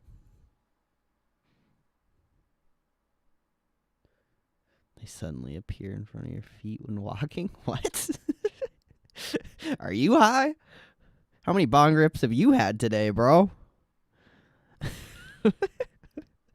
Oh, God. That's crazy. I'll have what you're having.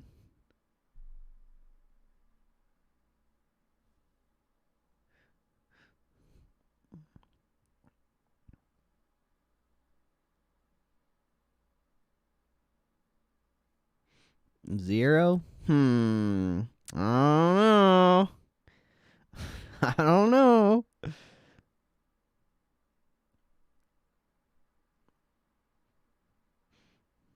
Let's get together and feel alright.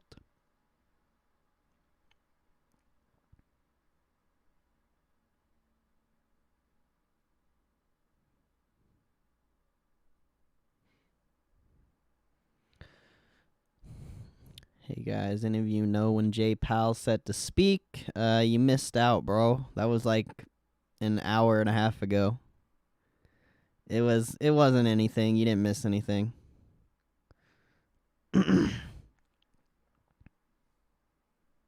They were just talking to the kids. To the kids. It's actually kind of a cool stream.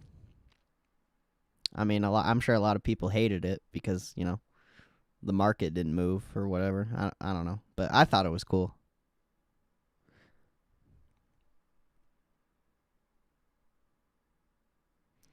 Let's get together and...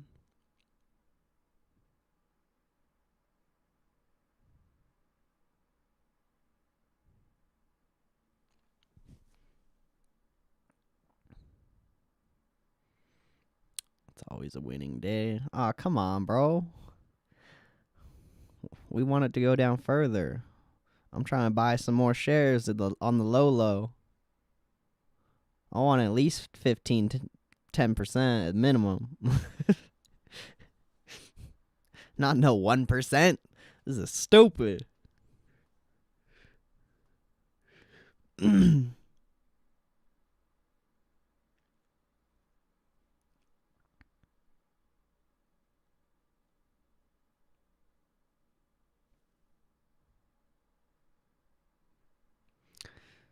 Sucks because I don't have any more money to invest. I'm all in. Well, I don't know. Go working, bro. Go get that cash stack back up. You're rich? Nah, I ain't rich, bro. Trust that. I am not rich.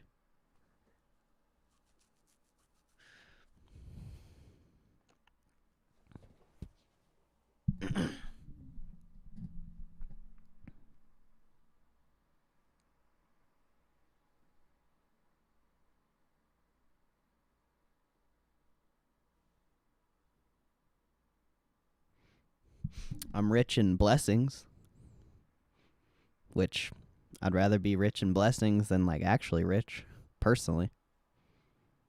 Although being actually rich would be pretty cool. That'll happen eventually. It's just time. Plenty of time.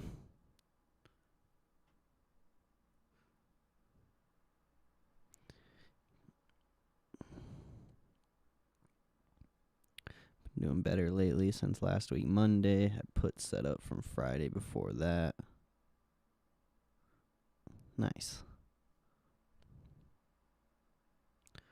watching my trades just to bet against me every time. Literally, nah, that's not how it works. That's just how you feel. The market, like, I'm not trying to be rude or anything. Like, this is just straight up facts. Like, the market doesn't care about you. The market doesn't care about me. The market doesn't care about Dave.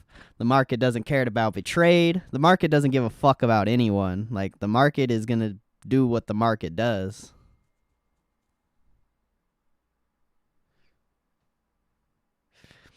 You know? You just got to, you know, look at the trade you did and there's got to be a reason why the trade didn't work in your favor. So you got to go back and review your trades and try to get an idea of why it didn't work. So the next trade you try, you can have that knowledge from the last trade and bring it into the new trade. Instead of just bringing the L, like focusing on the L in the last trade, like that's not what you want to focus on. You want to focus on what you can learn from the last trade so you can do even better on the next trade. If you're just focusing on the L, like you're not going to learn anything. Like you're just going to take that L and you're going to bring it into the next trade. And it's just, I don't know. There's always a learning experience with every trade, win or lose, no matter what.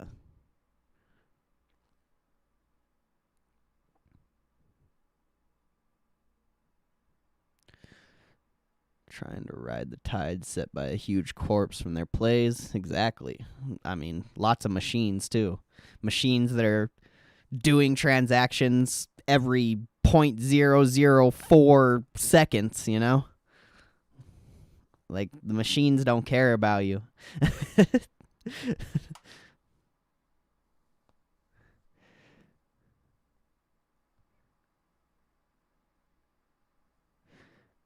RH did finally enable the option to not have your data shared. I don't know. I honestly haven't used Robinhood in a long-ass time, but they're not, like, that's not how it works. Like, they're not just, there's other people taking the same exact position you are, most likely. So it's not just you, And there's other people taking the opposite position of you.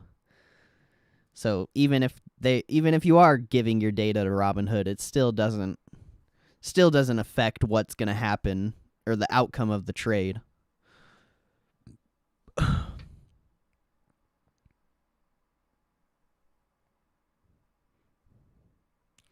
What they use the data for anyway, not a fan of ideas. I mean, they probably do take the other side of your trades, realistically, but, like, either way, that still shouldn't affect whether you win or lose, Didn't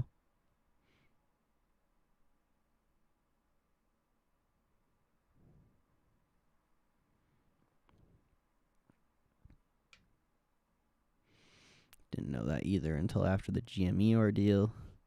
Yeah, I mean, I have a Robinhood, but I just don't have money in it, and I don't use it. I literally just use it to, like, look up companies. I don't know what they are, so I can get, like, a brief little description of what it is,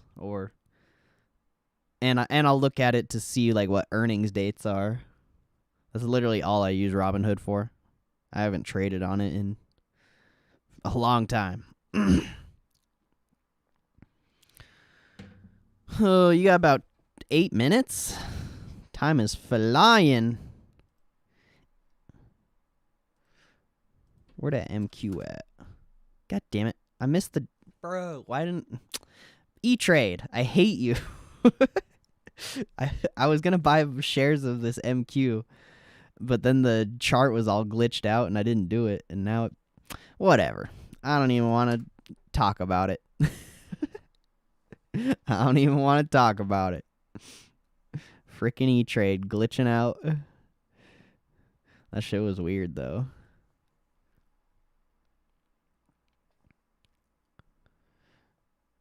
They'll sell your contract automatically if you hold it to close to end of, say, the same day expiration trade.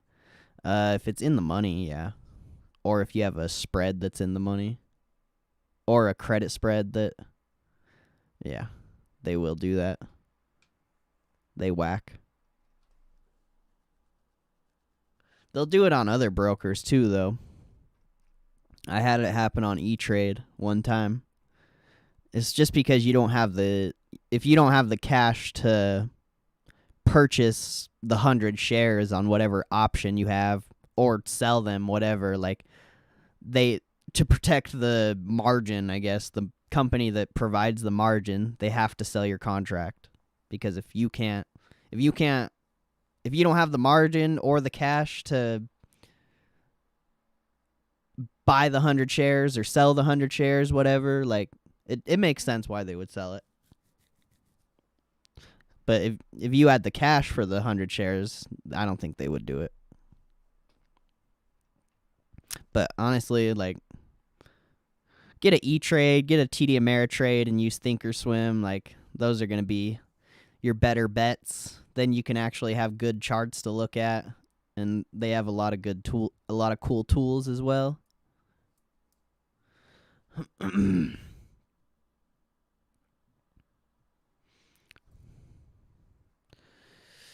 If you have the cash for it, they automatically exercise it. At least Robinhood does that. I mean, if it expires in the money, then yeah, that's how an option contract works.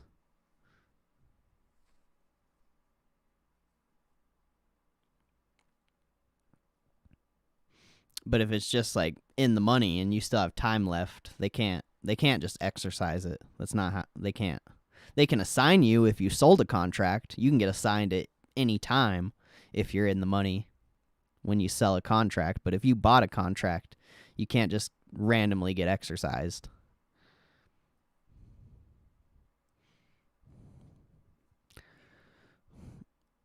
Stonker swim. You got 5 more minutes till the market closes. Much love to everyone. I hope you're having a good day so far.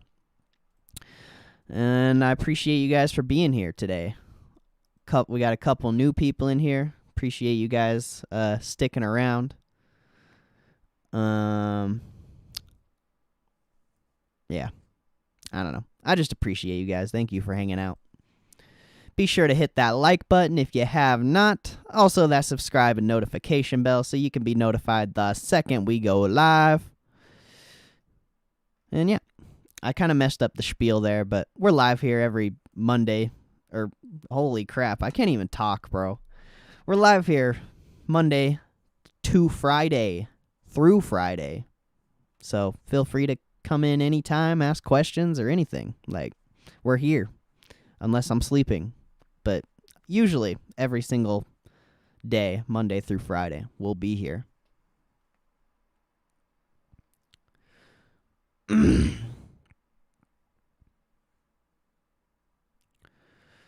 It was automatically sold when I was in the middle of handling the trade. Out the money on a daily.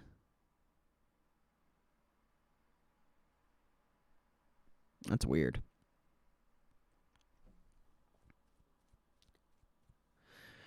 Definitely back. Be good. Hey, I appreciate you, AR. Much love, bro. We'll still be hanging out here for a little bit till the bell rings.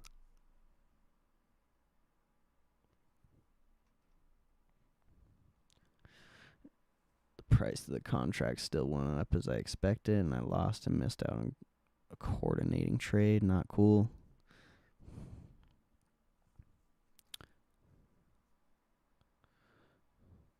Well, I mean, if it's a contract that was about to go in the money, that makes sense. Because if it expired in the money, you know, you'd have to fulfill the option contract. But I don't know.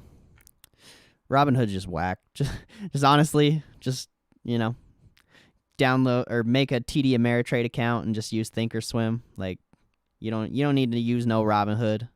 Like, that the whole 50 cents you save on commission isn't gonna do anything for you. So just give up on the Robinhood. Go make a TD Ameritrade or an E-Trade.